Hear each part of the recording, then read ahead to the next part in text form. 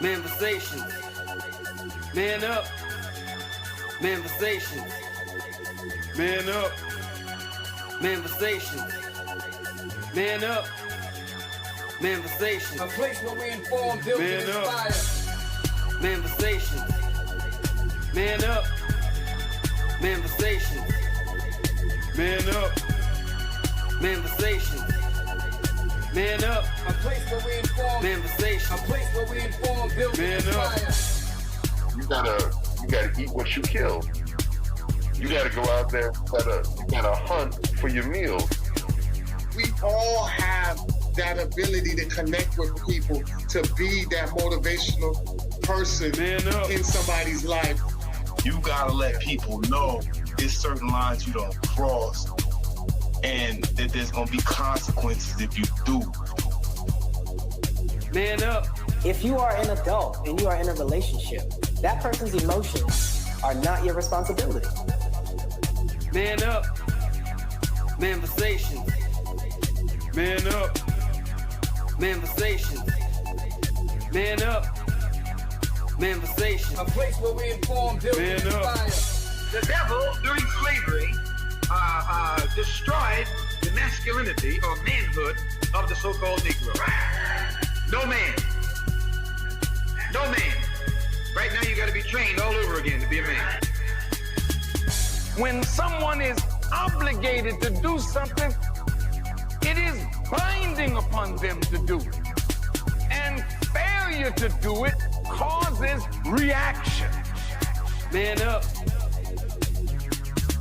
Position make you rich. I don't have that type of richness. My richness is life forever.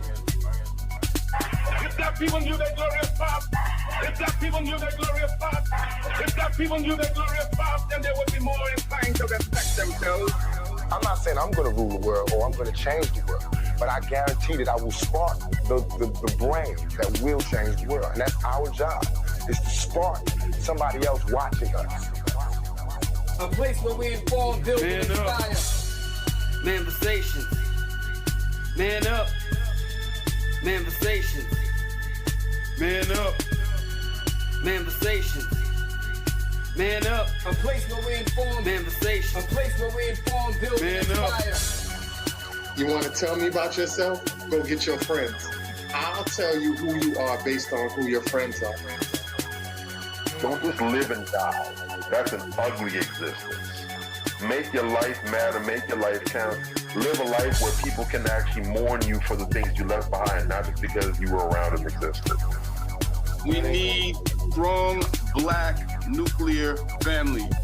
Yes. That's what it is. Mother, father, son, daughter, all in the same house with a focus on the family unit as a whole. We had Tulsa, Atlanta, New Jersey, Detroit. We had Rosewood. We had Black Wall Streets all over. The Republicans aren't for us, but the Democrats aren't for us either. And we should have no alliance to any political party. We only have alliance to what is in our own best interest. A place where we inform, build, and inspire. Manifestations. Man up. Manifestations. Man up. Manifestations. Man up. A place where we inform. Manifestations. A place where we inform, build, and inspire. At the end of the day, as men in the community, we must stand together and be counted, because people look to us for guidance, leadership, and protection. And if we are not about that business, we are not on our job. Here we have grown-ass man conversations in the spirit of that purpose. Anthony Malcolm, Bobby Drake, Major Gage. We are. This is Manifestations 2020. Manifestations. Man up. Manifestations. A place where we inform, build, and inspire.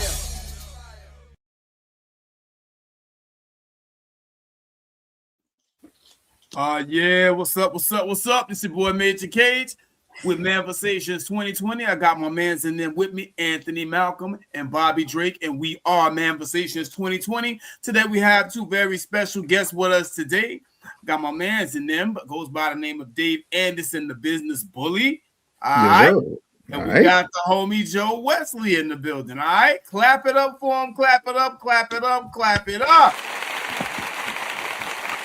All right, that's what I'm talking about. Very glad to have y'all gentlemen here.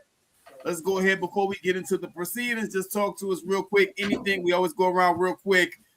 Any shout outs, anything happened this week? Y'all want to just give a blurb to real quick, or just want to hop right into it? Yeah. I just want to say, like, yo, shout out to all the correct dialogue that's being out there. Shout out to Dave Anderson doing a phenomenal job of correcting the narrative out there. I know Tariq does a good job with that, and there's so many other people out there that's trying to get the correct narrative, because what it is a lot of misinformation that's being thrown out there, and a lot of times people grab the misinformation and they don't realize that the true meaning of behind what somebody has started. So instead of us critiquing what we think, it's best that from now on going forward to have somebody of a foundational Black representation, somebody that's thorough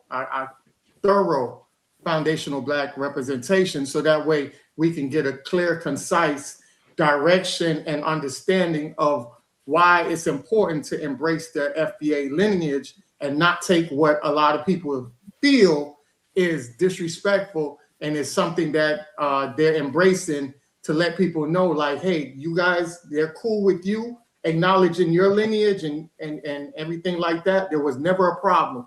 But now that they're acknowledging their lineage, it seems to be a problem. So we just want to do some course correcting, straighten all that out, so we can all be on the same page, whether you want to do the unity thing or you do what you do in your sector and they do what they do in their sector. No hate, no love lost. Very well said. Yeah, I mean, it's facts, man. We've been seeing this go on. You know, today's topic, the diaspora wars, was something that we've been wanting to talk about this for a very long time.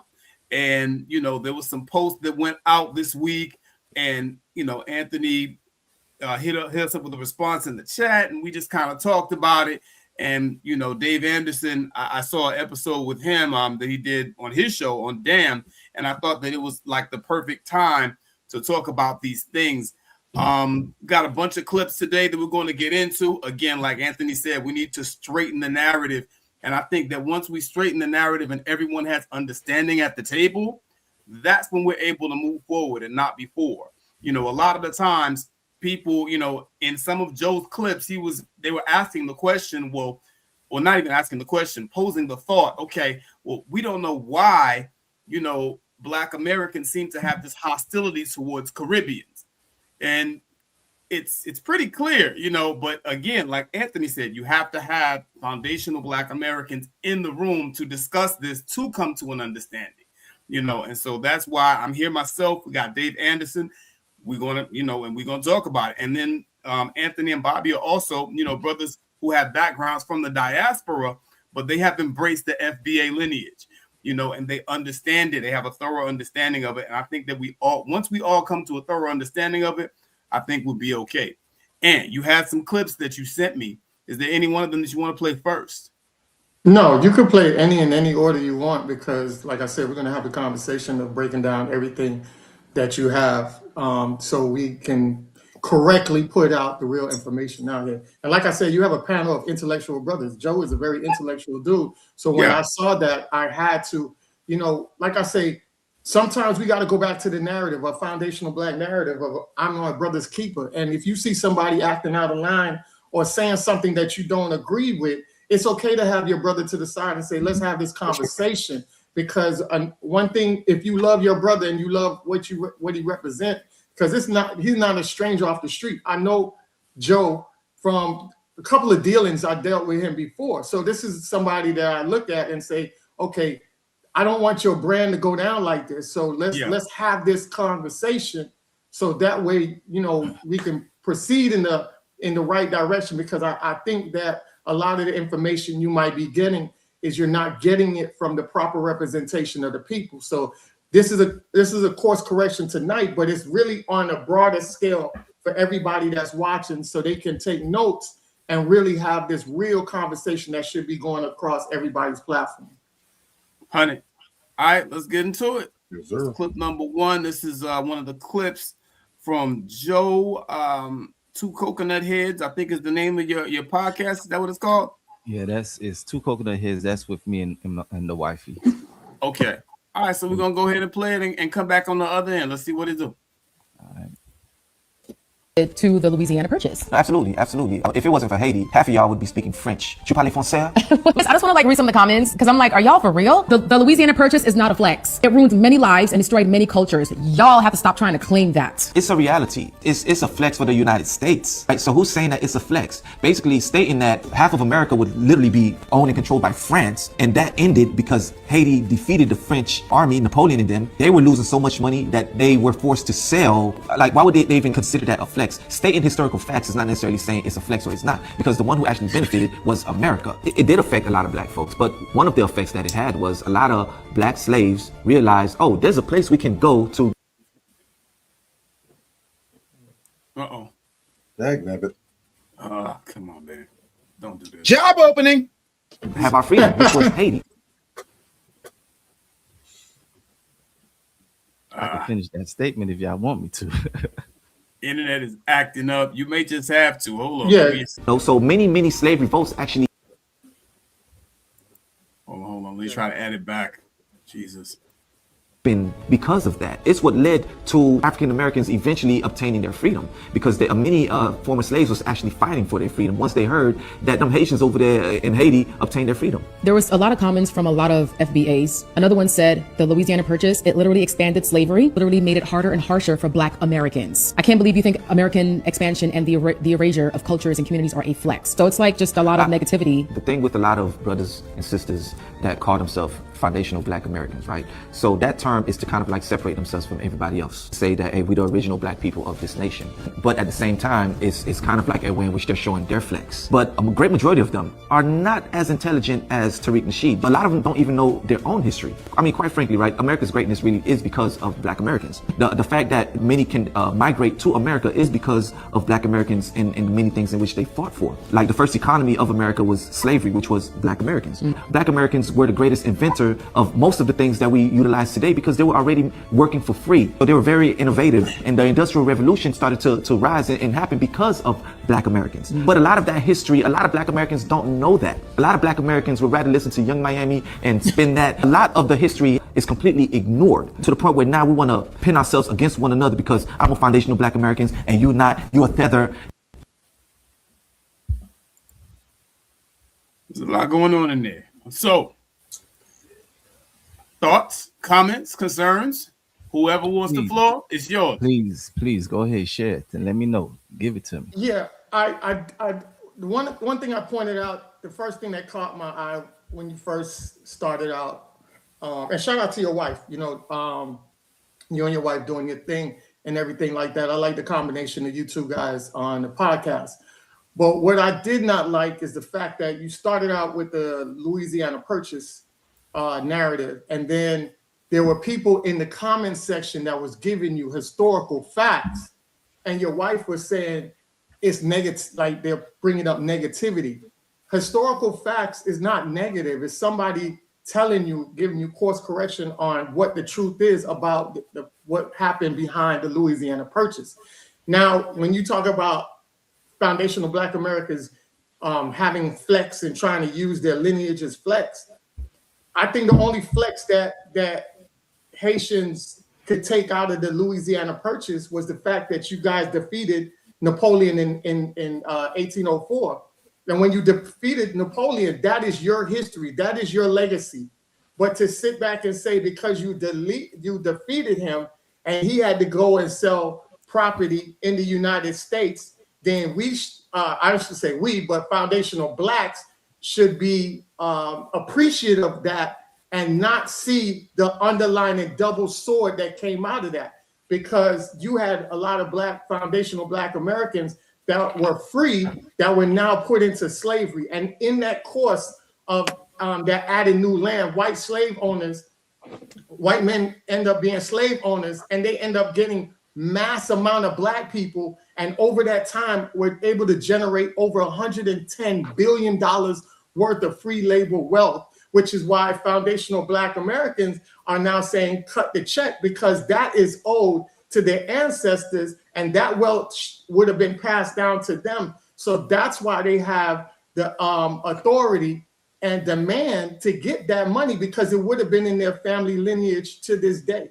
So that's one of the issues I had, and I'll land my plane and let Dave talk about what he found problematic in that. Yeah. First of all, good evening, Joe. Thanks for being here. It's a pleasure to meet you. I don't think we've ever interacted before. I just had a couple of questions, specifically when you said half of us.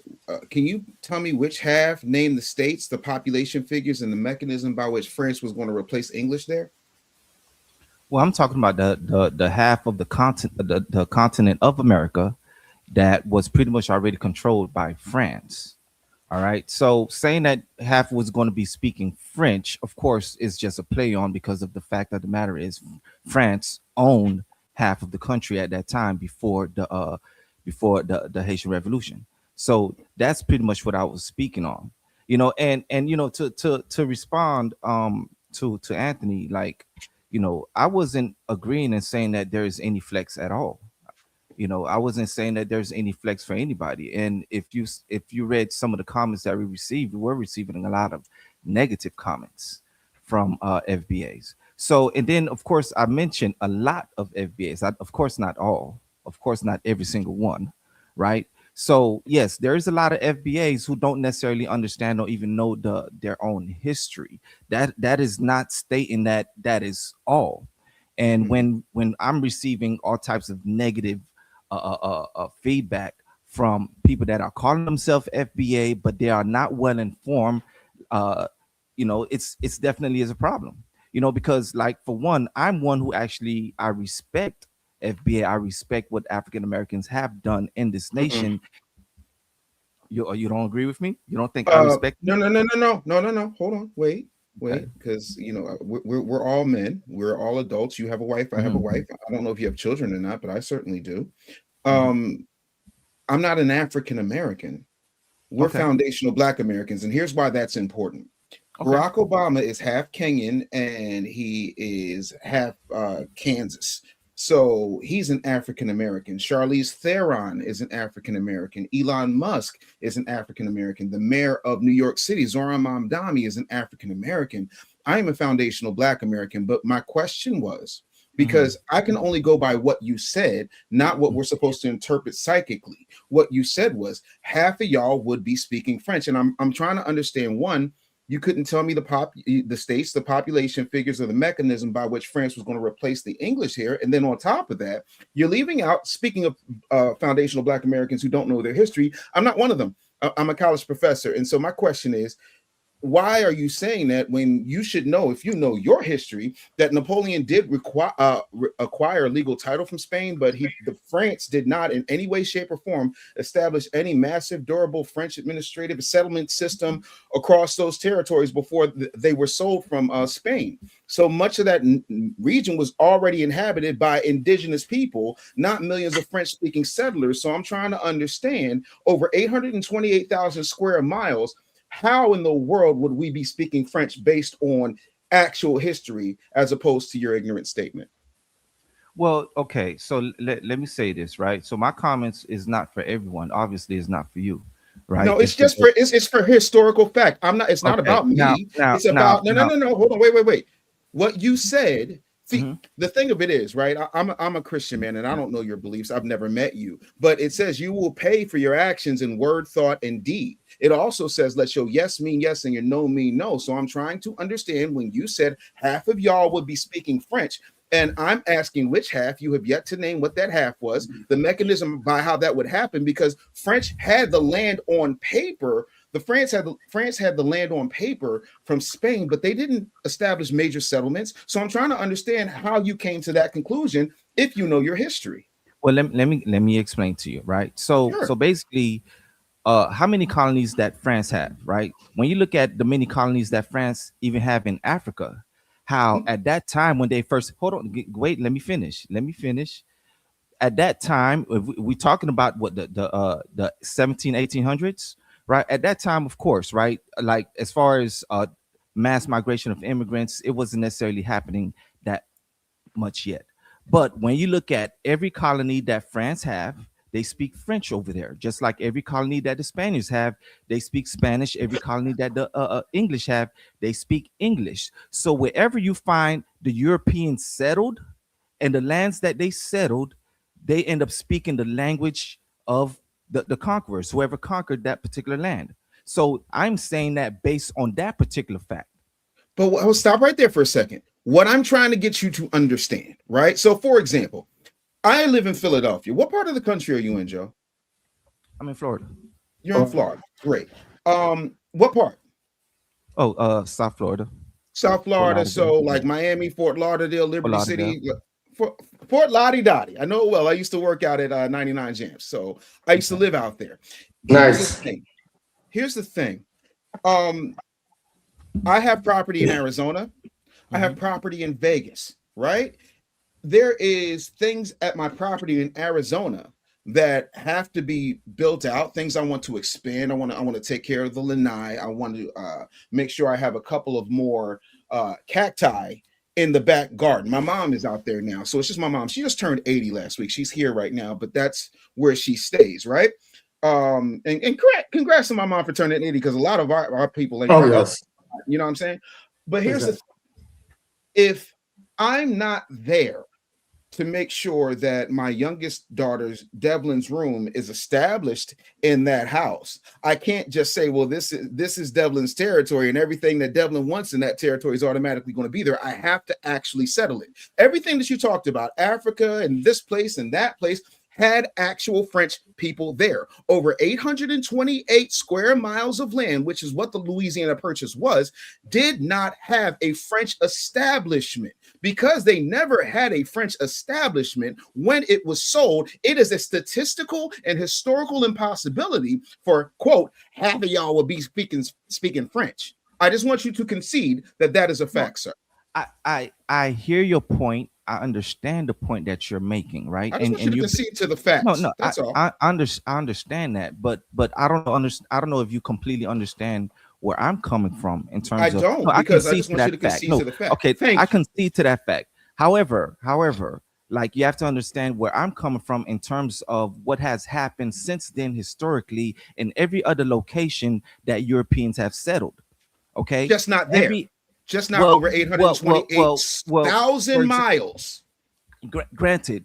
That's the only point I made. So you misspoke. I just want, for the record, right there. Hold on, no. We don't need to move past that point. We're not going to goalpost move. We're not going to talk about any other continent. We're going to stay right there. On the record, I wanted to be clear that you misspoke when you said half of us was going to be speaking French in a colony that they owned on paper, but did not establish any French base there.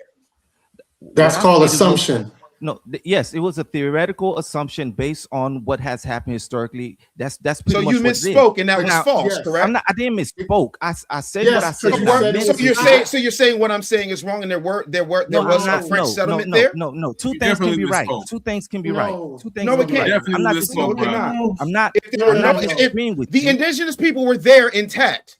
The indigenous people were there. Okay. So if the indigenous people were. So if the indigenous people. What was their language? Excuse me, their language wasn't French.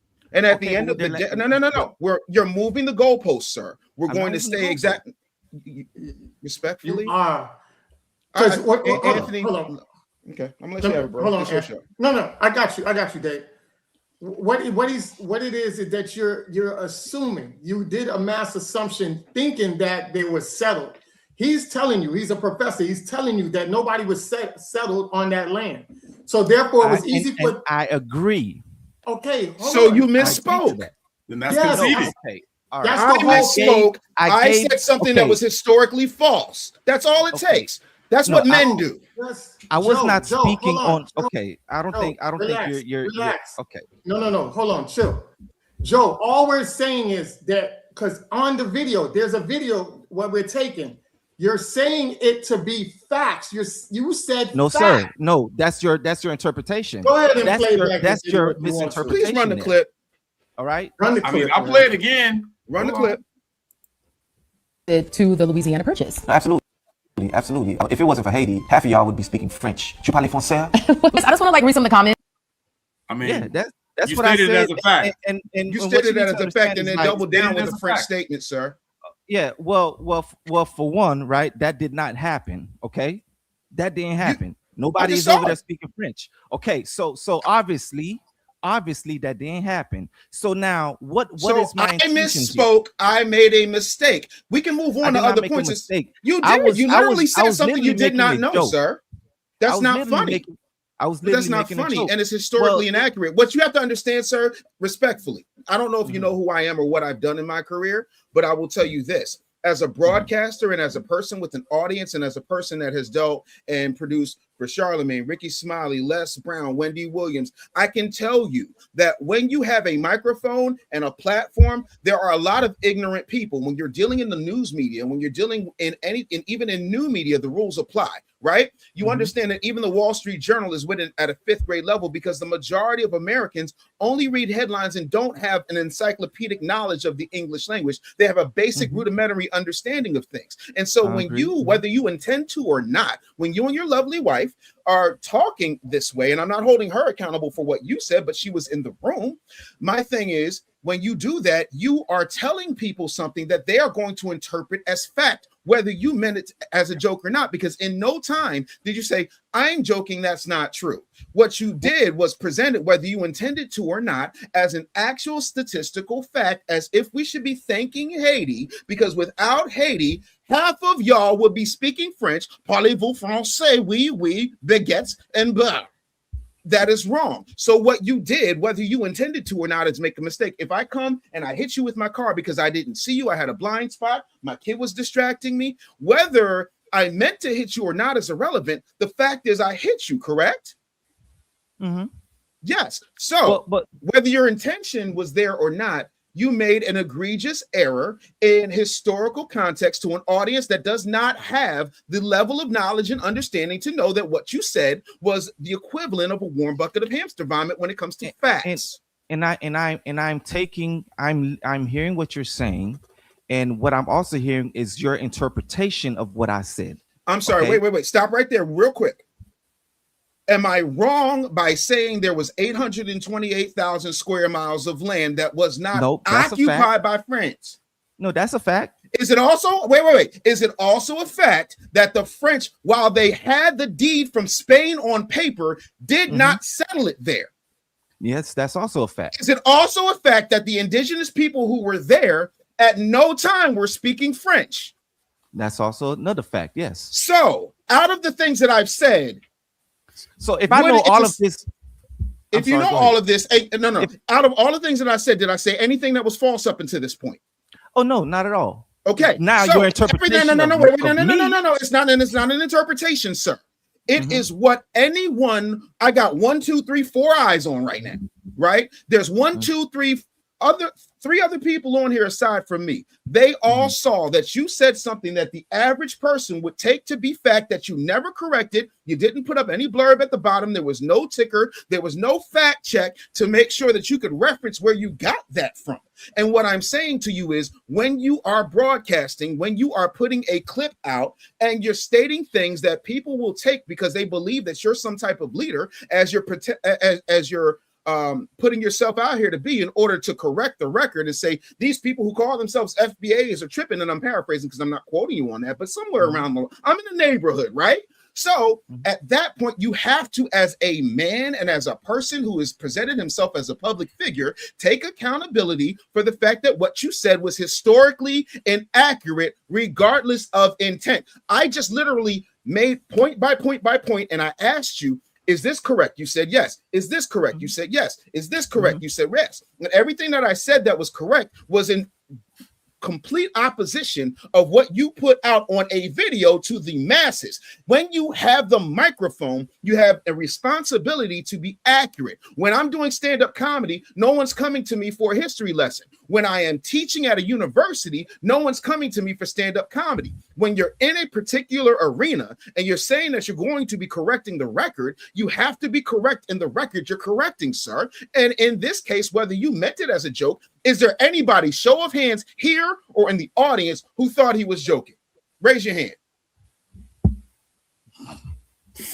And you're the only one who knew. Do you feel how you're the only one here who thinks that way? You know so what? all I want you to do as a man and as an intellectual is say, I misspoke. And if what I said made people believe that half of you will be speaking French, even though there were no Frenchmen there, and they had the land on paper, and they did not remove the indigenous people, I apologize for making that egregious error in judgment that would have led you to the interpretation that was happening.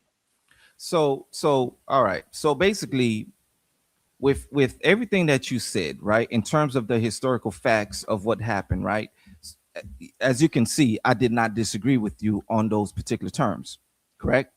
As you can see, I did not disagree with you there. Now, what is it that I could possibly be saying if I'm agreeing with you, but at the same time, I'm making a joke in jest, all right? And the joke is also based on historical facts. What historical facts are those, sir? Historical facts of everywhere that Europeans have taken control of. The people of that land speaks the language of those Europeans. That wasn't that case. Did that happen there, though? Okay. So basically, obviously, that was a joke. No, it wasn't. Obviously. No one took that as a joke. Here's the thing. Hold on. Joe, stop.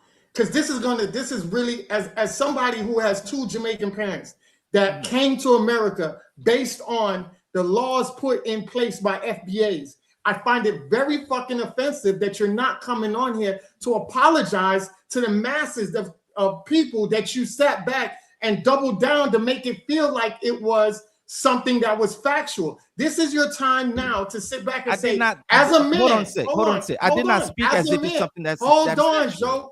As a man, you're completely like off. everybody say, we always ask men and women to be accountable for their actions. If you sat back and said that the people out there, the FBAs out there that were rubbed wrong, now you created more tension for FBAs to look at Haitians in a disdain manner because of what you said, because the FBAs that know that is politically correct, the correct information, are mad, just like Dave Anderson. So not only the apology needs to be to Dave Anderson, but it needs to be to everybody else watching this and also on your platform. That's what real men do, dog. We don't do anything else.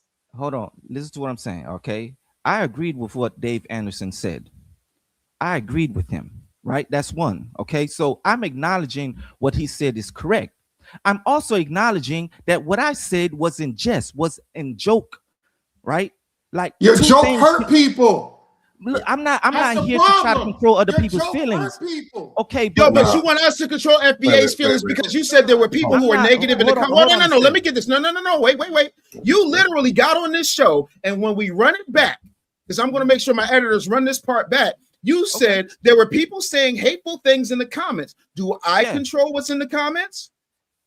No, and that's fine. Okay, then. But what I'm saying is, as a man, you literally admitted that everything I said was historically correct, and what you said was historically incorrect. But you just can't say, you know what, my bad. I said was historically incorrect. How was it historically correct? Please tell me, educate me. How was it correct? How was it correct? I said, if that didn't happen, everyone would be speaking French, and that was false. That's false. Yes, okay, that is a incorrect. Joke. It's false because we really don't know. It's an incorrect joke. Oh, we absolutely know because you literally just pointed to all these other countries where they had occupations that they spoke French, but they did not settle here. We're in America, right? We're in America. What language we speak? English, right? Mostly, America does not have here. That has absolutely nothing to do with the point you made, sir. Everybody had a myriad of languages. There's still hundreds of thousands of dialects spoke on continent of Africa. You're moving the goalposts. All I want you to do is be a man, sir. No, it's not about the only person being sensitive is here. You're not here to determine my manhood. I'm not here. I'm saying whether I determine your manhood or not. Generally speaking, there are one telling me to be a man.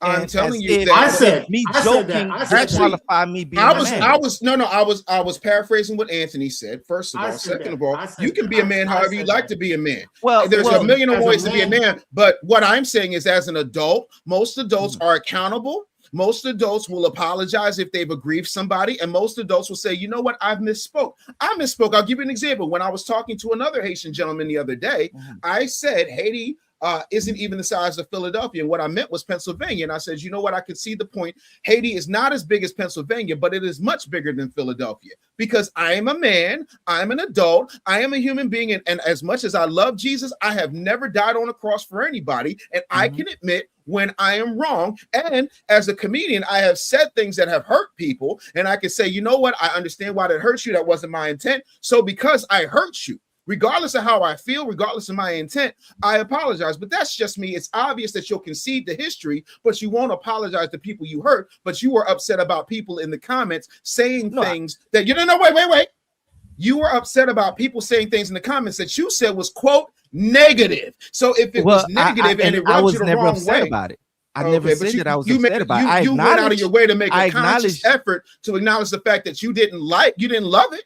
So you obviously did not like what was being said. No, I was responding to it. Anything but accountability, ladies and gentlemen. Okay, anything but accountability. Well, here's the thing, right? As far as like being upset by how other people think and feel, people are entitled to their feelings. Not everybody going to always agree with you, and that's I agree with that. But you're not entitled to your own facts. And what you did was you put up your own facts, and then you're doubling down on the fact that you were wrong. If I said something that hurt your feelings, if I said a joke that hurts your feelings, it wasn't a joke. It was not my intentions to hurt your feelings. It's not my intention to hurt your feelings, but if feelings are hurt, okay, that's not on me, okay? Because you can unintentionally. Well, here's the thing. Here's the thing, right? You can try your best. You can always try your best to do right by others, and people will still be offended. Okay. No. If you want to try your best to do right by others, as a foundational Black American who actually teaches history, as a foundational Black American who has studied Haitian history, as a foundational Black American who can trace his lineage to 1670, I take great offense in what you said, sir. Because what you said was excuse me. What you said was intellectually disingenuous, and I'll give you $10,000 cash right now if you can show me anywhere on that feed where you at that time said that was a joke. Go put it up. No, I didn't say it was a joke. I laughed. So if you did not say no. If you did not say it was a joke, because the entire immediately after it was said, there was a little laughter behind it. And that laughter came off as condescending. It did not come off as you were laughing with us. It came off like you were laughing at us, as if you were intellectually superior based on a lie. First and foremost, right?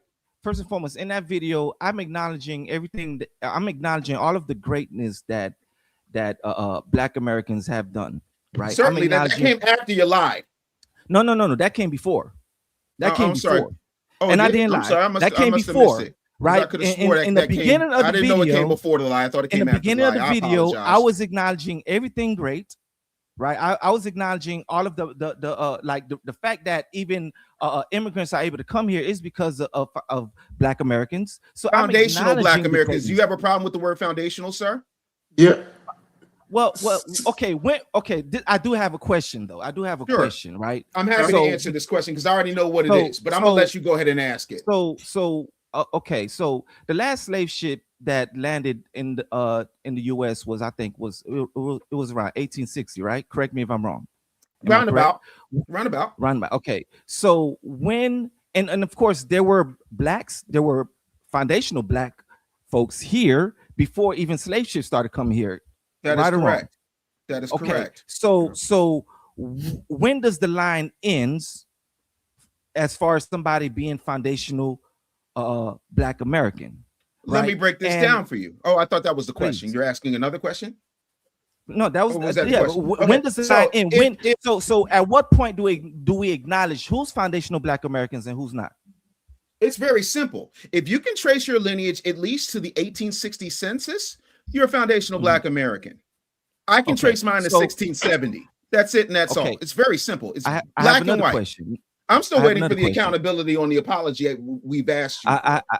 Man, it was a joke, man. Like no. Just about regardless, right? You hurt. It is what it is. It is what it is. And you let me say something real quick on that because I'll let y'all rock on this. Here's the thing: we could literally spend the next 48 hours going back and forth about whether it was a joke or not. And the reality is nobody has a direct window into your head, Joe, so no one can see your intentions and no one can see your heart. But here's the thing. When it comes to communication, I'm sure I'm not telling you anything new about this. I'm sure I'm not. When it comes to communications, there's two roles. There's that of the speaker and that of the listener. The listener has a responsibility. And at the end of the day, the listener has responsibility for what it is they hear and what they interpret. But the speaker also has a responsibility for what they say and how it comes off across. Now, if you were in fact trying to tell a joke, regardless what anyone says, whether they agree with you or not, if you were in fact trying to tell a joke and it did not land, and evidently it did not land the way you meant for it to do so, it should cost you absolutely nothing to apologize and say, hey, you know what? Made a joke. I sorry, I didn't realize that people took it on the wrong way. This is what I meant. I apologize. My bad. Easy peasy. And the thing about it is, when you can take accountability for that and you can call balls and strikes on yourself and say, you know what? I fucked up. My bad. You also boost your own credibility because now people see, okay, this is someone that's not going to steer me wrong. This is someone that can call other people's bullshit out, and everyone can do that. Everyone can point a finger at somebody else. But they can also point a finger back at them and say, you know what? That's on me.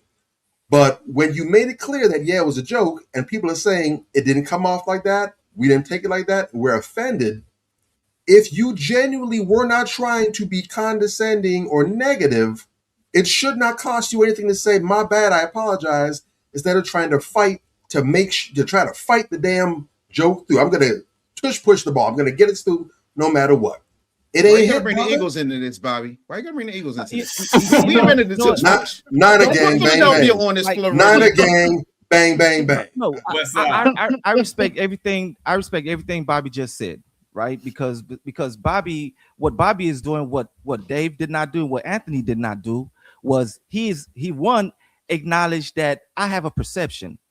I have my own train of thought. I have an understanding of where I'm coming from. Okay. But what you other guys were doing was you were telling me what my intentions was. I didn't say what your intentions were. Nobody even told you. No, don't do that. You're here telling me that what I'm saying is just wrong. No, so we're not going to do. Well, everybody, time out for just a second. A couple of quick things. First of all, I'll acknowledge Bobby Drake, and you know what? I'll say this. Forgive me for cutting you off real quick. I'll say this, right? For those of you that were hurt by that statement, that half of y'all would be speaking French, I apologize. I was not saying that to hurt you. I was saying that to bring awareness and acknowledgement to the fact that things could have been different. But it wasn't different. Everything that Dave Anderson said was correct. It wasn't different. And since it didn't land well, I apologize for that. Okay, let me ask you this question. One question I want to ask Joe. Do you know what a backhand compliment is? It wasn't a backhand compliment. Yes, I know what a backhand compliment is. It wasn't a backhand compliment. It was a straight up compliment. It was a straight. I added a caveat to it. I added more context to it. Let me jump in real quick. You know what I'm saying? Like a couple of things that I had a problem with on the clip with this.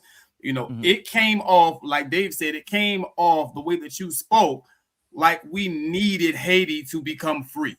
Which is a historical, and that's an interpretation. That's the interpretation. But that's an interpretation based on your words. You said if it weren't for us, those were your words. If it weren't for us, y'all would have been XYZ blase squaze. Okay. I want you listen to my point. This is what I want you to understand. Because in your video, in your response, you said a number of times that we don't understand why FBAs are having this reaction. That's why they're having this reaction.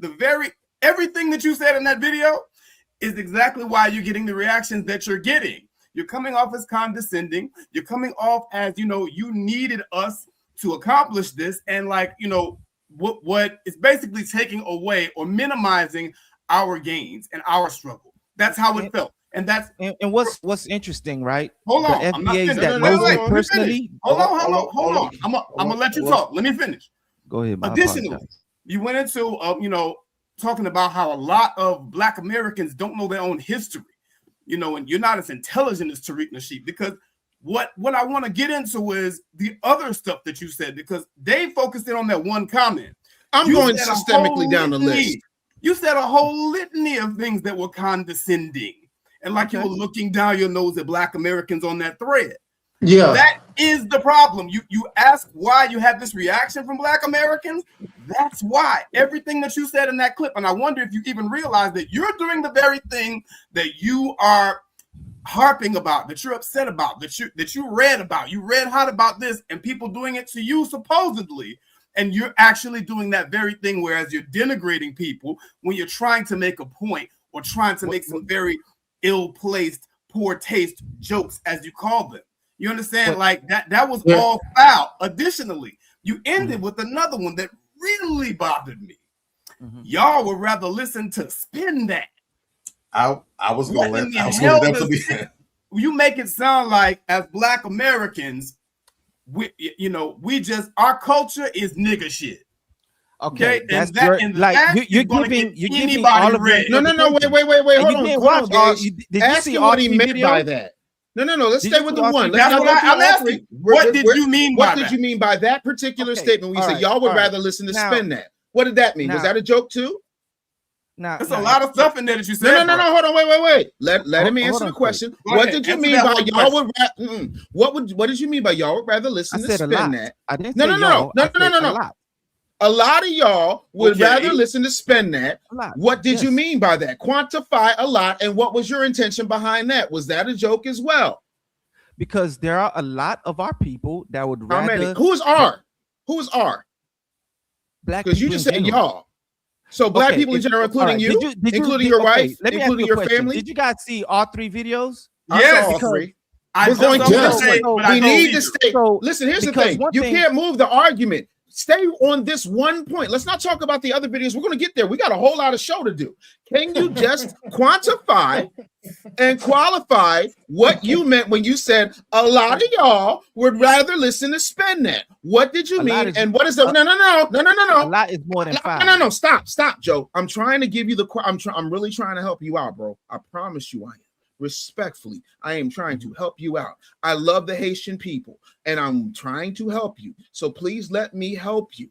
I'm asking, as a person who programmed radio stations all across the country and on 2 other continents, what do you mean by a lot of y'all? Because when I was number 1 in Philadelphia, when I was number 1 in Miami, it wasn't a lot of y'all.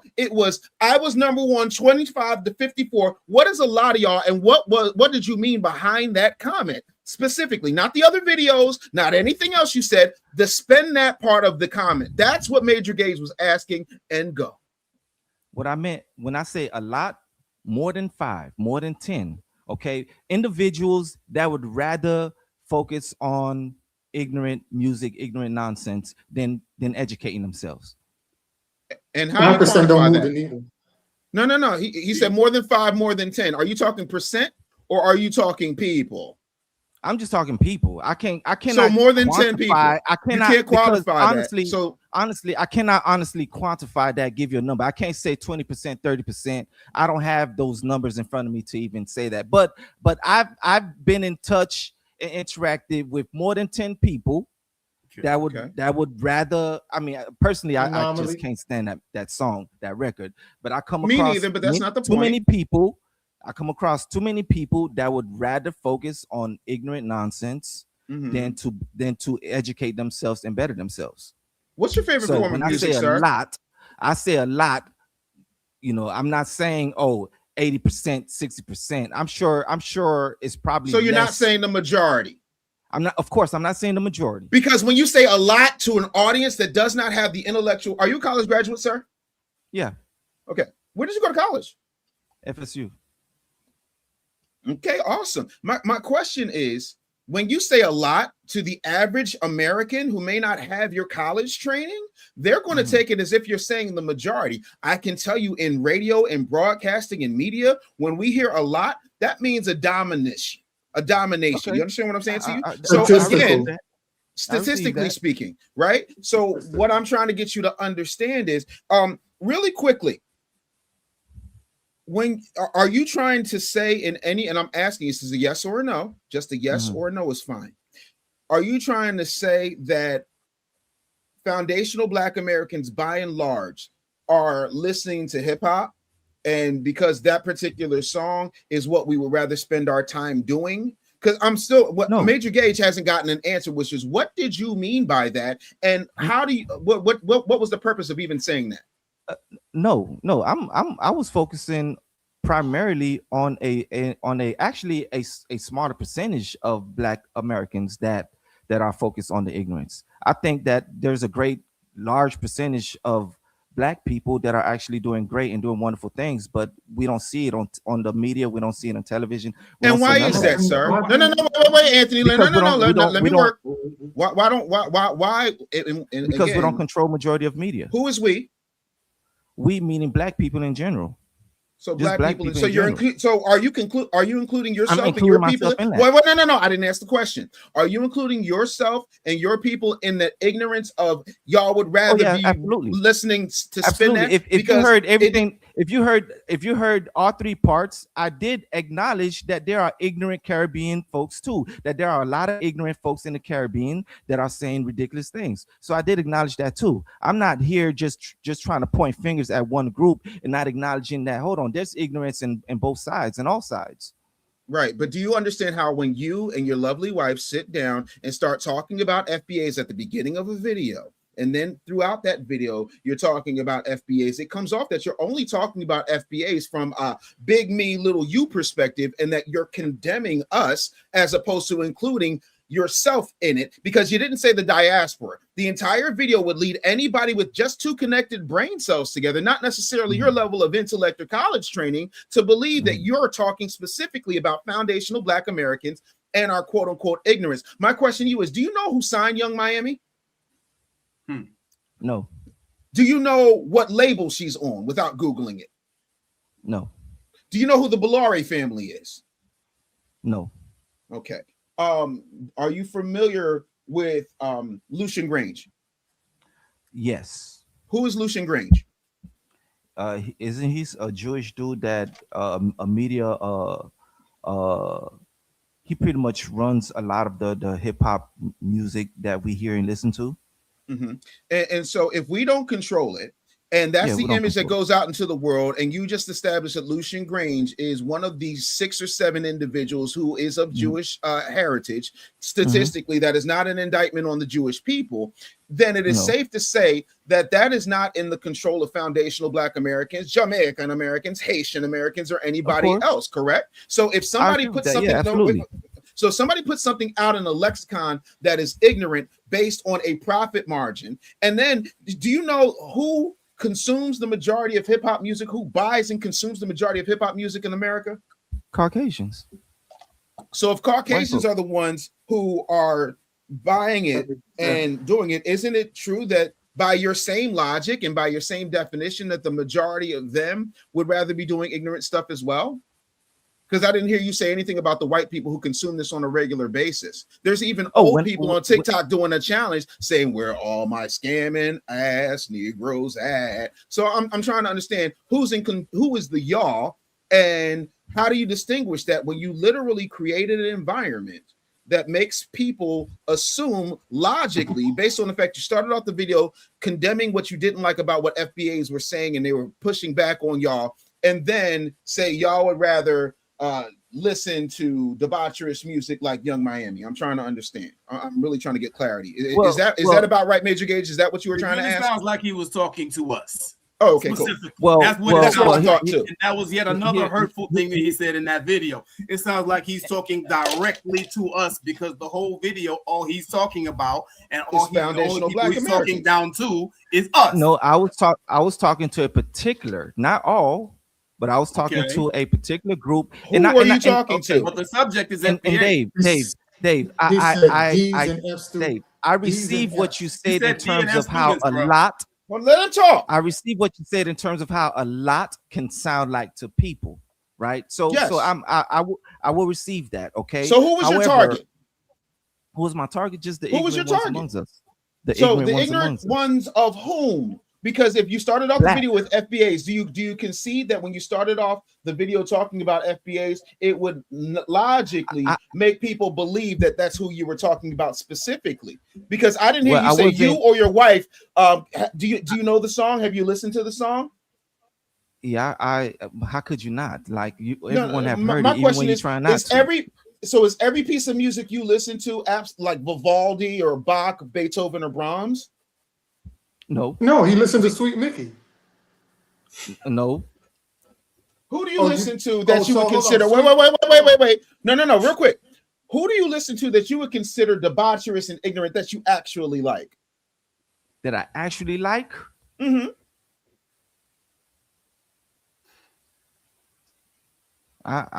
That I actually like, debaucherous that I actually like.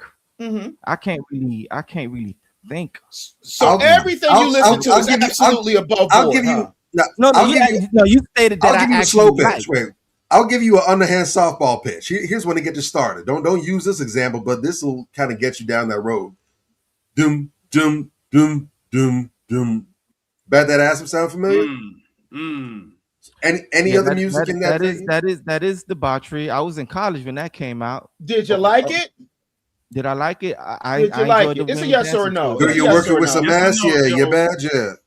I mean, like, to be quite honest, it's not something that I enjoy listening to right now. Oh my God! That's not the question, bro. Person I've ever met. Do I like it? Do I like? No, I'm asking. You would like. Because I would you just never said put that everything on my... you listen to is not above board. So I'm asking you, if you listen to things that you like that aren't, listen, bro, I can tell you right now. No, I don't play that. No, because I have my playlist, and you would never find that song. Pull your playlist up right now. Show everybody your playlist. My brother in Christ, I listen to some of the most refined hip hop and R&B right now, and I'm telling you right now, as a 38-year-old man, when I hear those strings come on anywhere, if I'm in Target, if I'm riding down the street, if I'm on my way to work, if I'm missing, hear those strings go off, I'm looking up like a prairie dog trying to see something shaking around. You know what? I'll give you one.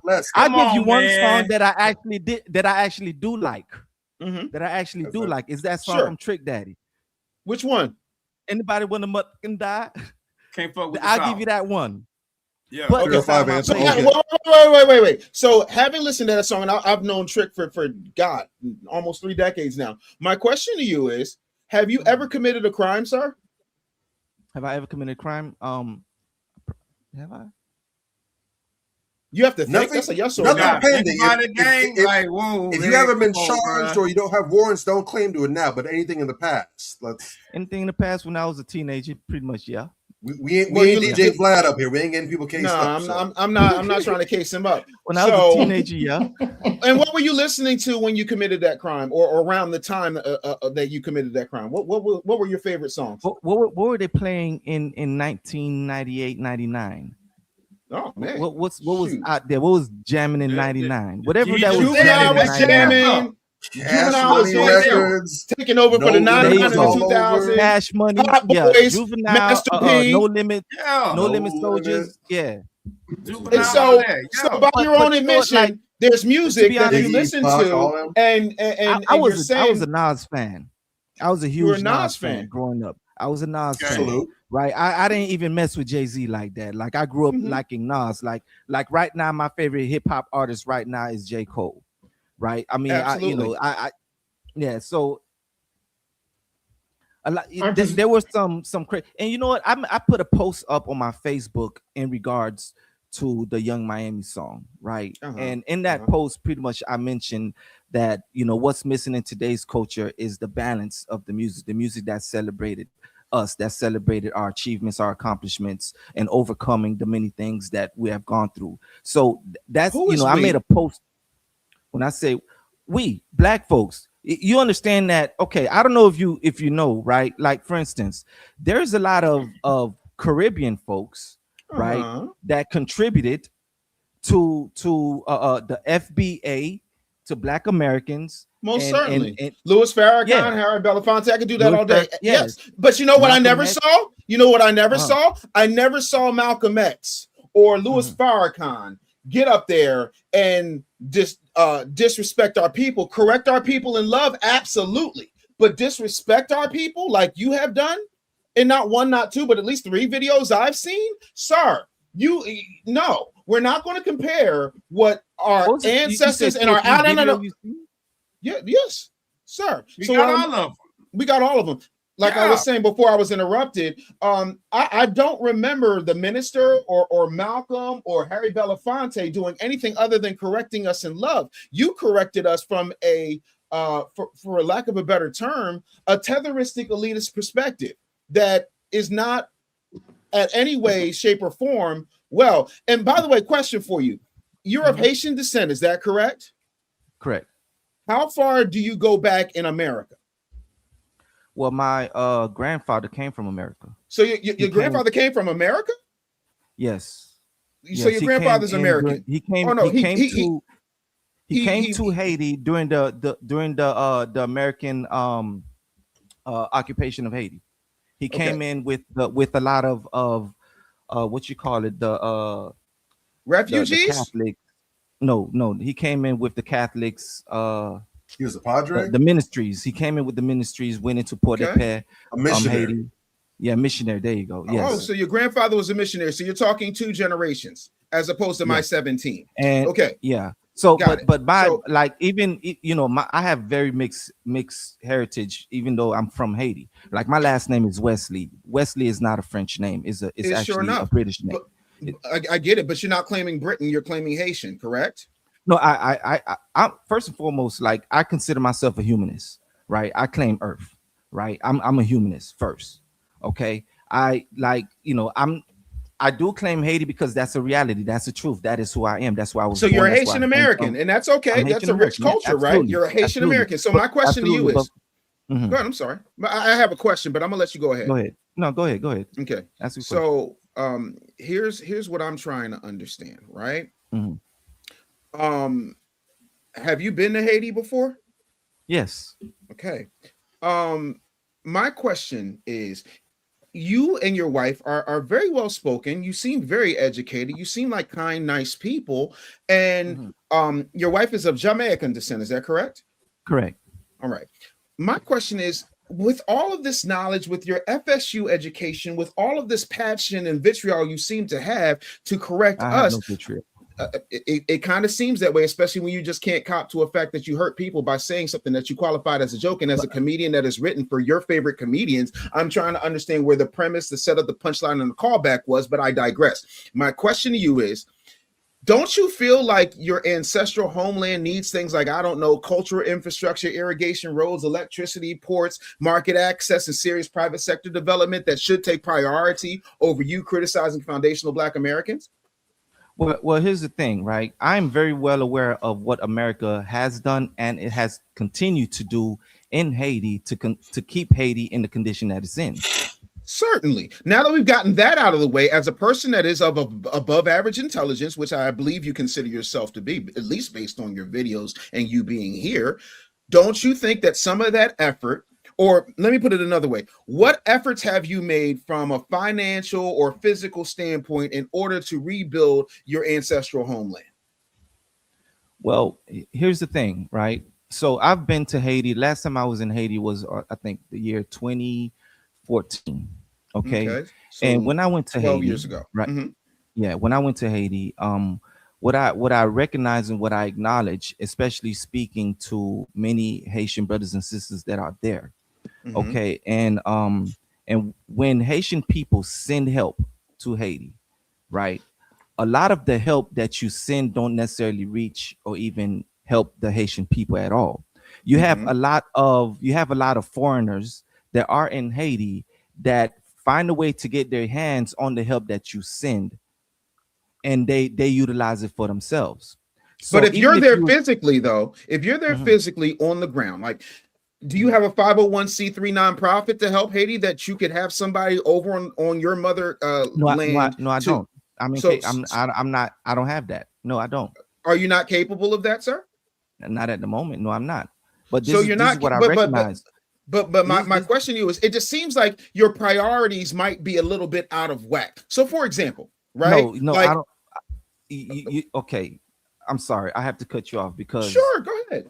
Yeah, like you're not going to do a great job speaking for me in terms of who I am. I'm not. I said it seems to me. I didn't say what your intentions were. I said it seems to me. I can only go by what I see, because I saw you say some things that you said it was a joke. I saw you say something else, and then you said, well, no, I was talking about all of us, but it doesn't come out that way, sir. I want you to understand that sometimes when you say things, they come out a certain way. And my thing is, if you got all of this smoke for foundational Black Americans, and that's why where don't you're you wrong. have smoke for the I'm telling you how it comes off. And that's where, and I'm going to stop you right so there. I want you to, okay, so then please explain that you don't have smoke for us. No, I don't have any smoke for foundational Black Americans. Why would I have smoke from foundational Black Americans? I don't know. Why would you make a video starting off talking about why would you make a video off here talking about who foundational Black Americans are in the comments, and then proceed to joke about everything to everybody that isn't specific about foundational Black Americans that you started the video on? Usually when I watch a movie, like when I watch The Wizard of Oz, I'm not expecting Luke Skywalker because he's not in that movie. If Luke Skywalker shows up in Oz to fight the Wicked Witch, and then Dorothy goes to fight Darth Vader, I done came across a bootleg on Tubi. So I'm trying to understand how you go from one thing to something else, sir. So let me ask you something, right? So anything, feel free. So is it okay? Because in the video, I acknowledge the many positive things, the good things, the things that are powerful and great about foundational Black Americans, right? I acknowledge those things, right? Sure. So can I? So it seems to me, right? And correct me if I'm wrong, but it seems to me that because I'm not quote unquote FBA, I can only acknowledge what is right about FBA, and I'm not allowed to acknowledge what is wrong. I cannot criticize where criticism is actually needed. I'm only allowed. Hold on, wait. He's asking me. Let me get him. Go ahead, bro. So why is it that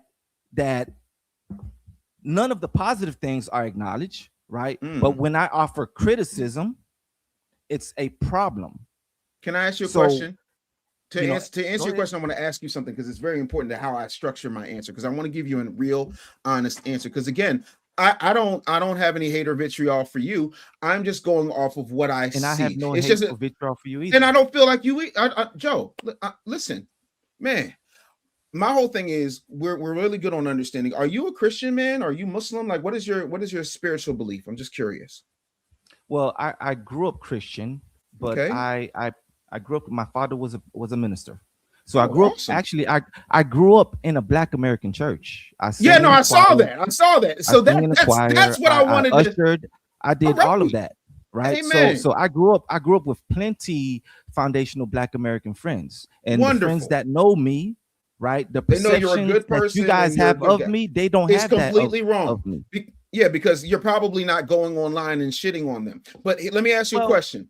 Hold on, let me ask you a question. In all that time that you were ushering and you grew up in the church and your father was a minister, did you ever hear Matthew 7:3 through 5? Please remind me. Go ahead. Matthew 7:3 through 5 in the New International Version of the Bible, because I'm a theologian, by the way. It says basically, why do you look at the speck of sawdust in your brother's eye and pay no attention to the plank in yours? That's why. I don't mind you speaking on my people, not at all. But my thing is, you have a lot of things happening with your people that I don't see you speaking on in the same amount that I've seen you speak on my people. And I'm trying to understand why. So how much of me do you actually know? How much of me that only what I've seen on Facebook. Right. I've never been to your house. I've never had dinner with you. But all I can go by, if anybody is there anybody who can other than Joe, is there anybody on this panel who would say that he speaks a lot more about foundational Black American issues and concerns than he does of what's happening on his ancestral homeland? Am I wrong in saying that based on what you guys have seen? Because y'all known him longer than I have. Am I wrong in saying that? You're not wrong at all. Is there anybody in the comments who thinks that what I'm saying is somehow unfair based on what he's put out there? Can you direct me to 3 videos right now on your channel that we can go to, that we can pull up? Y'all can pull this up, right? Major Gage, you pull this up. Can you direct him to 3 videos where you're talking specifically about Haiti and what Haiti needs to do? Not blaming America, but what Haitians in America need to do for Haiti, or the concerns that you have about the way that Haiti's infrastructure is absolutely lackluster. Can you pull those up rapidly, quickly? Can you show him where to go? I have videos that I've done a few years ago. A few years ago. How long ago did you do the 3 videos in question? Oh, that was recent.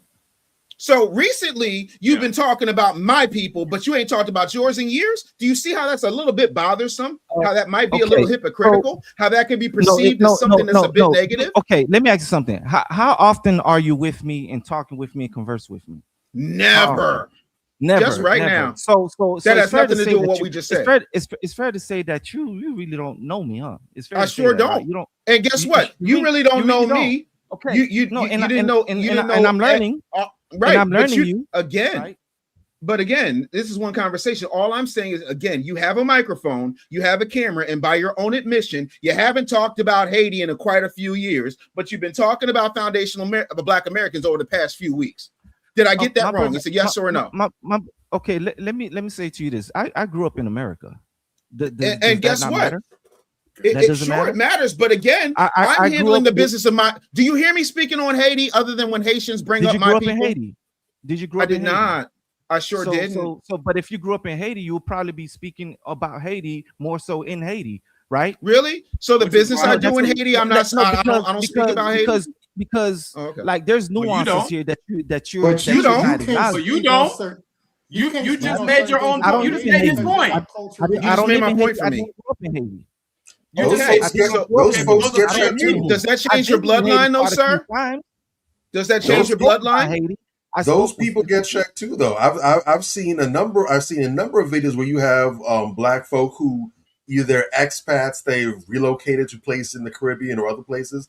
I've seen probably maybe the lion's share of the videos I've seen have been from foundational Black Americans or Black Americans who have expatriated over to Ghana, and they've made content. They've said some things that were deemed unflattering by the people native there. And they got a whole bunch of blowback from the people that they're looking around saying, hey, you're not from here. You're not one of us. It don't matter if you live here. You can't say such and such about it. So that's a universal thing. That is not restricted to just here. People, just because you live among the people, and there's respect to that to a degree, but just because you live among a people don't give you license to fully operate as those people. You are still ultimately a guest. You might be a distinguished guest. You might be an esteemed guest, but you are still very much a guest. I've been in America for 40 years. It does not matter. Listen. How long can I ask you it something? Doesn't matter to you. No. Wait. I'm making a bigger point. Can I ask you a question? I've had experiences where nobody believed. Nobody thought that I was Haitian. I wasn't treated like I'm Haitian. Nobody didn't look at me like I'm Haitian. No one knows you're Haitian until you open your mouth, right? And you opened your mouth and claimed that you were Haitian, right? You opened your mouth and said that your wife was Jamaican, right? So let's not back up off of that. Like now it's we are the world. Hold on a sec. No. I'm not just Haitian. You love jumping to conclusions about stuff that you have no idea, that you know nothing about. I can only go by what you put out there, bro. Here's the thing. You're not going by what I put out there because you haven't seen what I put out there. You're going by one video. Yes, one video. That's a few more that you put out for public consumption. That's so, what we're on this live about. But you haven't seen everything else that I put on. Because what it seems like to me is that. Do y'all mind if I just go get some ice for my drink? Can I go get some ice for my drink? Go ahead. Y'all got it. Okay, I'll be right back. I'm not talking about none of this. I don't care what you could have made. You could have made videos about so many other videos about anything. Fucking petting dogs. I don't care. The video that I'm talking about is what I asked Major to bring up and to dissect a lot of the bullshit that you said in those videos. And one of the things that you said that I had a problem with, right? Because it's very hypocritical. You sat back and say FBAs have a problem with Haitians and Haitians have a problem with FBAs, and we are being divisive and tribal against Caribbean. FBAs are being tribal against Caribbean people and people from the diaspora. That's why we have this show called the Diaspora Wars. So my thing is, how can you sit back and say that you're having issues, FBAs is having issues with Haitians and being tribal, but yet when you talk about 1804 that you're so proud about, and you say that you have so much knowledge and you have all this knowledge, why are you not educating the Haitian people and the Jamaican people that 1804 was about Haiti and Jamaica? Yeah, it was about Haiti. Yeah, with Bookman. How many people you think know that Bookman was Jamaican? Well, first and foremost, you're not in my circle, right? So I'm talking about the mass majority. You keep talking about anomaly, and that's what I hate. Because a lot of men and women you're use jumping to anomaly conclusion cases about to stuff make that you have no statistical idea facts, that you know and that's nothing about. bullshit. No, okay, you know what, you can call it bullshit, right? It is.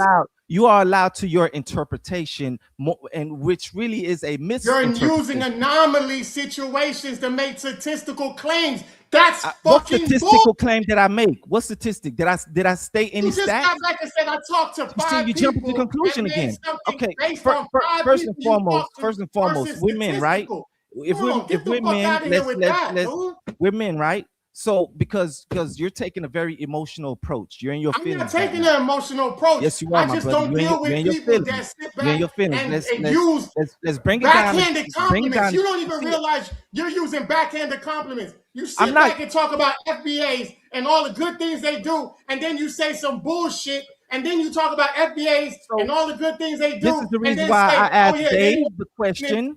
This is why I asked Dave the question. Am I only allowed D's and F's that foundational blacks? You said D's and F's, right? So am I? Yeah, I say that shit all the time on my Facebook page. I speak and how about many anybody. foundational blacks see the Europeans and You should see the ignorant white folks that I'm arguing with all the time. No. I'm saying how many foundational blacks make D's and F's? How many? I don't know. So why would you say it like that's a statistical? And why are you in your feelings about it? You might be around because it's disrespectful. That you think makes D's and F's. That's statistically, and I can tell you right now, I can point this out with facts. That foundational blacks. Did he just did he just hate me? Did he just rage quit?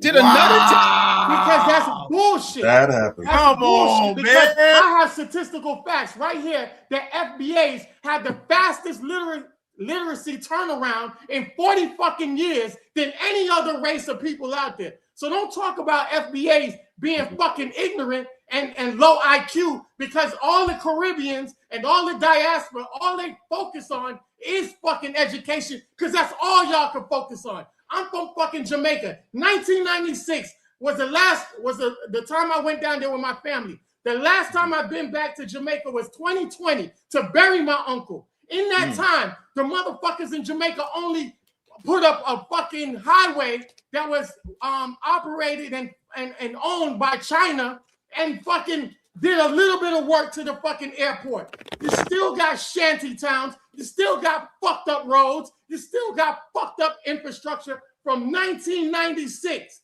to 2020. So don't tell me about shit about the Caribbeans when y'all ain't doing shit out there.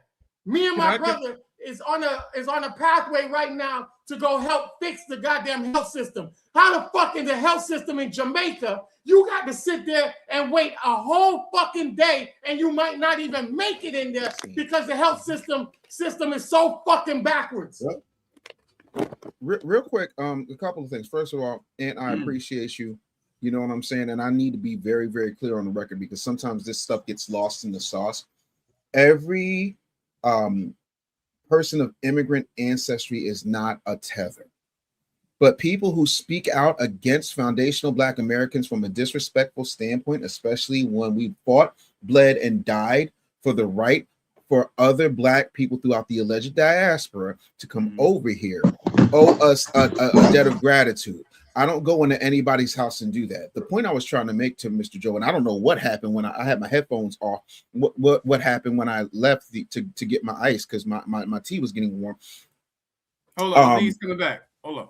You get cut off? Okay, yeah, sorry about that, man. That was accidental. You know, that ain't my style. I don't rage quit or nothing like that. Okay, good. I hope not. I was a little worried. I hope not. That was yeah. I accidentally, because I'm using my camera and grabbing my drink. I accidentally hit this thing that kind of knocked my mic off, my camera off. So I apologize for that. But go ahead. I heard everything that you said, Anthony. I heard everything you had us worried said. there for a second, man. Oh no. I don't float. I don't dodge nobody, man. So I heard everything Anthony was saying, and I say this, man. Like, look, it's not my intentions to hurt anybody's feelings, but sometimes we get too much into our feelings where we're too busy arguing and fighting and not necessarily having dialogue, not necessarily having conversations in the proper way in which we could come together. Right. So yes, some of you, some people, yes, you got offended. I apologize that I offended you. It was not my intention to offend you. However, we have to be able to have proper dialogue instead of just raging out on one another because it just looks bad. But do you? Right? It doesn't look bad. Whoa, guys, y'all can't do that. Like, listen, we can talk calmly real quick. Okay, just let me reply to that. I just want to reply to that. You gotta. It looks, the only way it looks bad, and like I said, I never came on here with the intentions to go back and forth or do all of this bullshit. My thing is, as men, like I said before, as men, you take accountability for your wrong actions. There's plenty of times I came on this podcast and I had sit back, whether Major or Bobby corrected me on something I said, and I said, you know what?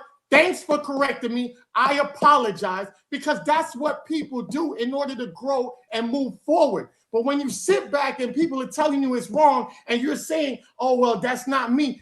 People don't know you. And your video went viral. There's people out there that's seeing you for the first time and taking everything you said as face value, whether they become a follower or not. That's the dangerous point behind it. Anthony, have you been listening? Because Dave said, right, that when I say things like a lot, because he's from radio, he understand how people may perceive things better than I, right? So I'm new to this, right? And I said, you know what? I received it. Okay, and me receiving it is pretty much me telling myself that, you know, I have to be more careful in terms of how I phrase my terms, right? So people don't get offended. And I've stated it was not my intention to offend anybody, and I apologize for it. Okay, I've said that, right? And I stated that, yo, I was saying a joke.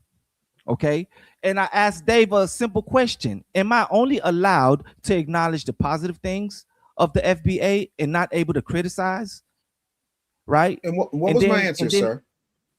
You know, and then Anthony, you just went off of me talking about Haiti. I didn't grow up in Haiti. I'm not living in Haiti.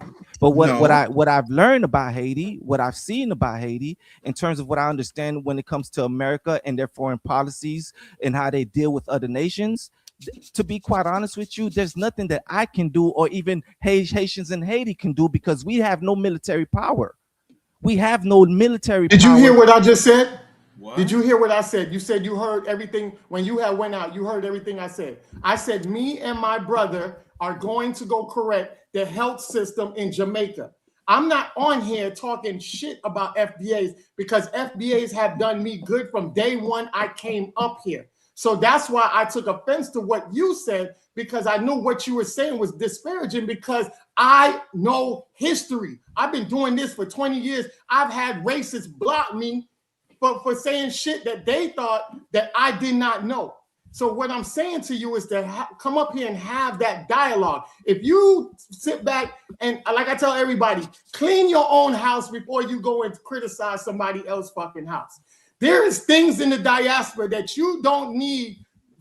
You don't even need what Dave was telling you to go out there and change. You can do the minimum shit to go change something in your household, in your homeland. And that's what I said. That's all I said, and I land my plane on that. All right, my brother, ahead, you say that with a lot of anger, a lot of frustration, and a lot of emotions. I'm not angry. So you're reducing what he's saying to. You're being dismissive. Are you understanding that the I anger and the frustration understand. is coming from what you are saying? It's coming from your attitude. It's coming from your vantage point towards us. You talking down your nose to us. I'm not when talking we are down. the only reason that you are here. I'm not okay. What are you talking about? Wait. We're doing this in a way that is not giving Joe an understanding. So if I could, can we play a hypothetical situation, Joe? Because I really want you to get this in a real way. How long have you known your wife? Well, I've known her for about like four years or so now. And how old are you? I'm 45. Cool. If I were in an alternate universe, and keep in mind I'm a very happily married man, but this is for demonstration purposes only. if I were to say something that you would deem offensive to your wife that to me isn't that big of a deal, how would you respond? If you were to say something that is offensive to my wife, correct, about your wife to you, how would you respond? Oh, I would respond to you directly. I would. And I would, how? In what way? What would your response be? If I were to say, "Oh, I don't know, hey, your wife is stacked like a can of Pringles, and I like that," how would you feel?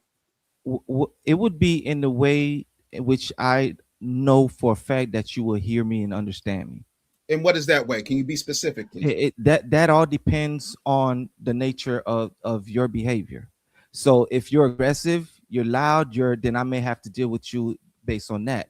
If you're calm, you're cool, and you're collective, then I would deal with you based on that. So based on the energy that you give off, I will match your energy. So if I'm calm, cool, and collective, and I say that your wife is stacked like a can of Pringles, and I want some of that, you're still gonna respond to me in a calm and cool and collective manner? No, you wouldn't find that offensive. You wouldn't find that offensive. No, would you find it offensive? So wait. But if I didn't mean it, if I didn't mean it that way, if I was just joking, if I was just a person I'm not responsible for how you took it. Hold on a sec. Are you telling me this, or are you telling my wife this? I'm telling you. You telling me this? Now, I would definitely talk to you about it. Okay, so if I go up to your wife in front of your face and tell her she's my wife, now we're fighting.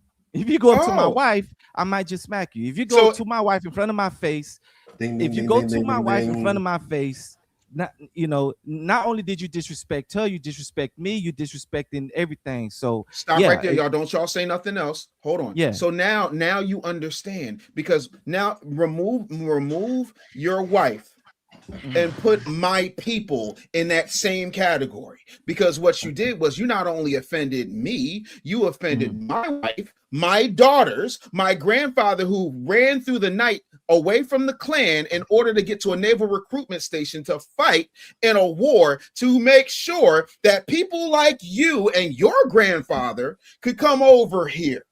And what you did, because whether you meant it or not, I literally just put you in my shoes, sir. What you did was debaucherous, disrespectful, intellectually disingenuous, and downright arrogant and elitist, whether you meant it or not, whether it was a joke or not, because you knew exactly how you felt the second I put your wife into a situation. I, as a man, would keep your wife's name out of my mouth, because if you said something about my wife, I'm going to break your neck. So, if that is the case, I need you in that moment to think about when you make these videos alluding to, joking about, making a response because you feel like you can say whatever you want, positive or negative, about my people whose ancestors fought in every single war since before the inception of this country, before there was a Declaration of Independence that had been dried, before there was a constitution that was inked. For you to sit up here and speak down on my people, regardless of your intent,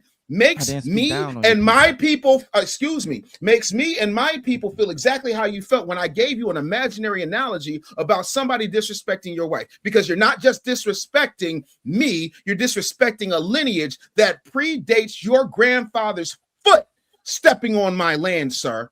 And that is the difference. Do you understand now, sir? Yes or no? I hear you. And so you don't understand, and you're still dodging accountability. Well, here's the context behind everything that you're saying, because I understand and I agree with some of the things that you said. Okay, but I also understand that how you're receiving what I said in terms of half of y'all would be speaking French. I think the sensitivity meter is a little bit too high. So was the sensitivity meter too high if I were to tell you, bring your wife in the room and let's see how sensitive. Bring your wife in the room and let's see where your sensitivity meter is. I'm feeling. I'm okay. This is the issue that I'm having difficulty understanding here. Right? Is the fact that I know that, of course, that did not happen. Of course, the fact of the matter is that is not the case, right? I know that. I understand that. You stated that earlier, and I agreed with you with that, right? And my comment and just said that half of you would be speaking French. Okay, I'm having difficulty understanding how that statement is as disrespectful to saying to coming to disrespecting your wife. Here's why. I'm Because trying to, again, like, you've known your wife it for 4 doesn't years. weigh the same. No. It's like, you're it's right. like It doesn't we're weigh the weighing same. feathers against oranges here. If you have Right? 800 tons of if you have 800 tons of feathers, right? And my feathers go all the way back to 1670. Your feathers go back, maybe, if I'm being generous, 80 to 100 years. If I were to come into your house and start talking about your food, your decor, that silly little red light behind you, you'd feel some type of way because it's your house and it's disrespectful. If I were to sit up here and say that, wait. If I were to sit up here and say that you could take third place in the singer Lloyd's lookalike contest with them tight ass Method Man wannabe braids on your head, you would feel like that was disrespectful. What I'm trying to say is, regardless of if it was a joke or not, I think you did a great job. oh, your wife did your hair? Yeah, I'm glad you didn't pay for it. Relax, I'm glad you didn't pay for it. So now you're beginning, whether you choose to acknowledge it or not, because again, it seems that you have an issue with acknowledging when you hurt somebody, regardless of intent. I just don't. You just don't care as heavy because you feel you feel entitled to disrespect my people. I don't feel no, and that's where you like, you're continuously speaking for me. I can only don't go by feel entitled to disrespect anybody. So if we told you disrespected us, if we told you to disrespect, if I disrespected your wife and you told me, Dave, you disrespected my wife, what would you expect me to do? But here where you're wrong. You're telling me I feel entitled. Like, you're continuously speaking for me, right? You're right. Do you feel entitled? Because it comes off like you're entitled. It comes off like you're an elitist prick who does not appreciate where we are. It comes off. That is your interpretation. Okay, ask yourself a question, right? Here's what we know. Here's what we know. Wait. We gotta stop right there. Answer my question. Oh, I absolutely did earlier. I absolutely did. I asked did. you earlier. Am I only allowed to acknowledge the positive things of FBA, and I cannot criticize FBA at all? That's not if what I it's said. factual. Hold on, Anthony. He's asking me. No, wait, guys. Okay, go ahead. Go ahead. I'm gonna come in after. Let factual. Whoa. Hold on. No. Let's stay here. You're here. I agree. Talk to me. We're here. If it's not factual, no. Wait. Hold on. As a descendant of an immigrant that became a citizen in the United States, you have a First Amendment right to say whatever you want. As a First Amendment citizen in this country, you have every right to say whatever you like. What you don't do is have the right to be able to create your own facts, spin a narrative that could cause damage. What you basically did, whether you realize it or not, is the equivalent to my people as yelling fire in a crowded theater.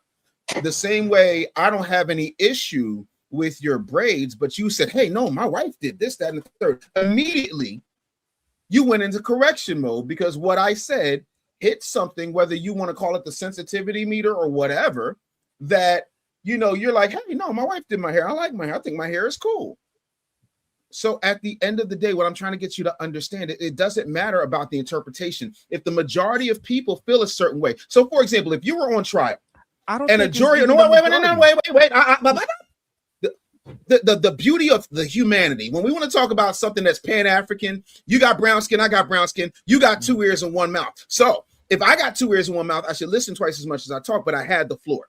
What I'm saying to you is, if you committed a crime, and we, meaning the gentleman other than me on this dais and the people who are in the comments, hear something, the jury's job is to interpret what is presented in front of them. Is that a correct statement? Yes or no? Yeah. So if the jury's job is to say that they're interpreting the facts as they're presented, and you just agreed with that, and they come back with a verdict of guilty, you done fucked up. You done said some shit that was absolutely reprehensible and disrespectful. Your feelings don't matter at that point because you've been convicted. Is that correct? Correct. So if we are, wait, stop. If we are interpreting what you said through that lens, and we are the jury reviewing the information that you said that's all we had to go on, and we find you guilty of disrespect, being a person who is being condescending, and a person that made statements and presented them as facts, even though you were joking, do you concede that if the majority of the people who are receiving the information, if we, the jury, see that information and say guilty, that maybe there's a possibility? Wait. I didn't finish the question. I did not finish the question. Sir, I did not finish the question. If we are presented the evidence that you put out, and that is the evidence we have to go by, not what you left in your cousin's basement, not videos from 3 years ago where you talked about Haiti, what you put out, and we come to the conclusion as a jury of your peers, because we all black, right? And we come to the conclusion that what you did was out of pocket, disrespectful, and reprehensible, and we find you guilty, what would happen to you in a court of law? If the majority, that was the key. Yes, if the majority. If the majority, what would happen? We've already established that the majority has found you guilty.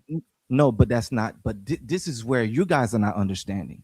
Because if you actually go into my post, read my comments, sir, it's not the majority. The comments, sir. Right now, where you are right now is a bunch of foundational Black Americans in the chat. There's a bunch of foundational Black Americans and allies on this dais telling you that you are wrong. There are hundreds of people watching you, and there will be thousands, if not millions, watching the replay of this. And the chops and all the other influencers and YouTubers who like to take clips and chop. So what I'm saying to that you, I'm sir, wrong for saying that half of y'all would be speaking French. No, that I'm wrong for no. jokingly saying that half of y'all would be speaking. You weren't. French. It did not come off as a joke, and you're staying on that one point. And I get that. Also, everything that you said, it did not come off as a joke, right?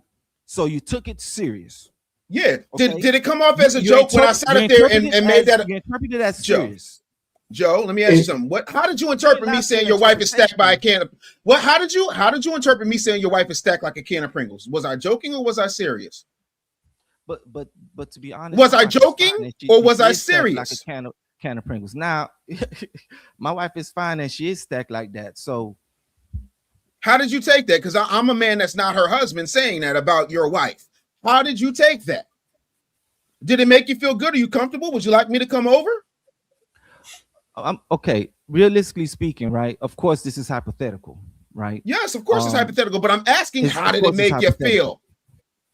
Because it's hypothetical, I don't feel nothing. But if this was real, then we would have a problem. Okay, so we would have a problem. And why would we have a problem, sir? Because it's real. And it's real. And what does it mean if it's real, sir? That means you have a particular intentions there. That means I have particular intentions. Your intention is to be disrespectful. Hear what I'm saying?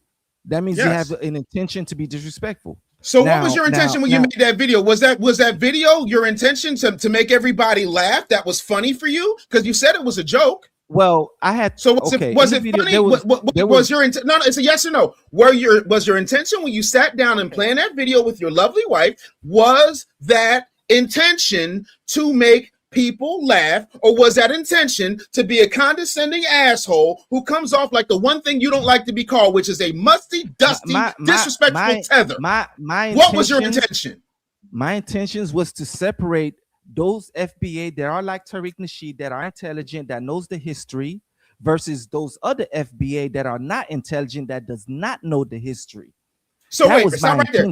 So if that was your intention, why did you start a video with something? Because you said you want to separate the intelligent people like Tariq. I said all of that. No, wait. I'm asking the question. I know you're not letting me ask the question. I want to ask the question so you can actually listen and hear it. If your intention, and correct me if I go wrong, if your intention was to separate the intelligentsia of the foundational Black community from the foundational Black American community that is ignorant, why in the world would you start that intention off with jokes? Because what you're talking about started off with jokes.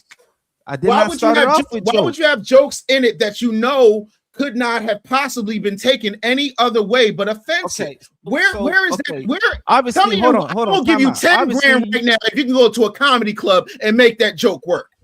Obviously, you don't know me, okay? And I'm Dave, giving you a second. I want to say something real quick. Oh, I was done. That's you don't know me, and I'm actually neither does the audience. Neither does the audience, sir. And the audience took it the same way. You made an egregious, disrespectful error, and I would like you to own it. Yeah, egregious. Was it really that egregious? Yes, it Yes, was. it was. Actually, no. That's not the only thing you said. Because here's the thing, right? Because so many other things. Because here's the thing, right? The you reality said so many is, other things, Joe. It's not just that. I did say so many other things. A lot of other slick things. You're not addressing those. I criticize ignorance in the Caribbean community, and I criticize the ignorance in the FBA community. I criticize. Where are those videos? How long ago did you make a Caribbean? Where are they? No, where? Where's the video? No, stop. Where is the video? What is the time and the date? And no, stop. Where is the video? Time and date stamp where you're specifically only talking about the Caribbean community and their ignorance. When did that happen? Go. In the video that I posted, those 3 videos, it was 3 videos. No. I'm talking specifically only about the Caribbean.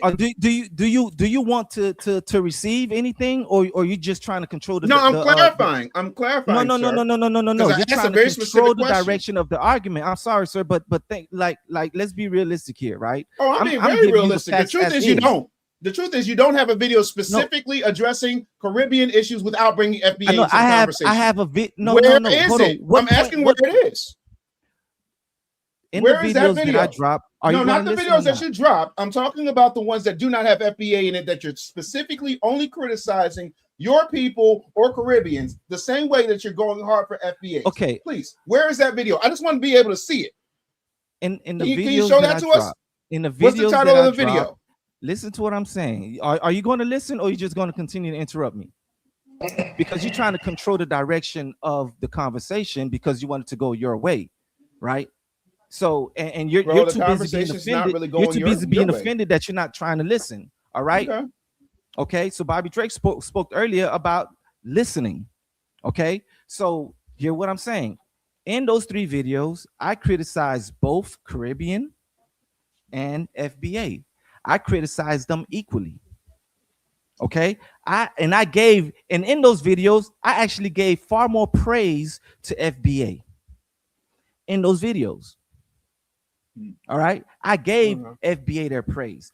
That is the reason why I asked you that question earlier. Am I only allowed to give praise and not criticize? Because I criticize. Did you miss Dave's correction? Dave's point earlier about correction out of love versus condescension and disparaging. Did you miss that point altogether? He heard it. He don't want to acknowledge it. I heard that. I heard that. I heard that, and you know what? I received that. I received and that. What else?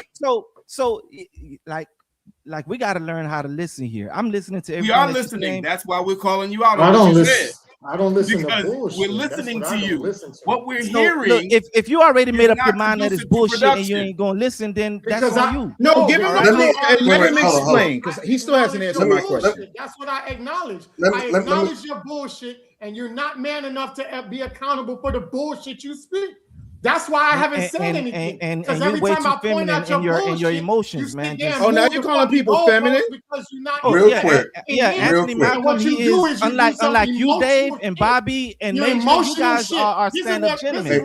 Anthony is just yelling. Niggas that's very emotional. Talking about, I feel like it's not the way let him talk. And Joe, hold on. Let him talk. We'll come back to it. Let him talk. Give him the floor. Let me say something real quick. Okay. Just for reference sake, just to kind of segue from this a little bit and kind of get to the heart of the issue that I'm hearing. This because again, you're saying that people aren't listening, they're just speaking. I'm listening to everything everyone's saying. Let me give this quick example and I'll segue into my point. My favorite movie of all time, pound for pound, is Pulp Fiction. Love the movie. To me, it is the perfect film. It does everything right in my estimation. I'm not a filmmaker, but for me, it does everything right. Yep. One of the little cut stories in Pulp Fiction is about Bruce Willis's character, Butch. He's a boxer. Mm-hmm. One of the things that happens in the film is Marcellus Wallace, Ving Rhames' character, is a mob boss and makes a deal with him and tells him, hey, you're going to go ahead and take this fight. You're going to fall. You're going to take the fall in whatever round. We're going to make a whole bunch of money off of you taking this L. The fifth. Thank you, sir. The fifth, your ass goes down. Butch has habitually been a loser-ass boxer. Another L would have been nothing then, but he decided, you know what? This is too much for me. I'm not going to go and take an L because somebody tells me that I'm supposed to. If I'm going to take an L, it's because I get my ass whooped straight up. And so he decides to go ahead and fight, and he does not go ahead and take the dive like he promised to. Now, he made a promise to a mob boss. You know, that's not going to turn out too well. So he packs his bags. He tells the girl, pack her bags. They're trying to get the hell out of Dodge. One problem. He left the watch back at the crib.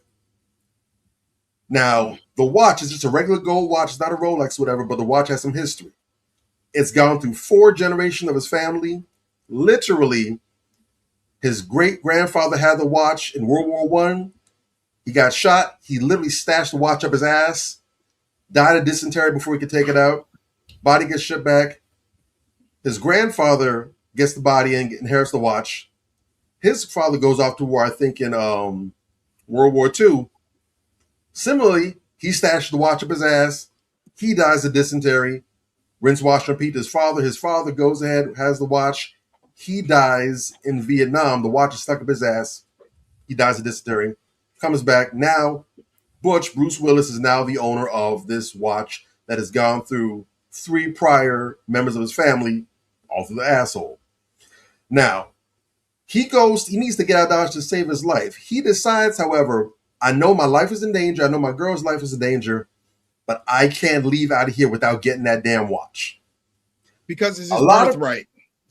A lot of people would say, my guy, that's a cheap ass watch. You could always go and buy another one. You can buy a better one and really honor your father. You can get it engraved and all kind of fancy shit and whatever you want to do. But he decides, no matter what, because this watch means something to me, even if it was a little bubblegum machine watch, whatever, I can't leave out of here without it, and it's worth me risking my life and the life of somebody else I love. Why'd I use that long-ass explanation other than getting to relive one of my favorite movies? It's because significance is specific to the owner. Now, the statement that you made, the joke that you made, in your mind, it's just a joke. It's no big deal. I don't understand what all the big kerfuffle is, what the brouhaha is. That's silly. It sounds like you're being emotional about it. You're really latching on too much emotion on it. And you know what? Maybe you're right. Maybe that is being overly sensitive about that particular thing or that particular sentiment. But here's the thing, my guy.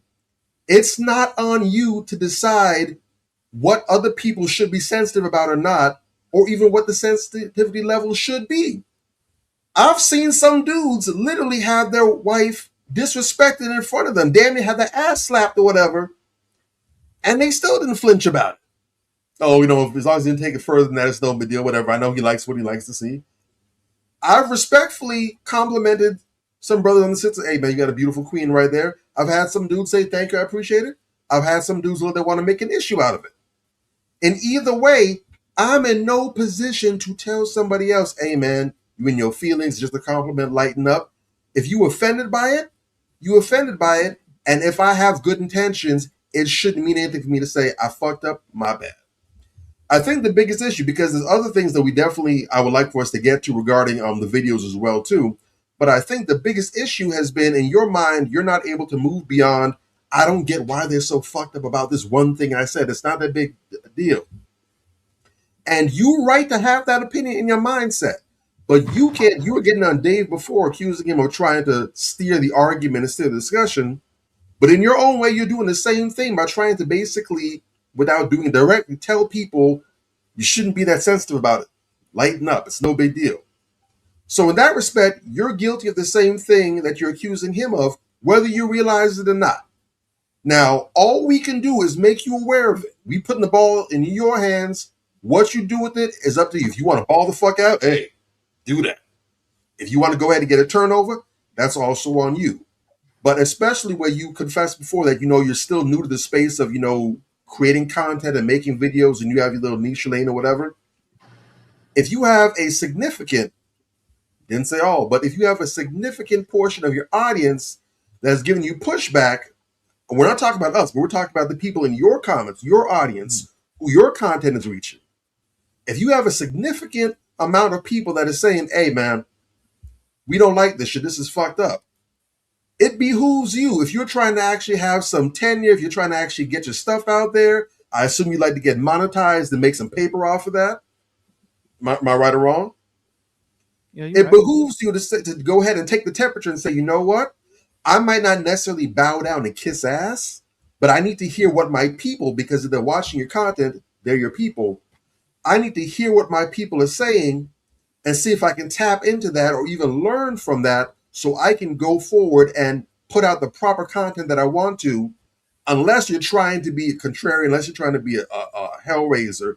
Then if that's the case, go forward. That's an easy lane to be in. But if you're trying to get a specific result or outcome, it behooves you to listen to what the people are saying and realize, you know what? For me, this is minor, but for them, this is something else. Let me tap into it. Let me be respectful and understanding of my people and tap into that and give the people what they want as best I can. What are your thoughts on that? You know, everything you said, I received, and you know, you spoke well, and everything you said actually made perfect sense, and I receive it, and I get that. My audience is majority Caribbean. That's my audience. I criticize in those videos. I also criticize the Caribbean, and as far as the comments is concerned, many agreed with my criticism of those Caribbeans who step out of bounds when it comes to speaking negatively of FBA, right? And also, I do have quite a few FBA in the comments as well. A great majority of them did not disagree with me. A great majority of them did not find any offense to it. Now, a few did, of course. Those the few that do, of course, when you address those, of course, those tends to make greater content, right? But from my personal audience, there was really, you know, there's really no issue. And even with the FBAs that are friends with me that seen the content, they didn't have any problem with that. So I've only been it's only a few, and you guys, of course, okay, that have expressed, you know, issues with that statement, and that's why it was so difficult for me to actually even receive it, because because what I've been receiving as far as the majority has been a very agreeable in terms of what I put out. So, you know, and that's from my perspective. And I guess like I don't know, you guys are not necessarily considering or seeing my perspective, and I know that you guys want me to see your perspective, and I receive what you gave, and I receive everything, and I receive what Dave Anderson said, right? So and I acknowledge that, okay, yes, I apologize that comment hurt your feelings, that it hurt you, and that's not a backhanded compliment, Anthony. All right, I'm being sincere here. Okay? I didn't say that was a backhanded compliment. I said in your video, you started off with FBAs and you start saying good things about FBAs. Then you start saying some real fucked up disparaging things about FBAs. Then you went back saying good things about FBAs. Then you went and said some more disparaging things about FBAs, and I acknowledged it. And I'm just showing you that is backhanded fucking compliment. I can sit back and say, hey, as an Asian man, you make good Chinese food, but damn, your eyes so slanted. You look like you smoke weed all day. Okay. I just gave him a compliment about his food, but then I said something fucked up about his goddamn lineage that he can't control. And here, and I will address your statement right there, Anthony. Okay, because like I mentioned earlier, all right, what my intentions was, and which I clearly laid out. I did mention, all right, not all FBA are as intelligent as Tariq Nasheed. You do have those in the FBA community that are ignorant. I made a separation because I'm not here condemning all. I specifically separated the intelligent FBA from the ignorant FBA. But how you're seeing it, Anthony, is if I'm just talking positive about all FBA and then negative about all FBA. The reality is, right, like you know, it's foolish to speak about all, right? It's foolish to speak in absolutes, okay? Because you will never be right. All right, and I did not speak in absolutes. Okay, no, you spoke in generalities, and you were disrespectful. Generally speaking, no, generally, yes, I spoke in generality to those that are ignorant, and I spoke generally, especially if the majority of your audience is Caribbean. Now, what you mentioned earlier, Dave, was that when you say a lot, those that are not intelligent, they may not understand that. And that's something that you mentioned that I did not consider, and I told you that I received it. So I don't know if you guys understand that I'm actually here listening to you guys, that I'm receiving what is being said. Okay. But at the same token, it's like, look, receive what I'm also saying to you. Okay, right? so let me ask you this. Did you see what happened to Nick Cannon when Nick Cannon, or even the basketball player, what's the basketball Kyrie player? Irving. Kyrie Irving. Kyrie Irving and Nick Cannon said some disparaging misinformation about the small cap people. Did you see what happened with that? Yeah, I saw what happened with that. Did you know what happened with them? Yeah, that was terrible. They had to apologize. And why did they have to apologize? Because if not, then they were going to get shut down.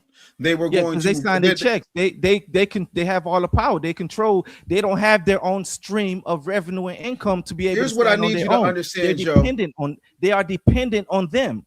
Here's what I need you to understand. I've already expressed. Majority of the people that supports me are from the Caribbean diaspora. I get it. Here's what you're not understanding. Let me explain something to you guys. Please don't jump in. Let me talk to this man. Okay. As a person who I know I'm much older than you. As a person who's almost 50 years old, who has been in this business since Ronald Reagan was president of the United States, what you don't seem to understand is it does not matter who you think your audience is, because Kyrie Irving's audience isn't the small-headed people he offended. Nick Cannon's audience isn't the small-headed people he offended.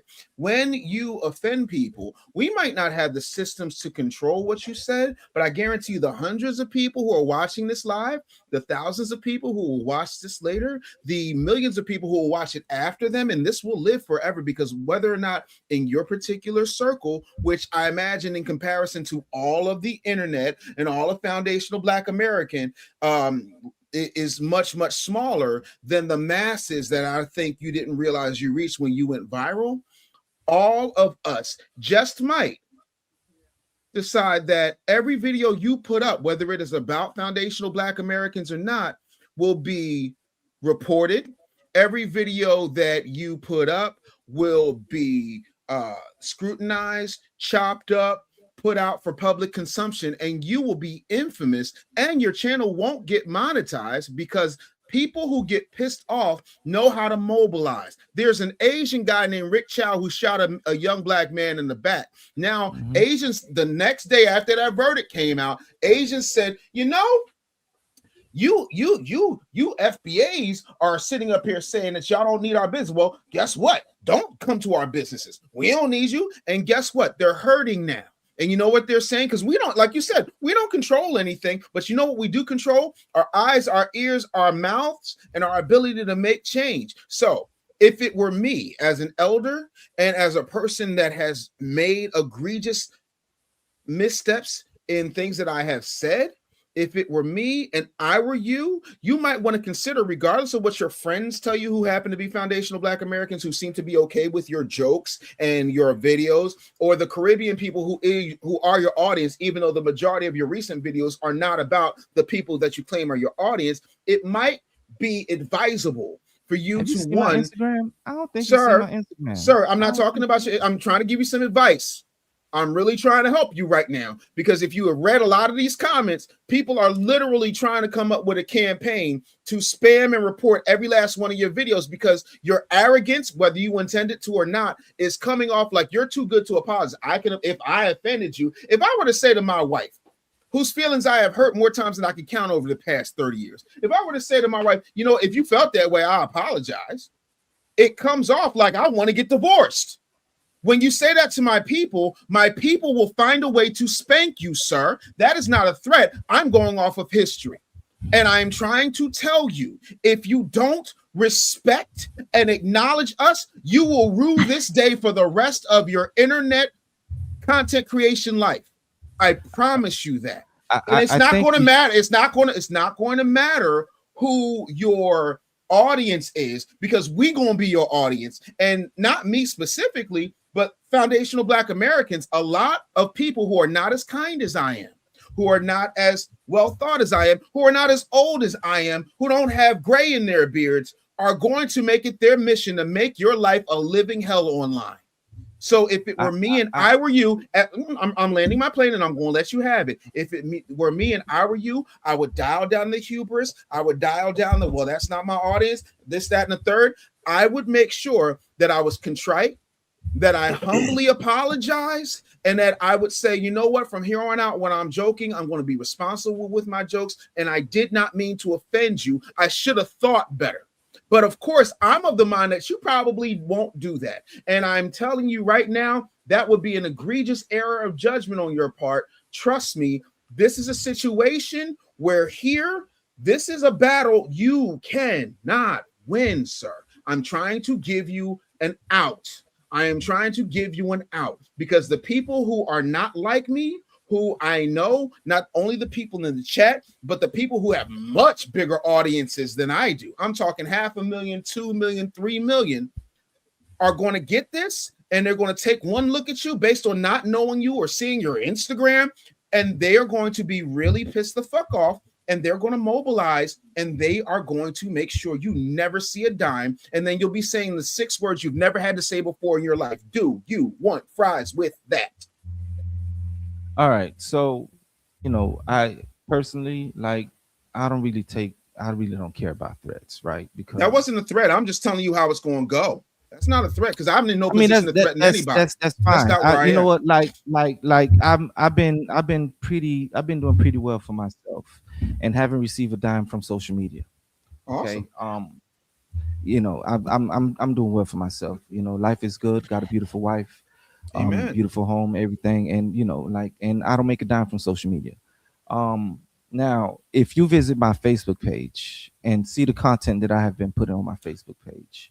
Gage, pull it up. He wants us to see his Facebook page. Let the audience see it.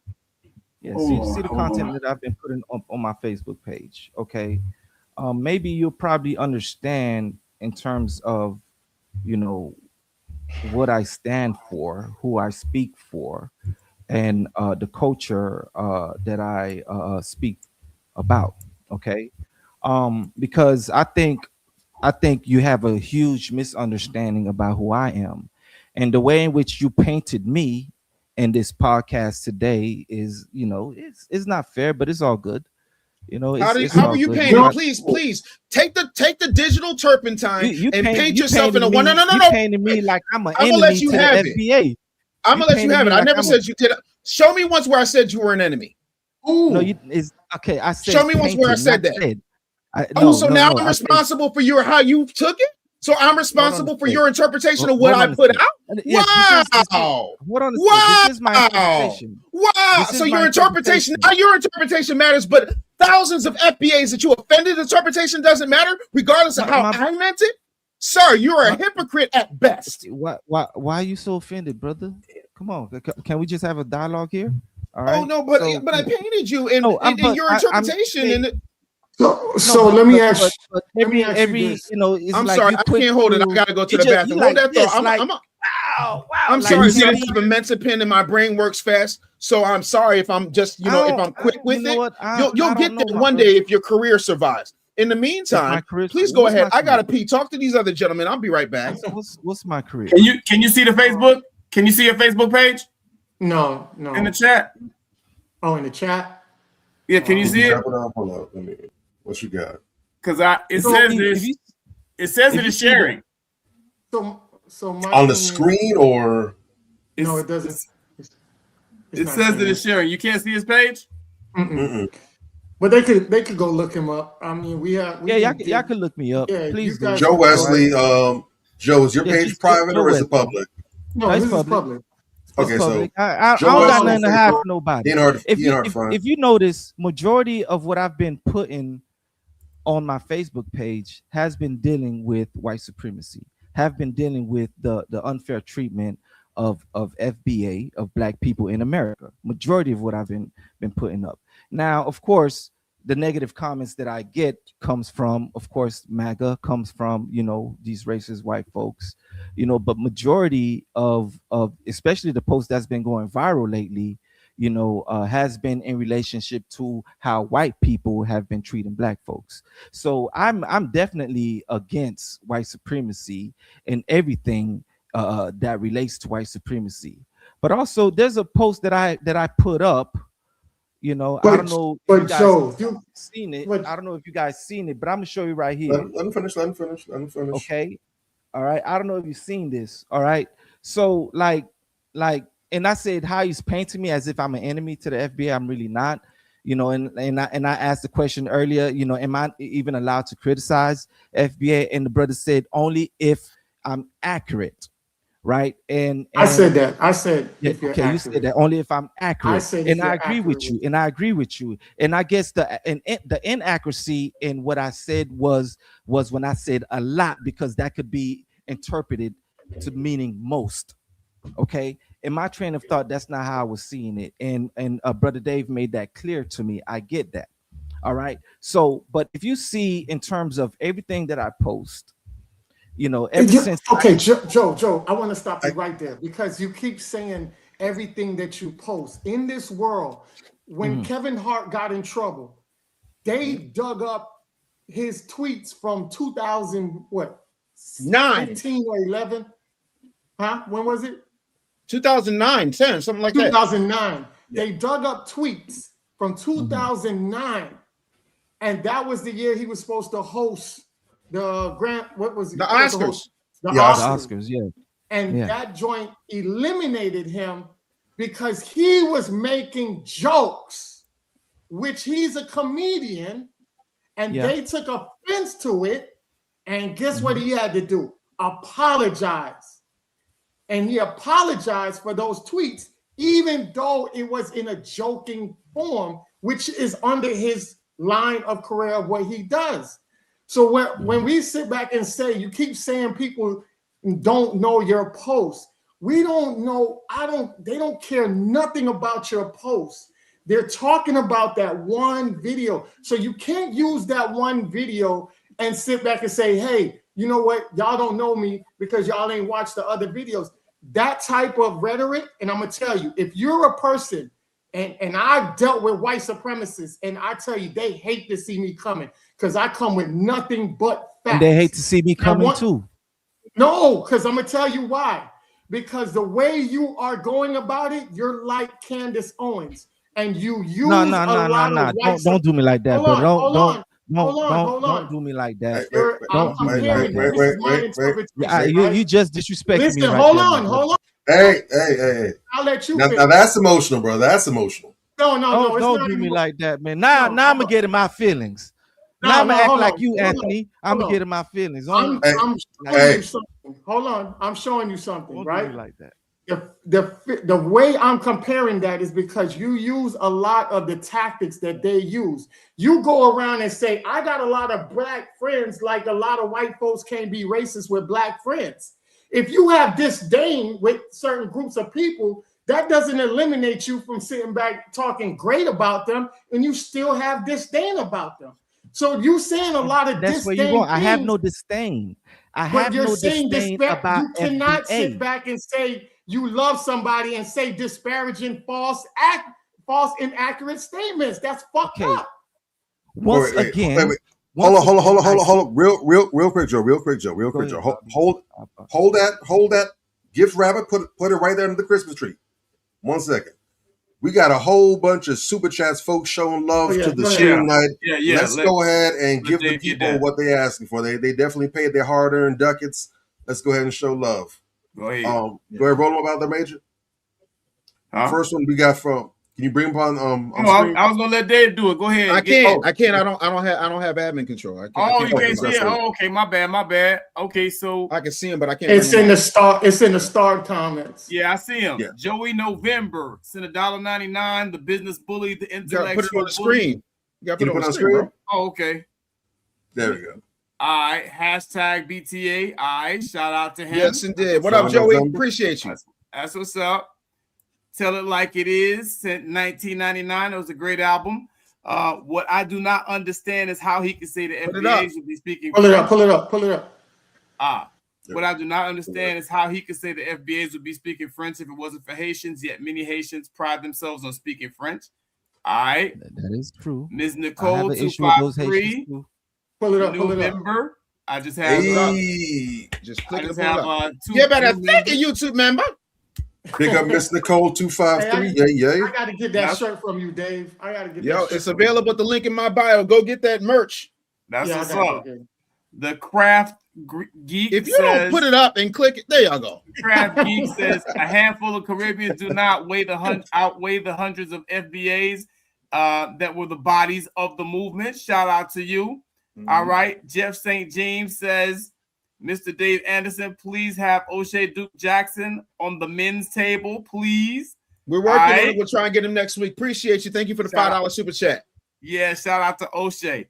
All right. FBA 2110-499. Just Joe fled the chat like he fled Haiti on the inner tube. Oh man, I'm right here. Damn. What? You get the credit for coming back, but that's what we thought that you left. No, that's funny. I don't know if y'all got a sense of humor, but that's funny. Tell your wife to make some fried cat cookies. Oh my God. My wife is Jamaican. All right. Never mind, we'll not do that. Damian Chukwuka, a foreigner, can in no way play games with the English language with FBA. Thank you for the $5 super chat, Pimpin'. That's what's up. Fim La Bouche, Joe. This person telling you to shut up. Fim La Bouche. Shout out DB Smooth. Shout out DB Smooth. Shout out to them. You better thank the YouTube member. Cost 35.83 sent $5. Why y'all letting this musty Haiti play in y'all face? This lame ain't even serious. These people ain't on our level. Okay. Jeff St. James in another chat that says that's Jeff St. James's loud voice. That is not Jeff St. James himself. I want to be clear. So. Okay. Joe, just take the L. Your argument isn't strong enough to stand up to Dave. Also, Dave, can you bring O'Shea Duke Jackson to the men's table? Wow, I'm working on it. I'm definitely going to do my best to get him on. I'm going to hit him after this. He's in Africa, a bit of a time difference, but I'm going to see if we can make it happen this week. That's what's up. That's what's up. Tell it like it is. Says no tetheristically speaking on FBA's period. Hootsie, appreciate that $9.99 super chat, family. Thank you. Hootsie 324 with the $5 super chat. This man is in his 40s, but he's demonstrating how to be immature. Craven, deliberately obtuse, and Pull it up. I'm sorry. You click and then you read. You click and read. I got it. This man is in his 40s.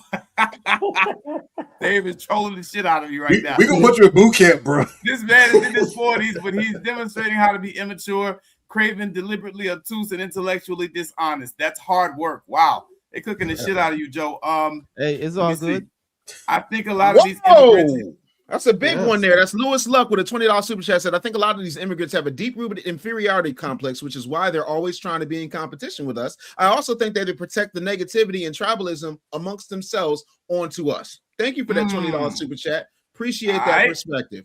There you go.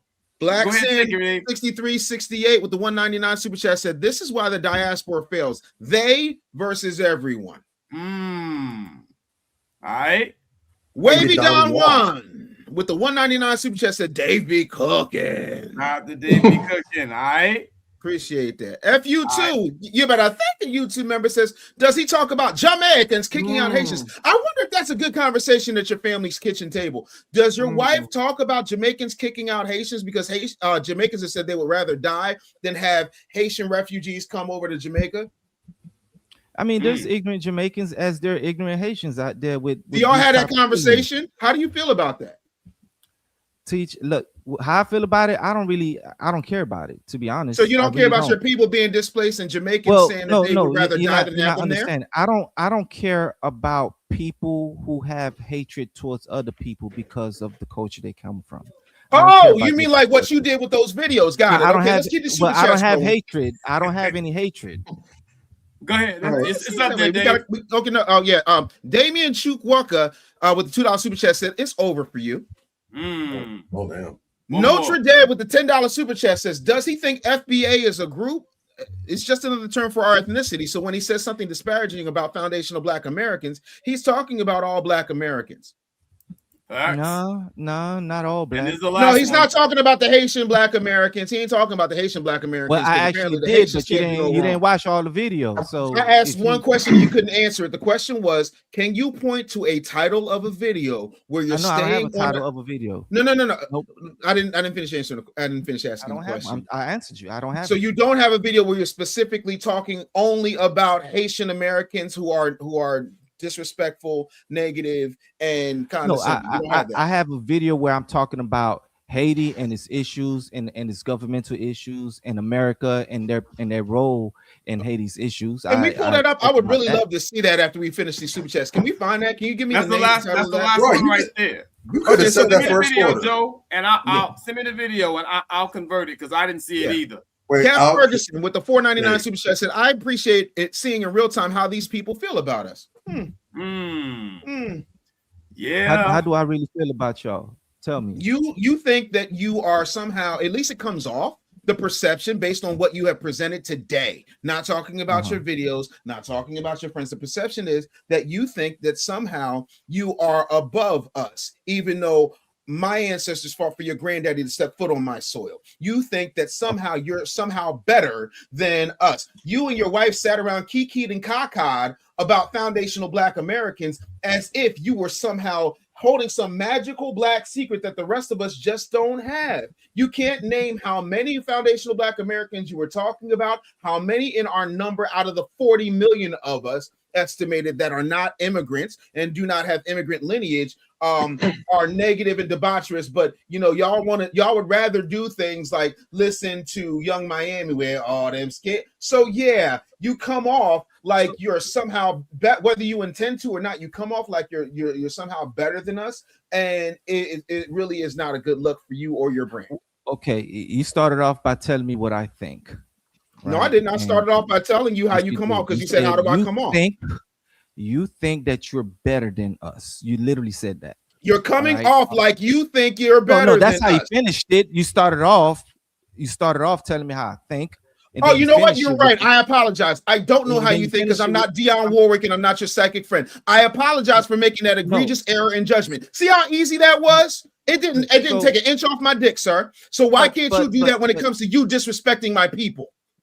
And I did apologize. No, you didn't. You didn't say, I'm sorry for disrespecting your people, regardless of my intent. You did not, sir.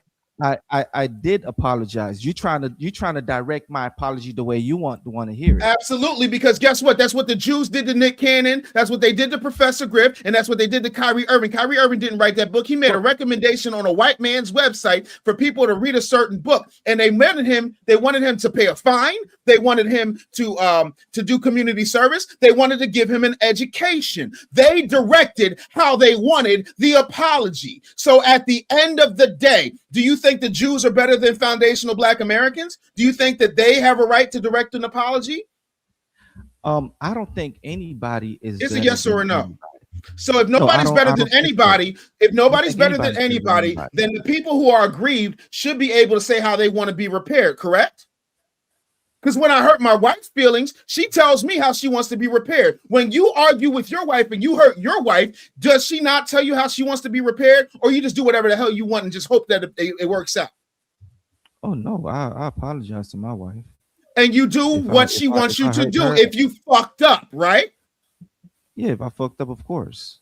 Okay, then. You're fucked up. And I'm telling you, the way you need to apologize is that you say, regardless of my intention, I apologize to foundational Black Americans because I misspoke and I disrespected you unintentionally, but I disrespected you, and you can't do that. And that's where your hubris is going to get you in trouble, sir. It's going to be very hard for me to respond to you, especially when you're speaking to me condescendingly, right? Oh, really? You mean like you spoke to my people? No, I'm gonna keep it real. Seriously. Sorry, it's Ashton Kutcher here. No, like nigga, you ain't my daddy. I didn't say you better. Like, I'm not your daddy, because if I was your daddy, you'd have been spanked by now, sir. No, because no son of mine would disrespect the people that broke their asses for your ancestry to be here. Okay, all right. And how old are you again? We're going back. How old are you again? How old are you again? How old are you again? How old are you again? We're going back 45. Again. Yeah, okay, that's We're what I going thought. back So I am around, old enough to and be we're your going in daddy. circles. Okay, cool. We're going in circles again. Now Like here comes the victimhood. Here comes the tether explaining people. Here it comes. You have a serious need to be in charge and to be right and to be. Oh, I'm on sorry. top. I'm a man. I'm a leader, and I'm an elder. Forgive the hell out of me. So, but we could be respectful in terms of how we speak to one another, and Hubris, I don't sir. believe that. And I don't Hubris. think that I have disrespect. Nobody's. That's how we felt when we saw your video, bro. But here's the thing: you're talking to me now, right? Okay. That's how you felt when. But I never addressed it any of you guys disrespectfully. Okay, I haven't. Right? You're talking to me now. Lying You can talk to me like men and be respectful, but or now, you can now, talk to me okay. condescendingly, right? As if I'm some child, right? Like you're here to scorn me with some crap, right? So like you're not going to get the best out of somebody if you don't necessarily learn how to communicate to somebody. I agree. Ain't that right, Bobby? You're not going to get the best out of foundational Black Americans by joking badly and disrespecting us. They are going to wreck you for it unless you apologize. And I apologize for that. I apologize for offending you. I apologize for that. Not if I offended you. That is not an apology. That is babble. That I offended you for that. That's what I said. I apologize that I offended you. I apologize for disrespecting you. That's what foundational Black Americans want to hear. I apologize for disrespecting you. I did not mean to disrespect you, but I disrespect you nonetheless. Hold on a sec. Time out. Right. I clearly, in the video, I clearly made a distinction between one group and the other group. The distinction didn't help. No, what you did. Have you ever read Julius Caesar? Have you ever read the Shakespearean play Julius Caesar? Have you ever read the Shakespearean play Julius Caesar? Hold on a sec. I don't know why he can't answer. So to the intelligent FBAs, right? If you took it that way, and I did not, I already told you about my intentions. You asked that earlier. I already told you what the intentions was. That's very narcissistic. I don't think it matters, right? It really doesn't matter to you. You want to find a villain so you could go ham on the villain. I don't want to find a villain. Right? No, you're not today's villain. You're a person that I'm trying to save you, sir. No, I'm your villain for the show today, right? So you came on here to making down on the point. And you know what? Now he wants to be a victim. Out of all of that, and to be quite honest, out of all of that, I'm not offended. I'm not hurt. I'm not bothered. As you can see, I haven't gone off on any of you guys. I haven't been disrespectful. I haven't, even though the way I talk to me. In facts. No. It's not because everything. Look, it's regardless of whether you speak in facts. Every information you want. Everything you saying, it cannot be debunked by what I said because I pointed out your lies. You cannot control. That's the difference. Regardless of what you say, right? Whether it's facts or not, you cannot control how I respond to you. Okay, right. It's not up to you. Okay? It's not up to you to control how I respond to you. And you think you're bigger than the program, and you have somebody like Godfrey that's going through the same thing. And shout out to Dave Anderson because he's going on this show next week to go. What is it? This Friday? It's next Tuesday, not this coming Tuesday, but next Tuesday. I'll be up there to have a conversation. So y'all follow Dave Anderson because and Godfrey has a way bigger platform and said way more stuff defending Black FBA family for years, and yet he made a mistake and it's costing him. And now Dave is going out there to have a correct conversation. Because if you're not FBA, you cannot offer any form of criticism towards anybody. That's not the point. That's not what he said. Let me continuous, man. That's what's actually happening, right? That's not the case. Because let me ask you this. Hold on. Wait, real quick. Before you go on, and let me give right what you said before. Okay, go ahead. It's the issue with Godfrey, where that's concerned, is it's not so much what Godfrey said. Yes, he said some things that were out of pocket, and more importantly, he co-signed some things that were out of pocket. But the biggest issue was when it was first brought to his attention, hey, buddy, you fucked up. Instead of owning and saying, you know what, I did misspeak, or you know what, let's have a conversation about this, he immediately did exactly what you were doing, Joe, and he tried to overlook it or try to downplay it. Man, whatever, man, I've been down with the community for this long, and y'all gonna hold this one thing against me? He did not go right into the apologies with the sincerity and said, I'm sorry, my bad, I misspoke. This is my resume. Please don't hold this against me. This was a mistake. He did not come forward with sincerity. If anything, he came out with what what could be perceived, because that appears to be the word perception. He came out with what was perceived to be arrogance and hubris, like, man, I'm vested. Fuck y'all. Basically, I said what I exactly said. what he did. Facts. Hold my nuts if you like it. In truth. Okay, so Joe, real quick, and here's another point that you said something that was real fucked up that didn't get addressed. What is your definition of a? Hold on. What is your definition of a tether from the perspective of FBAs? What is your definition? So I wanted to talk about that. This is my understanding, and correct me if I'm wrong. A tether is either somebody who was born from a Caribbean in America, or somebody who came to America and speak on the behalf of white supremacy against FBA. That is incorrect. Correct me if I'm wrong. I gave you the floor to correct me if I'm wrong. So please tell me. That was another thing. It was on the Nicki Minaj video, and I want to actually play that in a minute. I want to get to the other clip. Minaj is horrible, if you ask me. No, but the point of the matter is, I noticed something that you said in that video. Oh, they call her a tether because she's Caribbean or whatever. Exactly. Prove that you have no understanding of what we mean when we're talking about tethers. And I'm clearly asking you, correct me if I'm wrong. I gave you my perception, and I'm not here telling you, hey, I know exactly what I'm talking about. Right. This is what it is. Okay, I'm here asking you, correct me. Okay, fine, but this is the point. I'm not here with any arrogance. Hold on, though. If you don't know what you're talking about, or you're not sure, then why put that out there to the world? Thank you. What I'm saying? You just said that you don't know what it is, but you put that out to the world to say, basically they're calling her a slur because she's Caribbean. No, it's action based. You have to do something. Somebody who's against African Americans who's from the Caribbean, right? It's not even about the Caribbean. A tether and tether isn't necessarily even a word restricted to black folks. It could be anyone.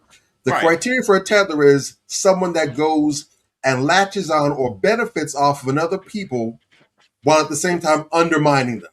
Yeah. So another example, let's take Caribbean and the diaspora out of it. A tether would be Joe and his wife go and they let Joe's homeboy come, and Joe's homeboy lost his job, lost his house. They go and let his homeboy go and spend the next 3 weeks with them until he gets himself back on his feet. Joe and his wife are benefiting his homeboy, and he's being blessed off of them. But in the cut, he's talking greasy to his wife about him, and he's talking greasy to him about his wife. That's a tether. So you're here, you're benefiting off of our generosity or our largesse, but at the same time, you're undermining, you're doing things to upset the harmony that exists. That's what a tether is. Right. And so again, you said something incorrect.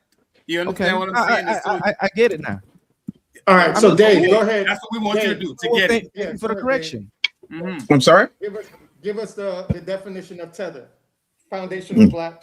Trying every tactic to hijack everybody's reparations. Tether. In all seriousness, let me give you an example. Are you familiar with the actress Mindy Kaling, Joe? Mindy Kaling? I don't think so. Mindy Kaling is a South Indian woman. She has the same heritage as Kamala Harris. Her brother went and decided that he went and decided that he couldn't get into medical school as an Indian, so he shaved his hair, he shaved his hair, he renamed himself JoJo, and he took a spot away from a foundational Black American. He pretended to be a foundational Black American. He was Mindy Kaling's brother. Mindy Kaling allegedly knew about it according to her own brother, and then on top of that, he got on CNN and wrote a whole book about the fact that he tethered onto us.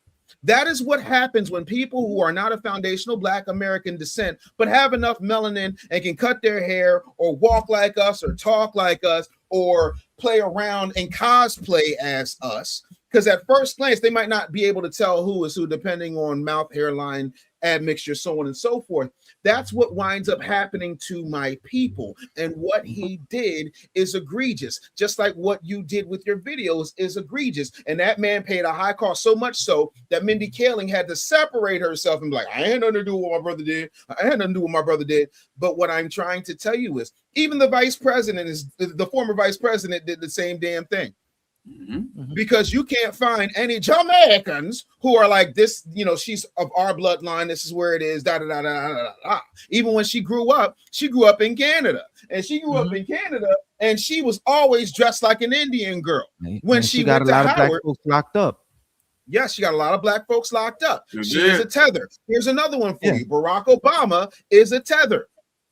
David Oyelowo is a tether. This is a man who played Martin Luther King. This is a man who played Martin Luther. Hold on. This is a man who played Martin Luther King, who was arguably one of the greatest civil rights leaders to have ever lived. That is not, whether you agree with his stance or not, whether you understand or you're more of a Malcolm X guy, is irrelevant. Martin Luther King is one of our greatest orators, and he's one of our greatest freedom fighters. Period. Point blank. I went to Martin Luther King High School. David Oyelowo played Martin Luther King and said, well, if you take the Nigerian accent and you slow it down, and then you put a little subservience, I heard that. In it, right? Yeah. See, this is what happens when people who do not have a lineage, blood-related connection to this soil think about us when y'all get in your circles. And regardless of where you grew up, your granddaddy was Haitian. I'm sure you've had Haitian food in your life, correct?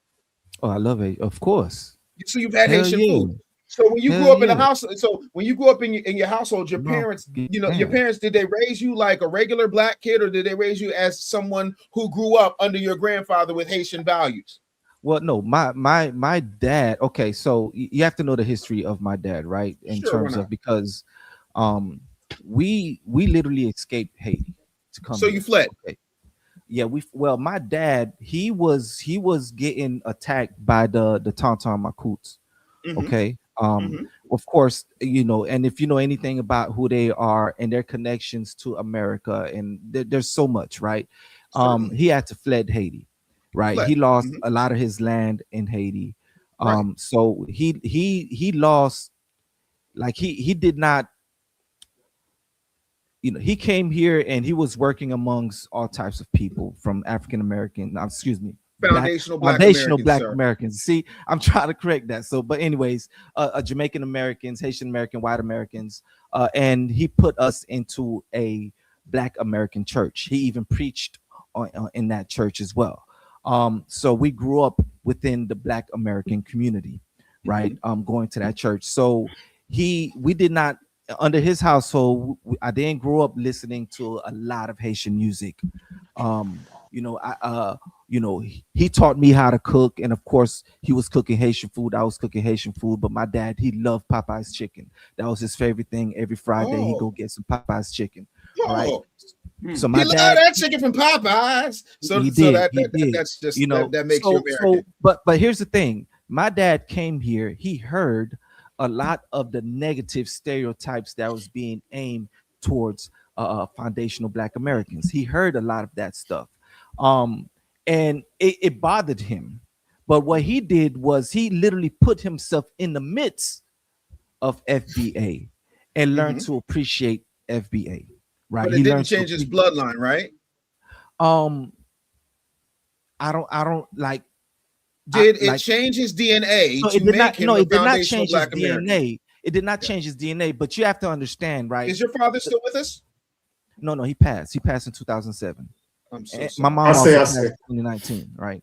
So no, he did not, like, that didn't matter to him, right? Because my dad, he was a Christian man. Yes. Okay, and he loved all people as Christ told him to, commanded him to do. Pretty much, he didn't. So care. how do you think your father, God rest his soul, would feel about the way you've attacked my people?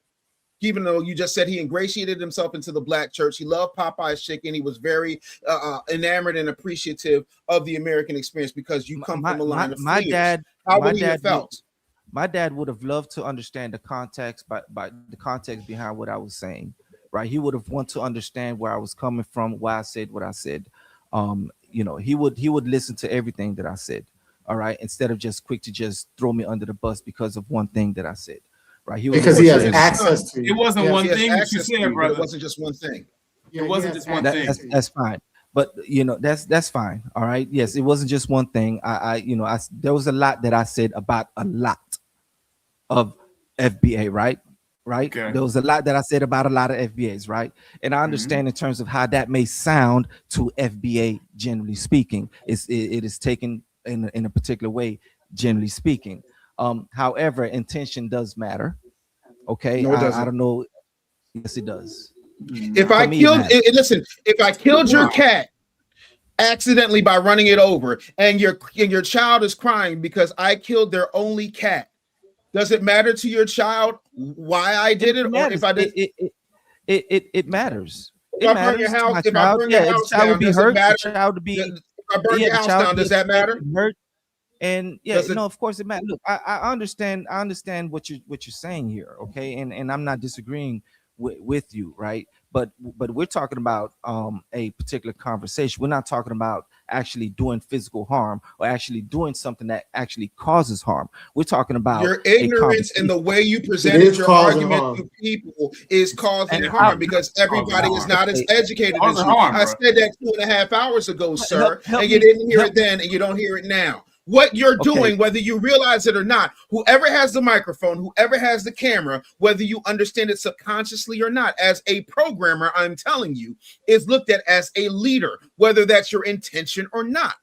People still talk about, well, Tariq, wait. People still say, well, Tariq Nasheed this and Tariq Nasheed that. Tariq Nasheed is not our leader, but guess what? People subconsciously look at Tariq Nasheed and say he's the leader, because he has a massive platform. What I'm saying is when you turn on that camera and you sat down with your wife and you kikied and cockeyed and made horrible, egregious errors in what you said at my people's expense, they looked at you as a leader. So there's people who are not as educated and as refined as you pretend to be, and they're going to take what you said as weapons. The same way, I'll give you an example that has nothing to do with Joe, right?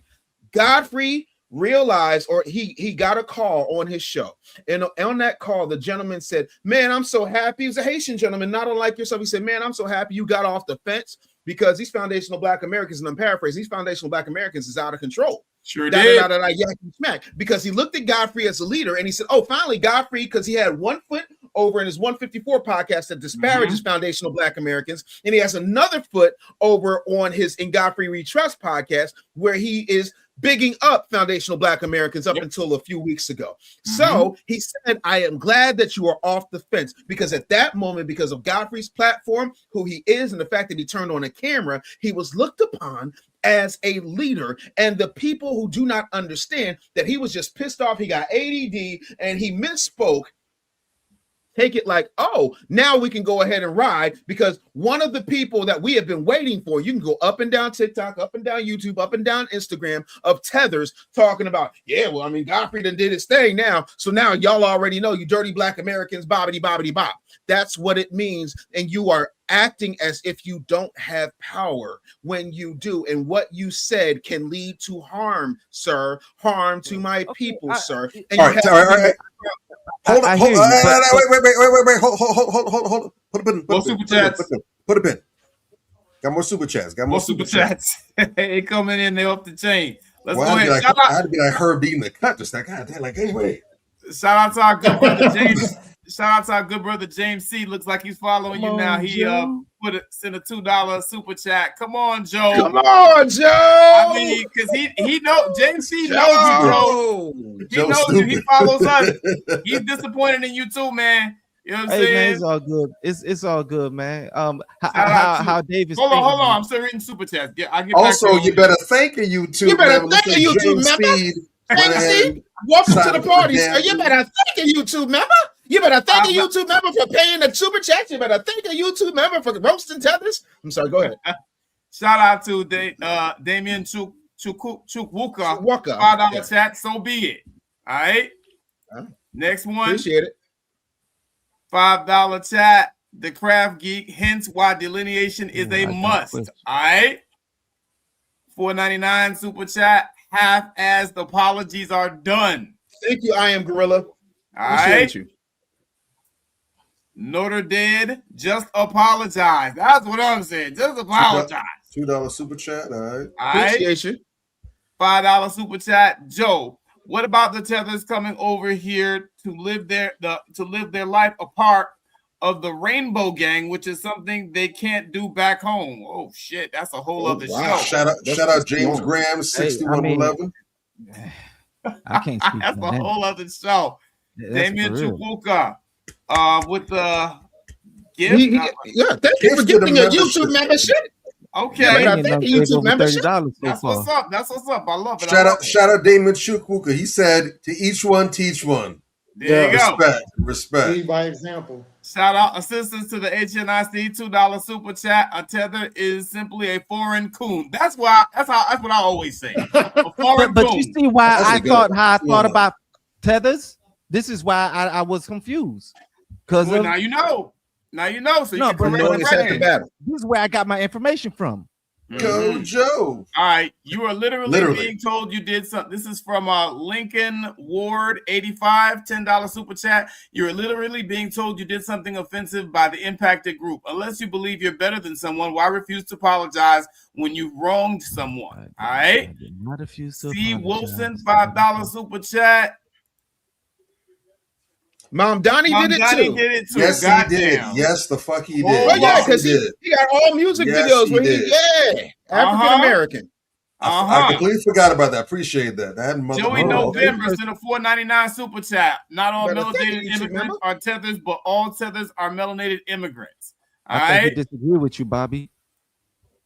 Assistant to the HNIC $5 super chat. The door to your father's house closed, and you were your culture. Huh? Sorry, I thought it was up. The door to your father's house closed, and you were your culture, no matter what costume you thought you were outside. Godfrey is no different. HTNG. All right. $2 super chat from FU2. An insincere apology. All right. So that's just what it's looking like right now, man. And, part of, I think what they're saying is this, because you spoke about how you divided the people, the intelligent ones from the stupid ones, whatever the case may be. I don't think that that's hitting like you think it is. No, it's not. It's not hitting at all. Hold on. It's not hitting at all. Wait, Dave is doing a great job by making it seem like I'm just talking about all FBAs. Slow down. Slow down. Let me make my point. Because of the fact that you're talking about you made several reference points to intelligence, and it was all in the direction of FBA. You didn't point out that, there are also a lot of Haitians that don't know the history. Yes, I point that out. I point out Caribbean. Hold on. You only talked about lack of intelligence directing what you were saying towards FBA. You did point out some great things that FBA did, but you basically in this clip, you made it sound like we're stupid. And let me double down on that by playing the next clip, because you doubled and tripled down on it on this clip. I want y'all to listen to this and listen to this closely. The Louisiana Purchase. Absolutely. If it wasn't for Haiti, half of y'all would be speaking French. That's the first one. That's the first one. Go to me, even when I speak on behalf of Black Americans, because I grew up with a lot of Black American friends. I grew up in a Black American church. A lot of folks, when they see me, even when I speak on behalf of Black Americans, because I grew up with a lot of Black American friends. I grew up in a Black American church. I love the culture. I know the culture. I know how much Black Americans have contributed to not just America, but through the entire world. The whole world copied Black Americans. But it's just crazy how a lot of today's folks are just ignorant. Based on what I've been posting recently, like the United States, they're under a rock. When it comes to like the history of the transatlantic slave trade and how we were dispersed in the Americas, people that don't live in the United States, they're laughing because they're like, are y'all so dumb? For the FBAs to have so much animosity or so much like, should I say aggression towards the Caribbean community? I don't understand why there's such a divide when it comes to that. Because again, at the end of the day, if you get arrested, they don't care they don't care where you're from. They don't care how you sound. They don't care anything about that. They care about how you look. So if you're a Black Caribbean, brown Caribbean, if you're a FBA, you still gonna get arrested regardless because they're gonna see this first. Part of slavery was to pin slaves against the other slaves, to make the bigger slave hate the smaller slaves, the lighter skinned slave hate the darker skinned slave. And here we are, 2026, while Trump is president, and we're doing it again. He's using Nicki Minaj as one of his puppets. And Nicki Minaj is what they would consider a tether because she's not FBA. So you posted a video about Megyn Kelly. Oh yeah, that beat. Actually, the people based on your comments, they side with your view. Then there was a lot of people, the main thing that it was talking about was, temporary. That was the MAGA supporters, right? And everything that she said have been debunked. Oh yeah, in Ohio, she brought up again, they're eating the cats and the dog. And that's been like debunked like months ago, and she's still bringing it up. So that tells you right there. And y'all know how good Haitian food is. So what's up with that? This is people who have a very limited worldview. That's how they think, right? They think locally. These are people who have never even stepped foot outside their own city, many of them, who never even traveled, who don't even have a passport, who haven't even explored what the world has to offer. People like that are very limited in their worldview. It's rhetoric like this that spreads a lot of hate. And it's just crazy that this rhetoric by a certain group, it's targeted to a specific group. That's how people get harmed. America has a stupid people problem. Stupid people that can vote, right? A bunch of D's and F students that are now adults and think that they're smart and think that their voice matters when nothing that comes out is nothing but pure ignorance. Two coconut heads. I mean, my God. Do you see? I'm just, before we even get into the particulars of all of that, do you, Joe, now that we've been talking for the time that we've been talking, listening back to your own words, do you see how you may be coming off a little condescending? I mean, I counted in that clip, you made several different, I counted 8. You made 8 different references to a group of people being unintelligent.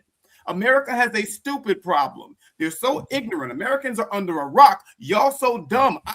Bruh, this is continuous. That is what we're explaining to you. And you're talking about a group of people to which you're a guest in their land.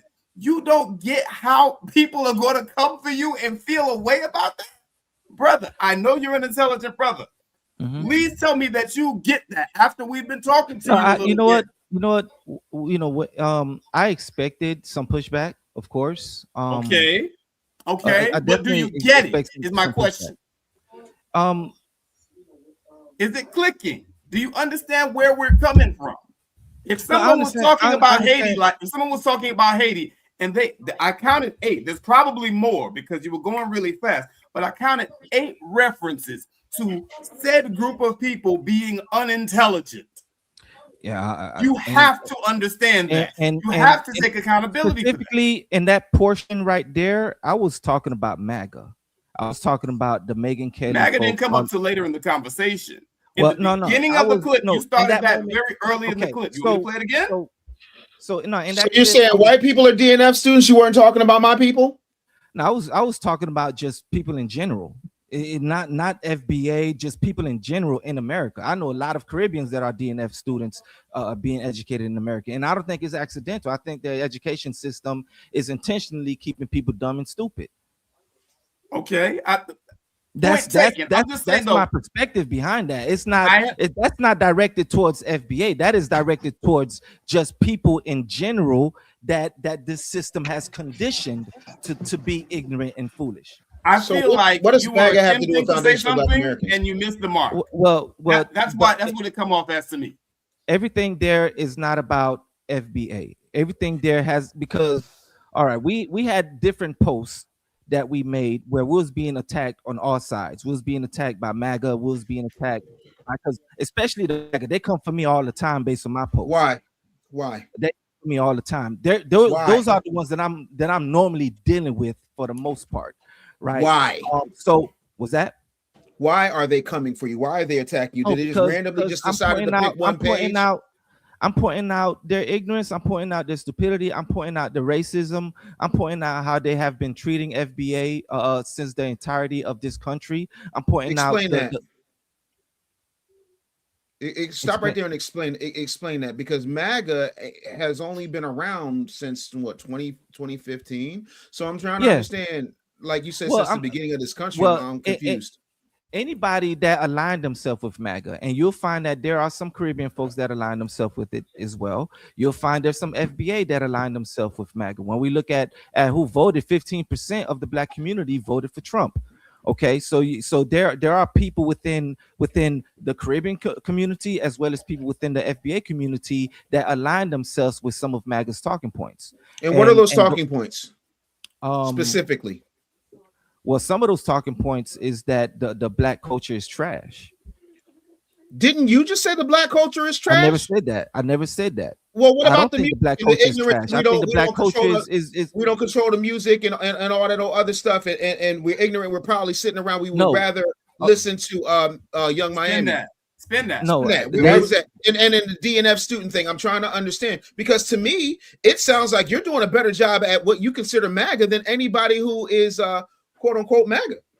Well, I think could he be talking about the 5 or 10 people that they were talking to?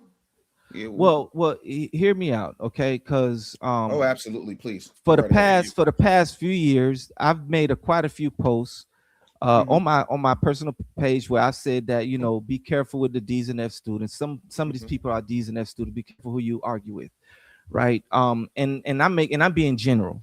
I'm not coming at, yes, I'm being very general here. Certainly. Okay. Regardless of race, regardless of culture, regardless of religion, regardless of political ideology, right? Because you find them in all spectrums of life. You find them all everywhere, right? So no, I'm just keeping it a buck. But in that particular video there, yeah, I'm literally just speaking general about the ignorant people that exist in this country, right? And how much power. Do you understand that? Go back to my question. I Do you expected pushback, understand of course. How that's coming off to us? That you're coming off pompous. You get Look, that. a hit dog will always holler, right? Those who so now we're hit dogs. No. I'm not calling you a hit dog. I said a hit dog will holler. If you want to take that personal, that's you know. Let me ask you a question. Do you have children? I'm not calling you a hit dog. However, the hit dogs have been Caucasians. The hit dogs have been Caribbeans. The hit dogs have been FBA. All right. The hit dogs have been pretty much every spectrum. Okay. Have been every culture. What if they're not a hit dog, but they're just correcting something that you're saying? Correct. What if they're not hit dogs? What if they're not just because you're still coming off as very dismissive? You understand what I'm saying? The thing, right? Here's the thing, right? So how you respond will let me know whether you're a hit dog or not, right? If your response is straight vitriol. If your response is straight vitriol, your response is straight ignorance. Now, some people they will come and you know and would have deep conversations and great connections based on some of the things that I post, right? Regardless of race. And others would just come straight for my neck, like everything that I said was wrong. You know, I mean, it is what it is. Like you can't please everybody. Some people will agree with you, some people will hate you. But do you realize do you know what you said was wrong? No, but do I realize a lot that I said was wrong? Do you realize that? Do you accept? I realize there's context behind what I said, and I realize that and I know and understand that there is. I don't know the percentage because I don't want to use the word a lot because I don't want to offend Dave over here. But oh, it's funny now. Okay, cool. No. I mean, look, whatever, right? But no, whatever. Yeah, that was a joke. That was a joke. That was another joke. I think that was a joke. Yeah. I ain't find that funny neither. Shade. That was. I'm gonna keep it. That was more shade. Cool. Got you. No problem. Yoda, that's good. That's mainly towards you, Dave. Right? So no, I know. Listen, I'm gonna let you finish. Feel free. Okay. So I don't know the percentage, right? I don't, but I do see too many people online. Too many people of all races, all cultures, all backgrounds, spewing out ridiculous hatred and ridiculous, ideas towards one another, right? I see that way too often. Was that? That's not what you said, though. It's not what you said. It's not even close to what you said. Had you said what you just said there and articulated it that way, people wouldn't have come for you. You understand? Like, because you spoke with clarity. You spoke with conviction and you spoke in a way that made sense. You didn't go after any particular group. You know what I'm saying? And if you're going to go after a particular group, you're going to need facts to support your surface level argument. You understand? You said a lot of I didn't go after any particular group. You had no facts to support your surface level argument. And that's the but problem. See, you didn't go after anyone in particular, but you also did. And let me explain to you why you did. Now, we all heard the clip that just played. I believe that was the third part of your little trilogy that you put out there. We heard that you mentioned FBAs at first, then you mentioned some other people later on. But here's the issue, and at best, and I usually play devil's advocate a lot. I'm actually going to play angel's advocate for a change now and try to actually be in your corner. Believe me, this is weird territory for me. But here's the thing. You said that you would speak on everybody, but there's only one group that you singled out in the most obvious and the most memorable way, and that's FBA. You literally have that video framed as the FBA diaspora wars. Let me get it exactly right. I don't want to misquote anybody because I want this to land. Let me go back and put up again. Okay, so you have it framed or titled as FBA's division with the Carib community.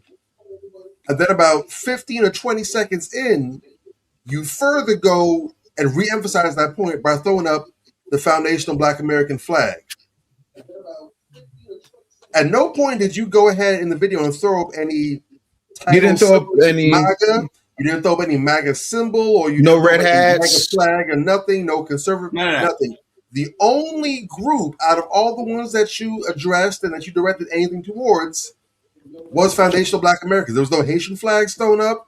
There was no pictures of griot or tasso thrown up. There was no Jamaican. It was only FBA. And then you start off with FBA, and then you segue into whatever else you're saying. And could it be, and again, this is me playing Angel's Advocate. This is me being Just Joe Thought's lawyer right now. Is it possible that you should have, if you were going to address these different areas in bite-sized segments, I'm going to make a 20-second video addressing FBA. I'm going to make a 20-second video addressing MAGA and keep it that way instead of lumping everybody in, but making it sound, especially because you were being vague when you mentioned the other ones. You mentioned a brief little intro, but you did not keep on re-emphasizing that I'm speaking about MAGA. I'm speaking about this group. Could it be that you did a very poor job of branding, and as a result, you basically Plaxico Burress, you shot yourself in the foot with the way you framed your video and you put it out there? Could that be possible? That's definitely possible. Because basically the entire video, the entire video was 10 minutes long, right? So and chopping it down to like 1 minute each, which is why it's sped up. Okay, trying to find those key Somebody's points. got hold on. Somebody's got some noise in the background. I don't know who that is. Let's see. I hear somebody sound like a TV. Yeah. All right, thanks, whoever that was. Thanks. Go ahead, bro. Yeah, so no, the entire segment was about 10 minutes long. So we chopped it down to about a minute and a half each segment. But when we started with acknowledging the ignorance in the Caribbean as well. So we mentioned there are ignorant Caribbean folks, and that's possibly some of the reasons why the vitriol from FBA towards Caribbeans has occurred. But I accept what you said, Bobby, because I didn't quite put too much thought into it. We're dropping like 2 videos per day, and just moving everything quickly. So that's pretty much what happened. As far as like how Dave trying to paint me as some enemy to the FBA, as that's. When did I say that? I don't think we're not doing that. We're not doing that. When did I say that? When did I say that? Show me in here where I said that Just Joe Thoughts is an enemy to foundational Black Americans. I said you spoke ignorantly. I said you talked out of term. I said you come across as arrogant. I think you have a lot of hubris. I never once said that you were an enemy. I don't speak to my enemies. I destroy them. Yeah, this is correct. Okay, the reason why I take that because of your warning. These people are going to come and destroy you. Make sure. I was looking in the comments, sir. You can go back. No, wait. Time out, because let's be clear. I wasn't reading the comments. I'm just, I don't pay attention to the comments. I'm actually listening to you guys. Joe, hi, Joe. No, and I got it, Joe. Whether you have the capability of walking and chewing gum at the same time is not my concern. Let me be clear. I have a daughter who's a little bit younger than you. I have another daughter who is 11 years old. I don't have the time to start let's go get Joe campaign. One, it doesn't do me any good. And 2, I got things to do. I'm running businesses. So I happened to look over, and maybe it's because I've been doing this a lot longer than you. I happened to look over and I saw people in the comments like, yo, we're going to go to his page and we're going to report him. You can scroll back up at your own time. You can check out the replay when it runs, and you'll be able to see these comments for yourself. I'm letting you know based on what I saw in the chat. That's what it was. Right. That's the Fair world enough. of difference. What you did was you sent out a bunch of dog whistles, and I don't care how many videos you put out a day. It's not as many as I do. And even in that, you made a deliberate attempt. I'm sorry, not an attempt. You made a deliberate action to put a foundational Black American flag in your video, whether you intended to or not. That's what we call a dog whistle. So even if you didn't say, I'm talking about everybody, you only put up that flag. You didn't put up a Confederate flag. You didn't put up any B-roll of anybody with a MAGA hat. You didn't put up one Caribbean, no Jamaican, no Trinidadian, definitely not a Haitian flag, and you damn sure didn't put up a Nigerian or a Ghanaian flag. You specifically put up a foundational Black American flag. So if I were to, I don't know, put on a Coogee sweater and start going, I would like to talk to the people about putting a pill in the drink. Who am I impersonating? Of course, Bill Cosby. No. Did I say I was impersonating Bill Cosby? Well, you don't have to. Why don't I have to? I get the point. No. Don't get the point. Why don't I have to? I get the point that you're making. No, for the audience, because like you said, they're not that smart. So why do I not have to say I'm Bill Cosby? So explain to the audience why I don't have to say I'm Bill Cosby. Because you seem to understand. Explain it, Joe.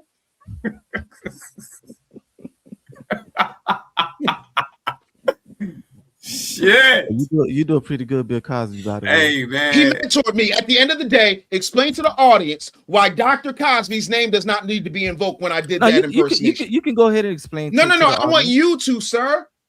No, I want you to, because you said you got it. I want them to understand that you got it, Joe. I'm trying to throw you a bone, Joe. Take the bone, Joe. You can go ahead and explain. It's obvious that you're playing Bill Cosby because everyone knows that sounds like Bill Cosby. And I did Everyone not have knows to, how he sounds, how he speaks, his vernacular, all of that stuff. So I did not have to out and out say it because what I represented and what I put on screen just now when I said, I'm gonna put the pill in the drink. So when you put my flag up, you literally were dog whistling at my people. You didn't say a damn thing to MAGA. You didn't say a damn thing to any other body in the Caribbean. You specifically made a choice. Wait, I'm sorry. Anthony Gage, I'm sorry. We just got the results back. I got these results from DNA Diagnostic Center. Let's just read. When it comes to Joe, you are a tether. Okay. Thank you, Maury. All right. Well, so that's fine. Yeah, I mean your audience can feel that way about me. It's all good. It's not my audience, it's their audience. I had to do the Maury. It's the manversation audience. That's fine, right? Make sure y'all like, comment, and subscribe too, man. I'm not gonna lose any sleep over it. You know, so I. I know you won't. I know you won't. You're proud of what you've done. You're proud of what you said. You're proud of putting up my flag to disrespect my people. You're good on that, right? No, hold on. You're not going to lose any sleep. There's that hubris again. No. What did you mean by I'm not going to lose any sleep? No, I'm not. Why should I? And you said because I'm proud of what I've done. First and foremost, it doesn't bother me that people don't understand me. It is what it is. I'm not here to try to please everybody, to have everybody in agreement. No, you're trying to please. You said your audience is mainly Caribbean, so you're trying to please the Caribbean audience by shitting on my people. No. That's and that's your perspective, and you're dead. And you so then correct it. Correct the perspective right now, Joe. You're not trying to, but you ain't trying to listen. You want to continue. This is I have one question, and I'm going to listen. Me as the I'm not paying you as anything. Right? Did you consciously put the flag? You say I'm trying to shit on the FBA. Did my flag magically become the only one? What are you saying? I'm not saying you're trying to shit on the FBI. I'm saying you're shitting on us. On the FBI, so, right? Yes, because here's why. I just wait. Time out, Joe. Time out, Joe. Joe, I'm keeping it a buck. You're not. You're doing. No one in the chat is saying no, sir. Stop. You're doing this. Anyway, sir, stop. Stand on your square, man. Keep it a buck. I'm standing on my square. You are tethering, sir. Let me finish. You literally, and I'm no. You're about to learn, Joe. You literally just said, you didn't correct me when I said you intentionally put my flag up and you didn't put up any other flags. Did anybody else see? No, wait. Did anybody else, not you, Joe? No. Joe, stop. Gentlemen, did y'all see any other flags? Did you see any other flags? Did you see any other flags but the flag of my people? Did you see the title of the post? What is not only that? It's not only the flag. Did you see the title of the post? What is FBA division with the Caribbean community? What was the spin that reference about? It's also that. So hold on a sec. Did you see the title of the post? So in that particular one, yes, we did. Look. If I'm talking, if did you see the title of the post? What was the title? The title of the post? said FBA division with the Caribbean community. Then where were the Caribbean flags, Joe? I highlighted that. Where they at, Joe? Where they at, Joe? Since that's the title, where the other flags, Joe? If you recall, Joe, I highlighted that, and I also mentioned how you took that video and instead of focusing exclusively on FBA and then chopping it up, you decided to lump everyone into that. I lump the ignorant people which basically no, okay, cool. So you lump the ignorant people together and then you branded it with the FBA flag. But it was which essentially packaged it for FBA. My brother in Christ, and I'm speaking to you again. In hindsight, okay, I stand corrected. I see what you're saying, right? So what are we saying, Joe? No, hold on. I'm talking to Bobby right now. No, you talk to whoever you want to. You still wrong as two left shoes. You see, and that's like Dave, like you like you know. Oh, I'm just Tom Sawyer out here whitewashing the fence. Oh wait, that's you. Go.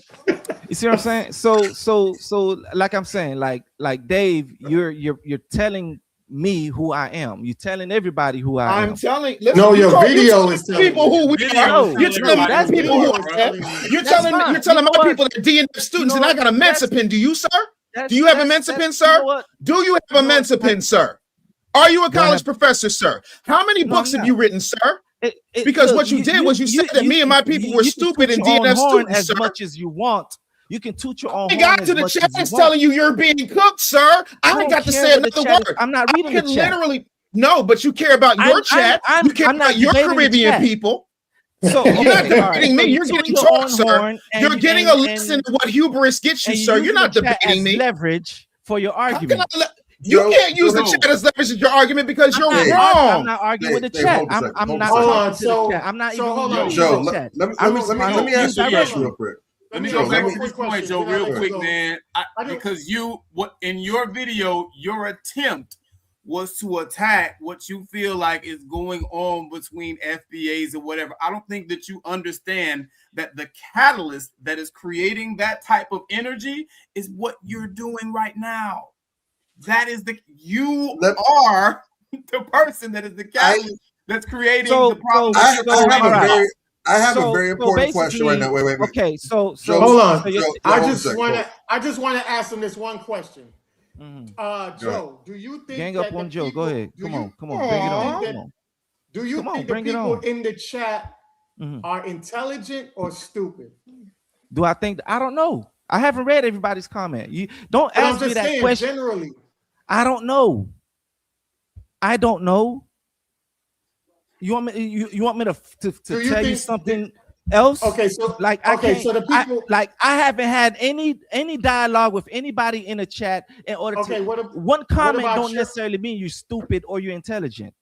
What about on your live? Are the people in your chat intelligent or stupid? I don't know.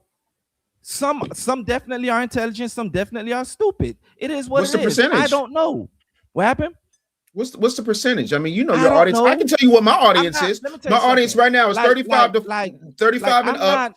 Foundational Black Americans. Trying to figure out who's intelligent and who's stupid. I'm not here trying to do that. No, because what I'm saying, all right, because look, the reason why I'm bringing that twice up a day, so even an idiot can make yeah, sense but every now and then. So here's the thing. No. Hold up. The reason why I'm bringing it up because in the video, when your wife was there with you, she said that the people in your chat was agreeing with what you were saying, even though you were saying disparaging things. No, so that's why she was talking about. She was talking about the video that I made in regards to Megyn Kelly in the comments that she said about TPS, about Haitians and TPS. No, but I know that. That's, but I'm that's just saying, what that was about. No, because you I'm went correcting back and you. said, Take it.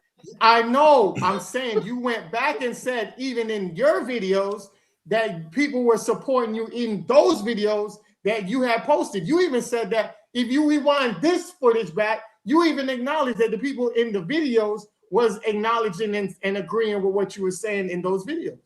Well, that you chopped up. Here's the thing, right? When people have a rapport with you, when people have been watching you for a while, when people have been paying attention to you and have come to understand you, people will more than often give you a benefit of the doubt. Even if there's some misunderstanding, they'll at least put an effort to try to understand you, right? So the audience here, they don't know me from anything, right? So of course they're going to align themselves with you, right? It would be foolish of me to take all that personal and go and be like, oh, I can't sleep because the fans that hated me. Like, come on, I don't operate. I'll tell you this. I do not operate like that. It's foolish for any human being to operate like that, right? With Dave, Dave, Major, and Bobby, we've been on other people's platforms.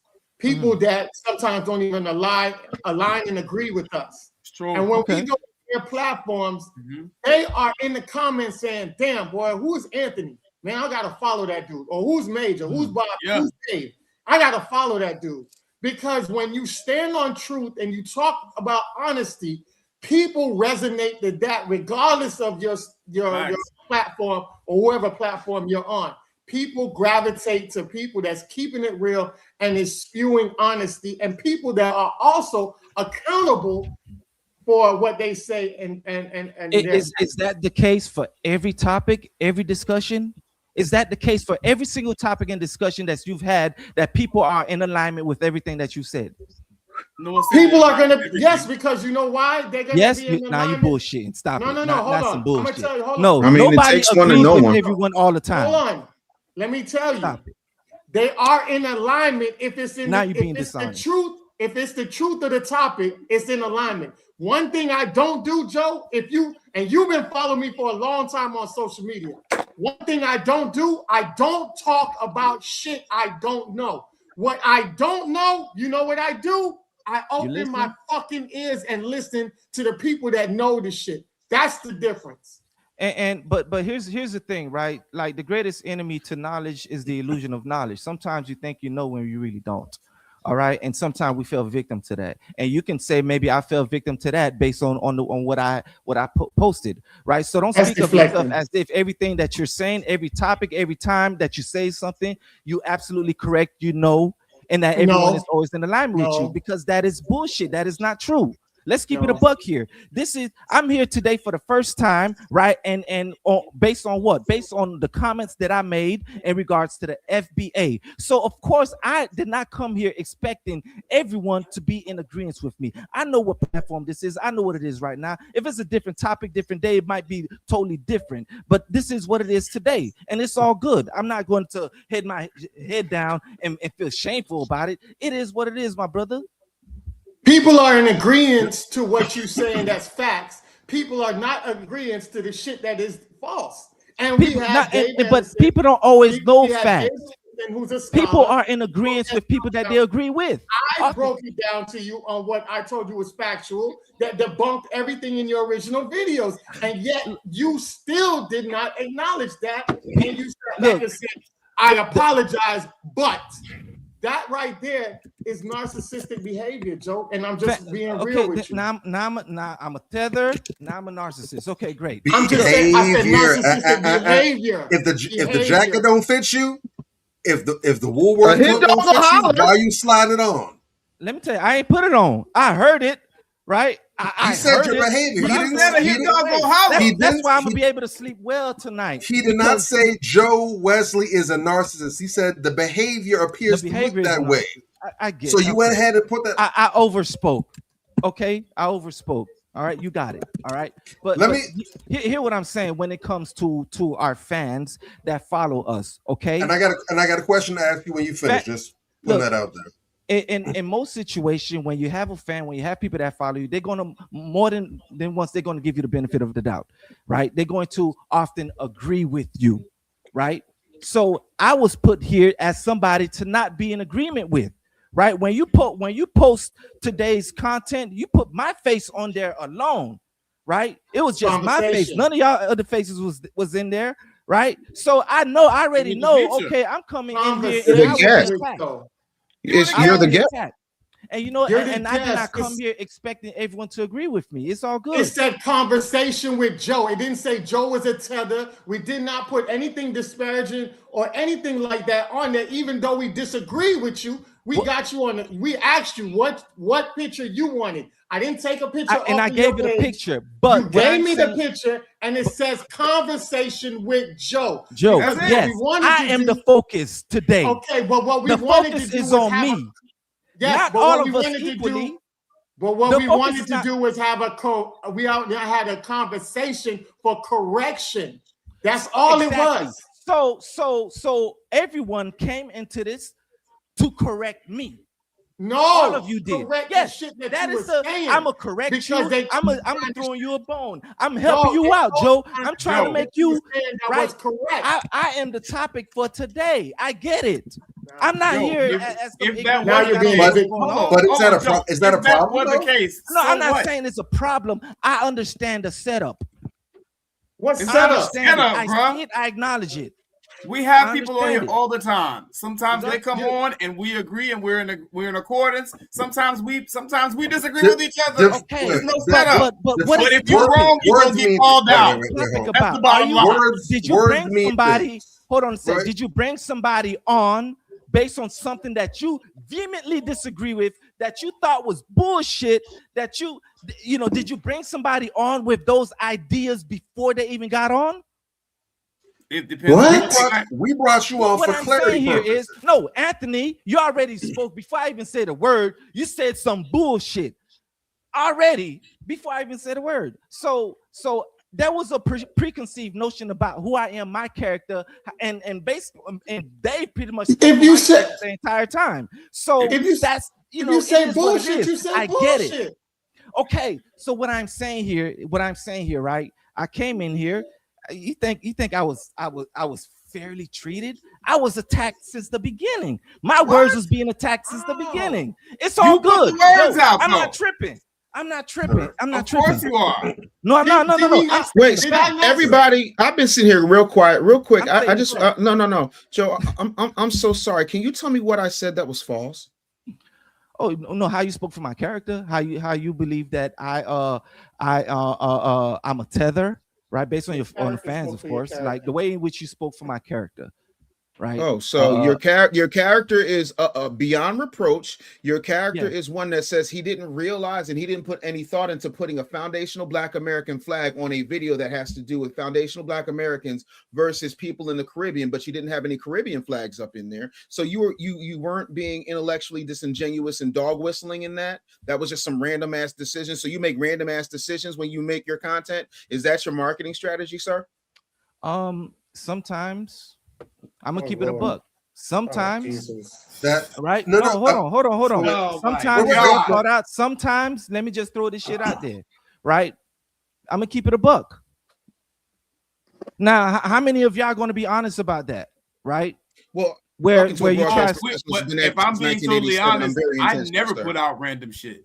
Because it's important the shit that I put out. For me, this I have wasn't an intelligent. random, okay? Hold on, let me respond to you. In particular, this wasn't random, but I did say sometimes listen, man. You can't listen and talk at the same time.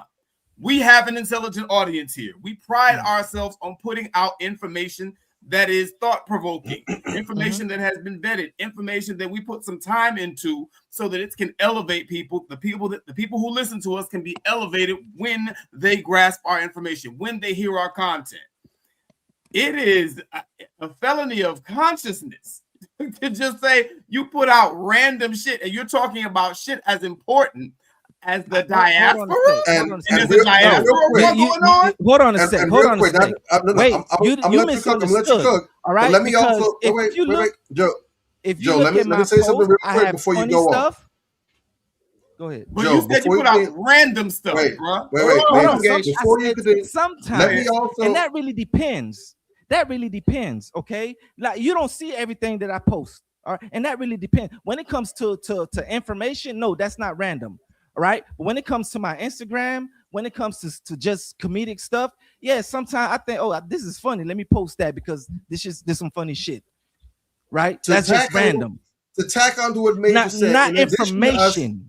Respected to the conversation today. In addition to Do what you Major understand how said, that would be taken in a bad wait, way, hold on a Joe? second. Come on, man. Major, hold on a second. Go ahead, in ahead, addition Bobby. to what Major said, not only are we intentional with the content that we put out and the points that we bring, but to go to what you said, the things that people don't see in front of the cameras, we also, after we go ahead and do our lives and put our videos out, we consistently have people who are diehards. They know us online, they know us offline. They hit us up and they give us active feedback. So they will come and tell us things that I'll even dime drop.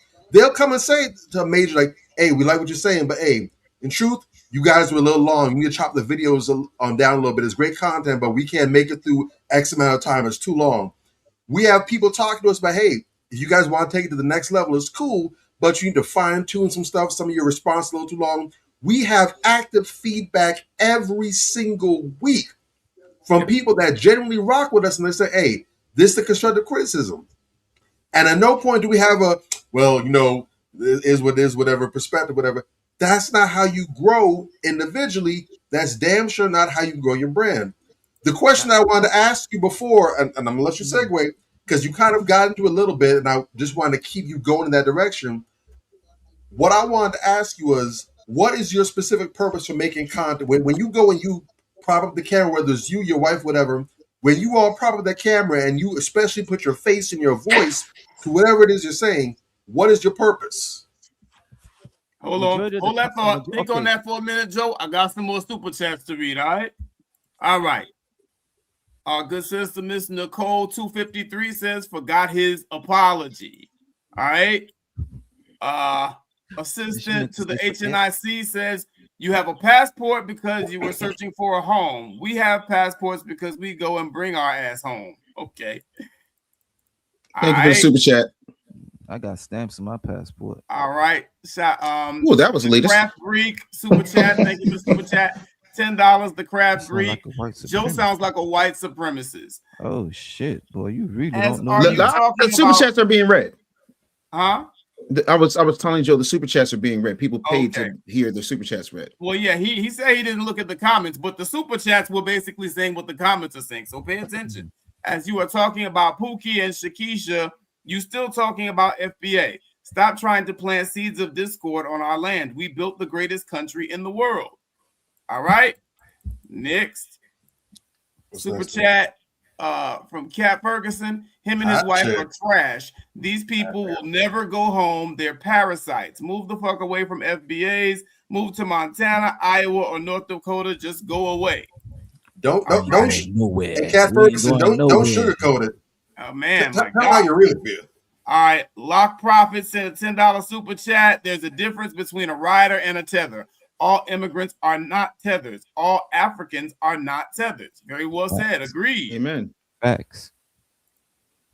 Okay. C. Wilson 2012 $5 super chat. Once these dudes hear you're a blind Democrat. You're not a blind Democrat. Yep. I'm not a Democrat.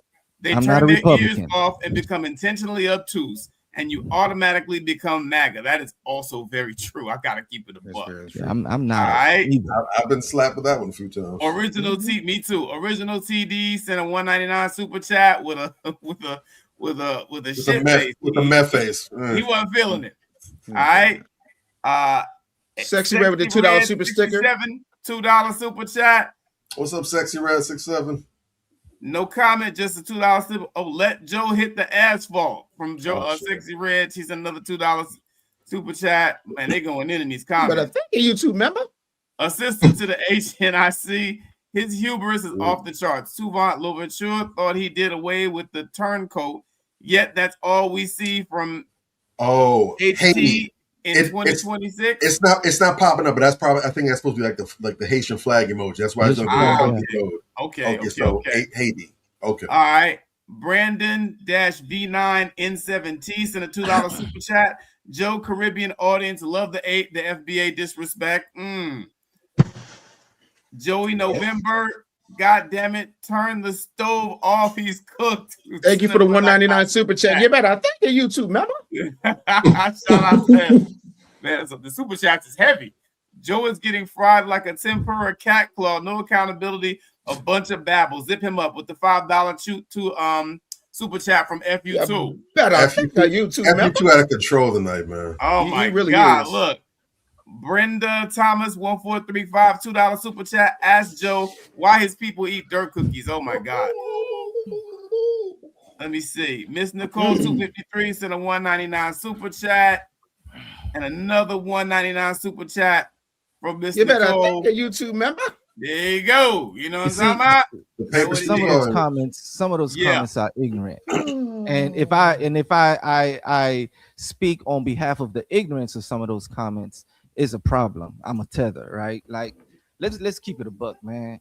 You know, like you're not going to be able to please everyone. No, but you don't understand. Bobby, you had a question. I want to answer your question. Can you repeat your question for me, please? My question was, what is your purpose when you say you share a whole bunch of things on your Instagram and everything? I'm not talking about that. When we're talking about the Joe Wesley brand, when you and or your wife get on camera for your channel and you put your face and your voice, whatever it is you're talking about, what is ultimately your purpose for making that content? What is it? What is your goal? What are you trying to do? Okay, okay, between me and my wife, I have my own platform and we have a shared platform, right? Okay. So in my own personal platform, I put thought-provocative information out there, right? So I always think about stuff that will make people think and really talk about those particular topics. When it comes to me and my wife, our focus is the fact that she's Jamaican, I'm Haitian, and we speaks about the dynamics between us, and it's always something funny. It's always comedy. It's always about, you know, bringing joy and laughter, but it's also about it's also about Black love. It's also about Black unity. It's also about marriage life. It's also about you know, doing the marriage thing, doing it the right way, and showing people that Black love is a thing and it exists, and we can definitely be, you know, connected in that way. So with my wife, that's really what our page is about, the two coconut heads, you know. And it's two coconut heads because we're like, you know, it's just we're sitting because you're Black on the outside and white on the inside. You see that? There go Dave with the nonsense. No, I'm asking. I'm asking. I'm Black on the outside and red on the inside. That's a joke. You didn't like remember, the joke? We started this out. In fairness, you grew up down here. You know, coconut is considered a crack on people that are dark on the outside, and you know that's a crack down here for them. I love. In fairness, look here, man. You see what I was drinking all night? Coconut water, man. I love coconut. I had some this morning. So, you know what I mean? Filled with electrolytes. I don't care. Like, look, man. Some people gonna have their. I don't care, yo. Like, no, you like we can't care about every. You should care, though. He doesn't care. No. You're not care. Hold on a sec. Right. I'm not going to allow how other people think and feel to determine how I should feel and how I should move. Right? No, it's insensitive.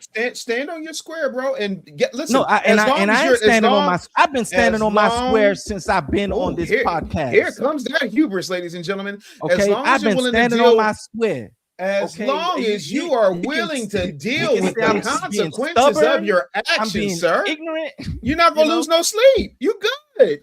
Why should I? You shouldn't, Joe. I mean, look. You guys receive a lot of money on the super chat, so that's what's up to you guys. I mean, you think that's a lot of money, Joe? That ain't my money. Whatever, you know what I'm saying, man. You guys receive a lot of donations, right? What a lot to you is maybe. A lot to me, maybe a little to you. Who cares, right? The point of the matter is people donated to the super chat. People been watching. People are engaged, and it's all good, right? So people are getting to hear a different perspective, right? They don't have to agree with me. It's all good. I'm cool with that, right? I don't mind being the villain for today's conversation. All right, it is. No, you're not the villain for today's conversation. You went viral for your villainy, sir. Hey, it's all well. Before it's all anybody good. ever knew you. You just presented it's all yourself good. on I the gave world you guys stage. something to talk about. I gave you guys something to talk about. I gave you guys. I'm not a part of the show. No, you do realize that this is not my show, right? See, well, this is, you guys, this is it's not just you, Dave. You guys, you're not gonna do that. It's Major, Anthony, Bobby, Dave. You're not gonna do that because let me tell you something. I am doing that, and I find it very disrespectful for you to say that because just like your Marcus Garvey disrespectful comment that I've never addressed, but we have so much people that we have lined up in our calendar. I came to you as a brother because I know you, and I never came at you in a sideways way. I said, I can come on your platform or you can come on our platform. I gave you that option, and you said you rather come on our platform. Yeah, so absolutely. It wasn't about anything about any sides or anything like that. I gave you that option. You came and said you was over here, so I made sure that we got you on here quick to discuss this video that went viral because, like I say, the foundational quote that I've always took was, "I am my brother's keeper." If you care about somebody and you know them, you're not a random stranger. You've been on my Facebook page for a long time. When I saw that, the first thing I didn't write anything.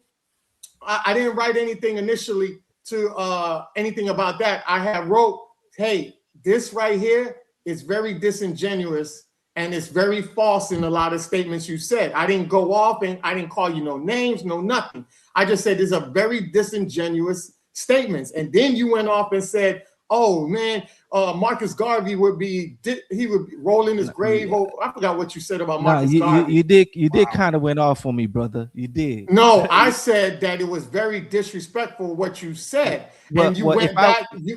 You doubled down, dog. You got the whole thread. You can read it. You doubled down and you said, "Oh, Marcus Garvey would be he would roll over in his grave." And I said, "You really don't know history, because if you knew history about Marcus Garvey, then you know that Marcus Garvey aligned himself with white supremacists. So by you telling me he rolling over his grave, that doesn't affect me because I know history. So that Marcus Garvey is not a leader that I look up to, because in the long run, Marcus Garvey was a Caribbean coon. Even though he had intentions to be great, it didn't fall out that way. See, I don't run with narratives.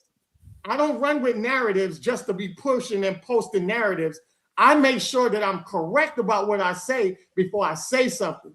So that's all I wanted to say about that. I'll address you right now, right? So you're going to have to educate me about that, because that's not what I understood about Marcus Garvey. I never understood him to be a coon. Okay, now, Joe, stop making content.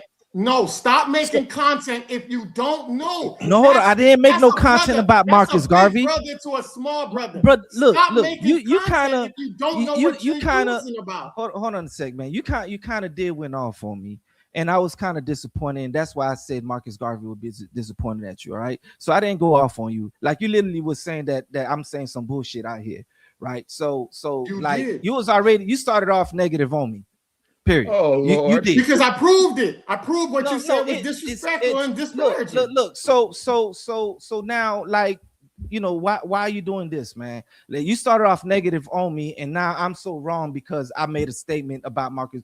Like, come on, brother. Like you give out smoke. Don't be surprised if I give it back in return. All right. You come at me hard, and I come back at you with the same energy. Don't get mad at me, because I'm giving you the exact same energy you gave me. All right. I came at you in a way of correcting his bigger brother. There's nothing wrong with No. Don't say you're correcting your bigger brother when you're coming at me in a disrespectful manner, and then expect me to just take it in.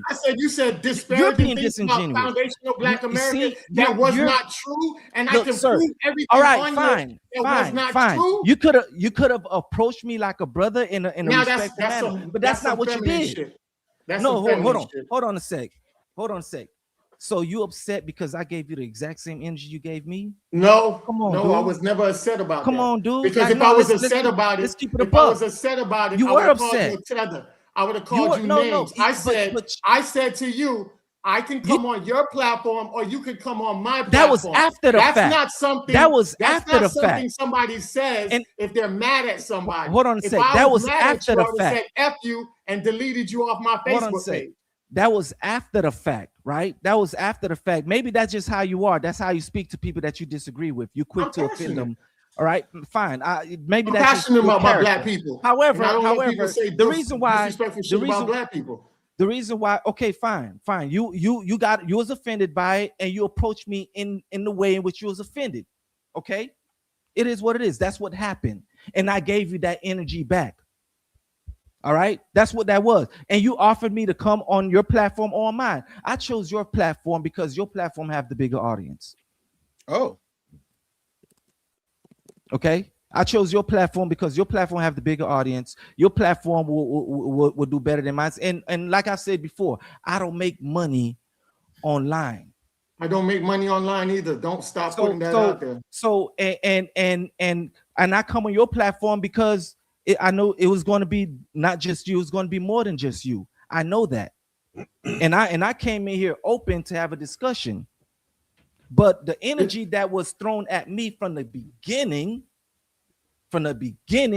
was this brother is anti-FBA. This brother says some bullshit remarks about FBA. Dude, that's what you said. No, I said you said man, you can go play it back. I never said you was anti-FBA. Hold on. Before we went live, Dave is on here because Dave is a full foundational Black American, and I wanted representation of a foundational Black American because my parents are from the diaspora of Jamaica, both of my parents. With Bobby Drake, his parents are from Bahamas, right? Yes, sir. And then you have Major, who has one family from the diaspora and one family that's foundational Black. So I made sure that we had a full foundational Black American on here so that we can get the correct narrative and correct for the audience. This wasn't even about you because we had the whole thing was diaspora wars because there's a lot of miscommunication going out there. And you even said you got corrected tonight by knowing what is a tether and what is not a tether, which people need to know the definition because that by you saying that Nicki Minaj was a tether because they said she's from the Caribbean, that is putting people, FBAs, in harm's way, thinking that everybody who's from the Caribbean or the diaspora is a tether when it's really not. This is what we're trying to do to help you as a big brother talking to a smaller brother. Okay, see, how old are you, Anthony? I'm 47, man. Brother, all right. Before we even started on this live, before we even went live, you said to me, you said some bullshit, and we're going to address that bullshit. It was. Okay, so that was the energy. This is how we started. And before even Dave started to speak, right? Your energy was very hostile from the get-go. My energy was passionate, not hostile. Okay, passionate, whatever, right? Tomato, whatever, right? You could call it passionate. However, from my perspective, from where I stand, it was very hostile. Okay, so I'm not here as equals to you guys. I'm here as somebody that y'all need to teach. That's what it came across as. But you're not presented yourself. How you presented what I posted, right? This is your platform. You have the authority here and the leverage with four of you guys to pretty much determine or dictate what I posted. So of course, with facts, yes. Okay, so of course, to your audience and to how you guys communicated to me, of course you're going to have the leverage. Of course, it's going to come across as you're right. No. I'm not speaking rocket science over here, man. I'm speaking plain English. No. People would have agreed with you if you had not. If I agreed with you, down on no. People would have doubling down as if no. People would agree. People would agree with me if I didn't address the nuances in what I was saying, and I simply took your perspective to being factual on what I was speaking of. Yes, you double down on the. There was misunderstanding, and I'm making clarity on that misunderstanding. Now, like you said, there was a lot of points that you guys made that I agreed with, and I gave you that. There was some things that was said, and I said, you know what, I received that. I took it. Bobby said some things that I agreed with. Dave said some things that I agree with. Right. So you guys said some things that I'm like, okay, I received that. But but y'all expecting me to receive every single thing that you guys are saying. And to be quite honest, no, I like realistically, a lot of the things that y'all saying is based from a misunderstanding, right? And a superimposing my character. So I'm not going to sit here like I'm some misbehaved child and just receive and accept every bullshit that y'all throw at me, right? Joe, let me keep it 100% with you, 100% with you. The lion's share, and when I say the lion's share, I'm talking about damn near the whole food truck of it. The lion's share of the length of this came from when we addressed the issues, because again, while we were, for the most part, I think it's safe to speak for everyone here that we were offended to different degrees based on what we heard, but for the most part, we were reading the mail. This wasn't Anthony, Major, Bobby, and Dave coming together to get Joe together because we didn't like what Joe had to say. No, this was because people had an issue with what you said, and even some of the comments that you received, you even responded to as well. So it wasn't just us. This was us addressing this to you, but the lion's share of this back and forth, this dialogue, conversation, whatever anyone wants to call it, was us addressing the issue, saying, hey, Joe, you may not have meant it this way. This was offensive. And it took about a good 30, almost 40 minutes for us to even get you to even halfway cop to, you know what, maybe something is off a little bit in the first place. And then every 10 minutes, you would come back and find a way to try to add one little piece of paint on it. The painting wasn't done. You had to go ahead and put one more brush on there. Or, well, let me put this up here. Dude, it hurt. You might not have meant it that way. Maybe you did. Who knows? But we're saying it hurt. If you saying, my bad, I apologize, leave it there. To keep on trying to come back and try to readjust it, well, maybe if I put it this way, they'll see it. No! This shit's radioactive, bruh. Why do you keep on trying to tidy the shit? It hurt. Let the scab fucking heal. You keep peeling the shit, bruh. Let it heal. That's really that's what this whole thing was. If we literally could have just gotten, damn, you know what? I didn't mean like that. I guess I didn't see it. Maybe it's because I'm not from the background, or maybe because it doesn't have that significance to me. I didn't see it.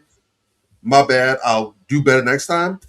This could have probably been a 15-minute discussion, and we could have spent the rest of the time just talking pure shit. Exactly. But here's what happened. Before you go, Joe. Before you go, that's just life generally. A lot of times, man, it's not even what happened, but how you respond to it.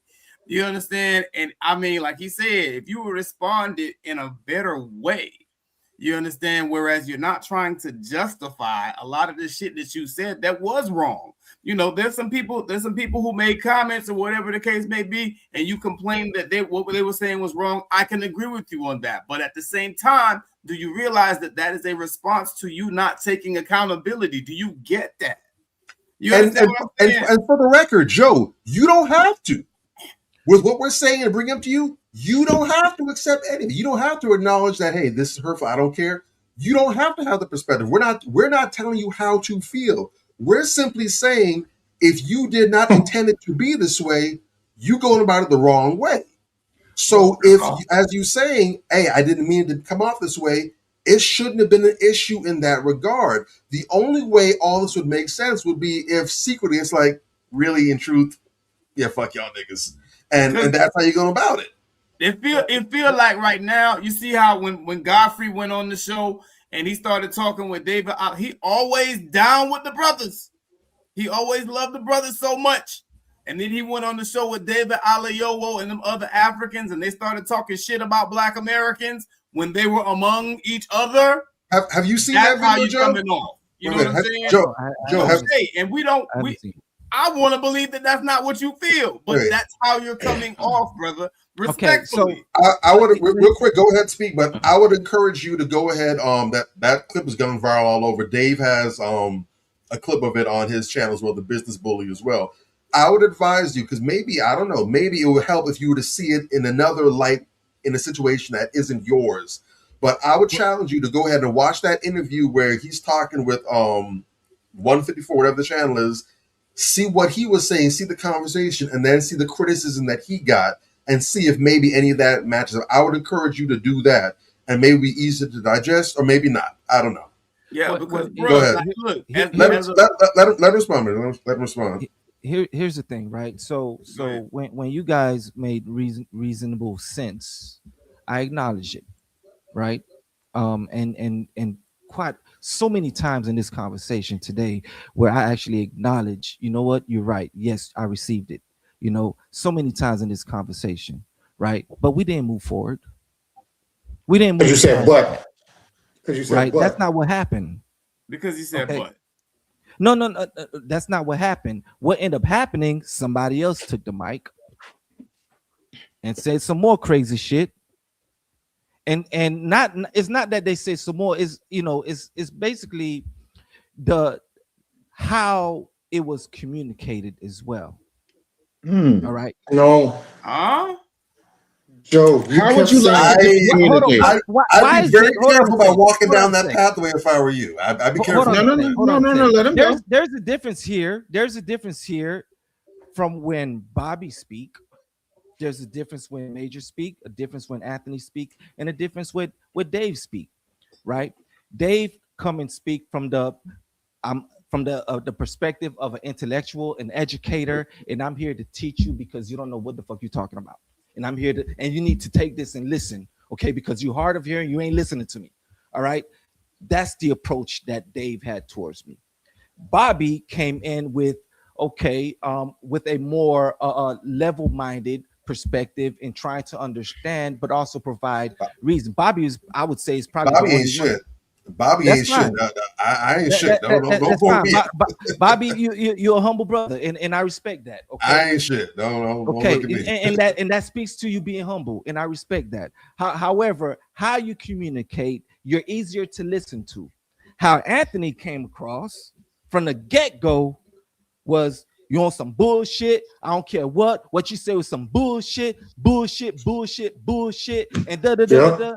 You know, and it's like it was bullshit. You ain't a man. You know, we supposed to be men here and men. Yeah, if you're not a man for not apologizing, add that in. Like, hold on a sec, my brother. But how do you speak to another man, right, is also important, right? Because you're not gonna talk, you're not gonna stand face to face and talk to a man. You want some bullshit, you know, especially somebody you don't necessarily know that well, right? I would say just right. like, hey, you're not gonna do that. I said that before, plenty of times to people. You're not gonna stand somebody that you don't know and how you come down at them. Look, man, like there's an art to communication. There's an art to communication, and I would say that Dave Anderson failed. Anthony, you failed. Major, you I failed. Man, I'm wow. I failed in communication. Dave, you provided a lot of valuable information. I'm a communications professor, but I failed. I got it. Dave, no, because your cartoon feelings got it. You provided a lot of valuable information, and I will give you that. Okay, I received a lot that you mentioned. I took it in. Okay, you provided a lot. I will give you that. What I'm saying is how you relay that information is you failed terribly. Okay. And you so you want to be able to determine how somebody says something. No. It's no. So I felt terribly, but what is your goal here? My goal, because you addressed me about how I sounded, right? Calm down, Crash Out. Calm down, T.U. Kendrick. Calm down. Hold on a sec. You said to me. You said to me. Hold on. Let me address this real quick. And then let me land the plane. All right. Go, Chris. How I spoke, right? Some of the things I said, right. It comes across to FBA as if I'm shitting, like I'm literally shitting on FBA because of how I said the things that I said, and I'm completely false and completely wrong. Okay. You said to me, I received that, right? You said when I mentioned a lot of you, how that can be interpreted. Okay, you said that to me. Yet, how you coming at me is the same way that I sound in my video to FBA. So it's like you got to take a piece of your own. You got to take your own pill, my brother, because hold on, my God. Am I getting? Wait, no, Anthony, no. You have to understand what's going. See, gentlemen, this is what's happening right now. I want y'all to take this moment for what it actually is. See, Lil Joe. Lil Joe. Lil Joe. You see? Lil Joe. So No. you already disrespectful in how you speak. You was disrespectful this entire time. Anyway, like I was saying, because I was sat here quietly. I didn't I sat here disrespect you at all. quietly. I sat here quietly. You're disrespecting me right now because you're interrupting me while I have the floor, Lil Joe. So, go ahead. I was saying, y'all have to understand what's happening. I need all of you gentlemen to take a minute and realize that what's happening right now, trending right now in the comments, hashtag Lil Joe. Lil Joe is having what we like to call clinically, this is an actual term, tantrumitis tethers, which means he's having a tether tantrum because he's upset and he's wilding out because he cannot get through his head that what he did was disrespectful, but so that people, when they're disrespected, are not always going to speak to you in a nice little way that you speak to them. And you were intellectually and disingenuous this entire time because you said you had a video about the diaspora wars and foundational Black Americans versus the Caribbean, but you didn't put up no Caribbean flag. And then it was, we were talking about Megyn Kelly and we were talking about MAGA, but yet and still, I ain't see no Fox News logo and I ain't see no red hats.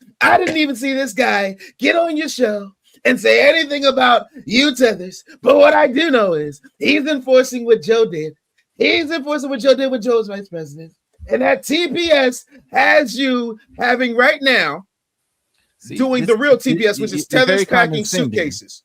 You're very condescending.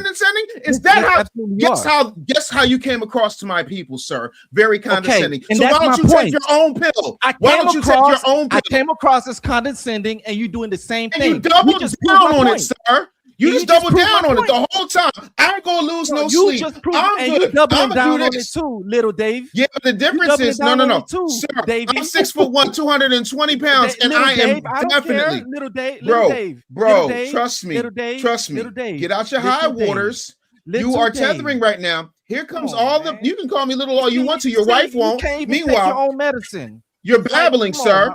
Come on, no, you're babbling, sir. Because you're doing man, the same come your thing. wife in here. Maybe she can be rational. You're babbling, sir. You're babbling, sir. It's not babble. It's bring your wife in here. Let's get a real adult on this. Let's get a real adult on the subject. You're babbling right now, sir. Then talk like one.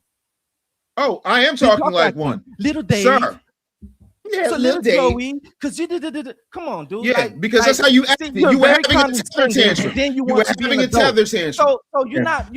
Okay, fine. Look.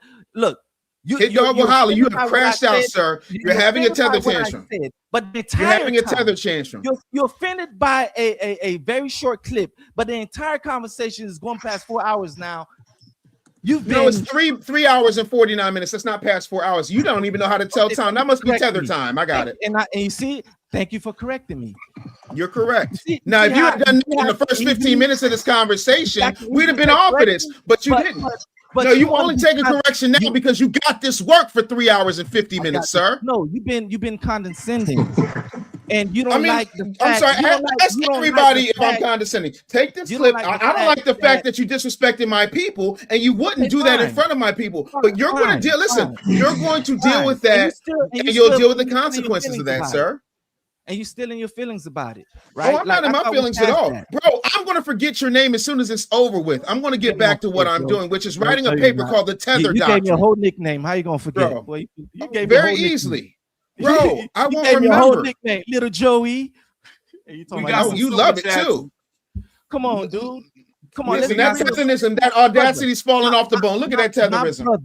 That's that tetherism. Right? You see, you can't even take the same energy that you give off. Oh, I can take it just fine. The difference is I'm not going to lose my audience. The difference is I'm not going to stop being the best-selling author. The difference is I can look at my wife with pride and realize that I didn't come on here and double down and backtrack when somebody offended me, even though you sat up here and said all of these things and said, I'm not going to lose any sleep. You haven't even realized the cost of your hubris, but you going to learn today, sir. You are going to learn. There you go. I'm letting you know. I'm telling you what they're saying in the chat. I'm telling you what they're saying in the chat because you don't read it, so I'm trying to help you out. But seriously speaking, how do you expect another man to respond to you?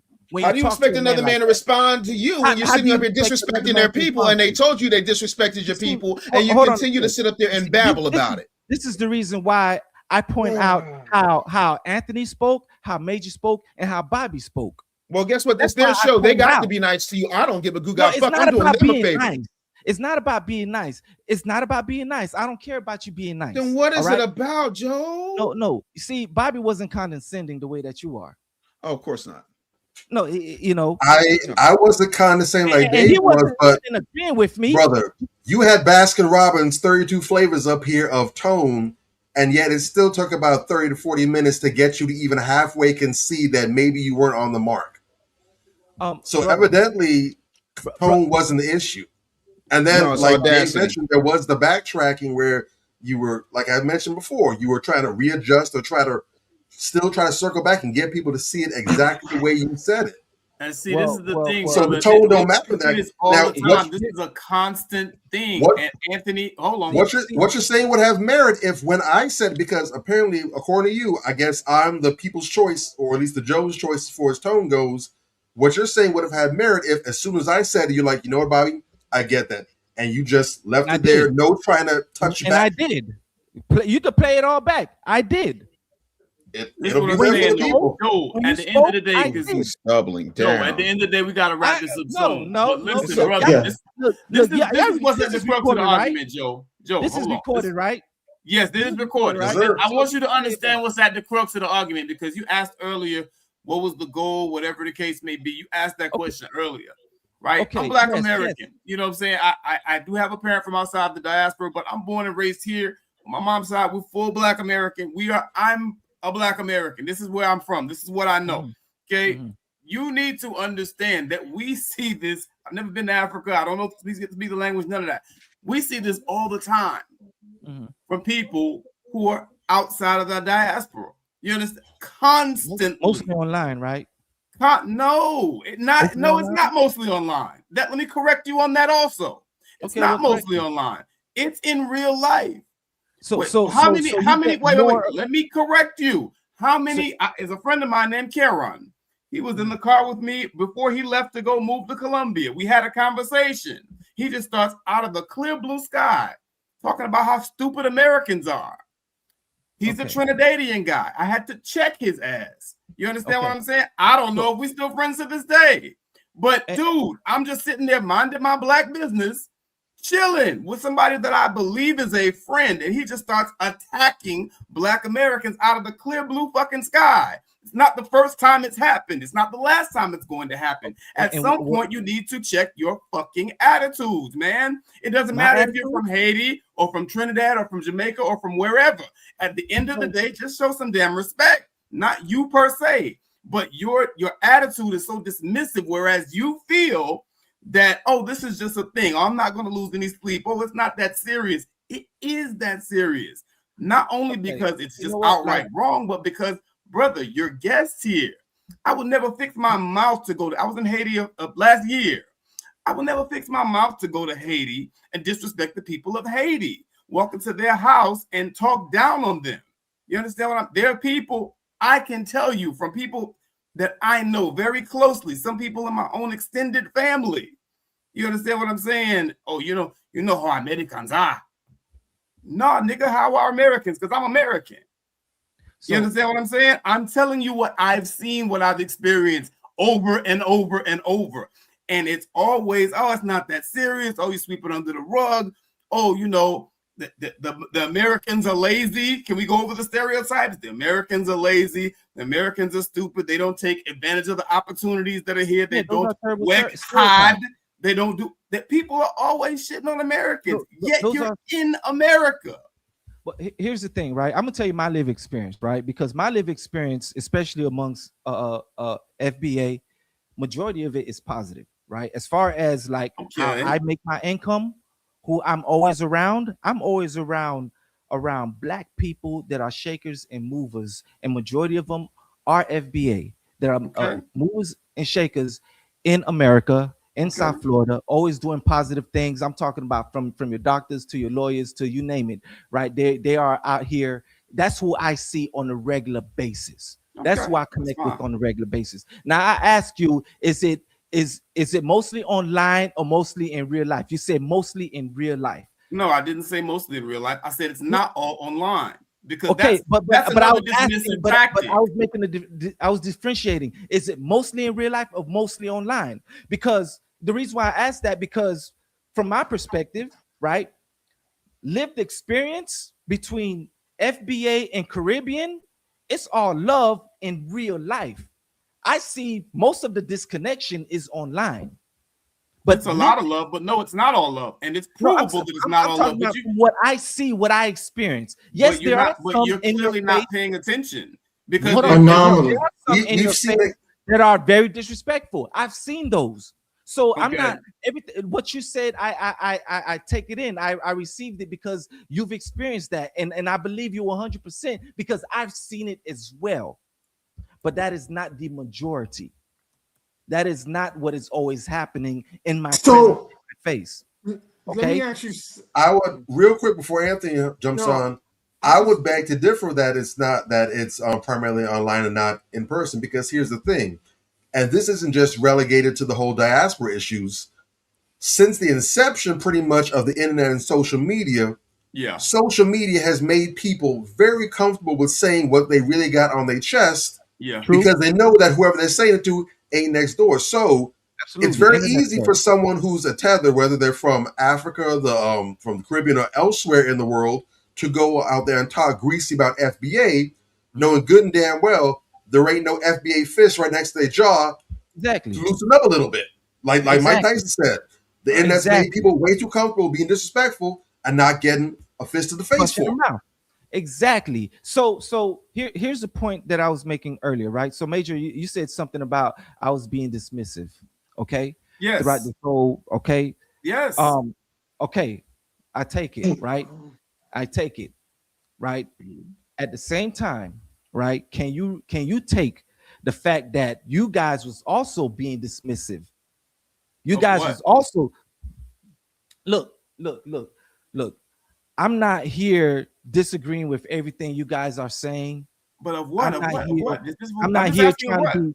I'm not here being self-righteous about anything. When you made a point, dismissive of what? I'm just asking what. No, dismissive of me. Period. It's just been dismissive. I don't think we're being dismissive of you at all. I think we're listening. Maybe to you. Maybe you're not, Major.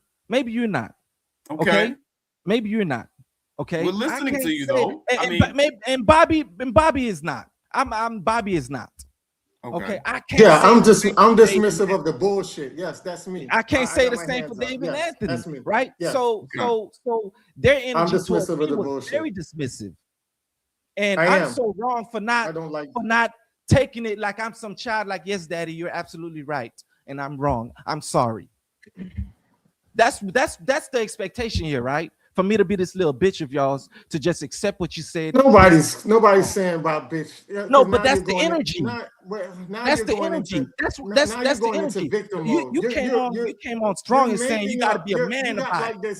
You got like this fantasy creation in your mind of what you feel like is going on. And the reality of it, the reality of it is that that's your when misinterpretation. you came on, the reality of it was when you came on, this was about corrective actions. This wasn't about Joe is fucked up or anything like that. It was more about being corrected in what you're saying, because I believe in you and what your wife said you and your wife do, because I've known you. You want me to keep it a buck?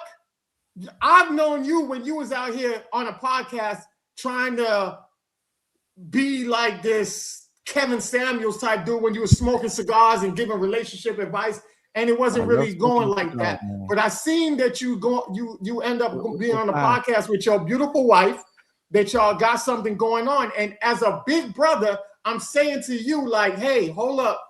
I don't want you to damage your career saying false stuff. So come on the platform so I can correct some of the false stuff that you said.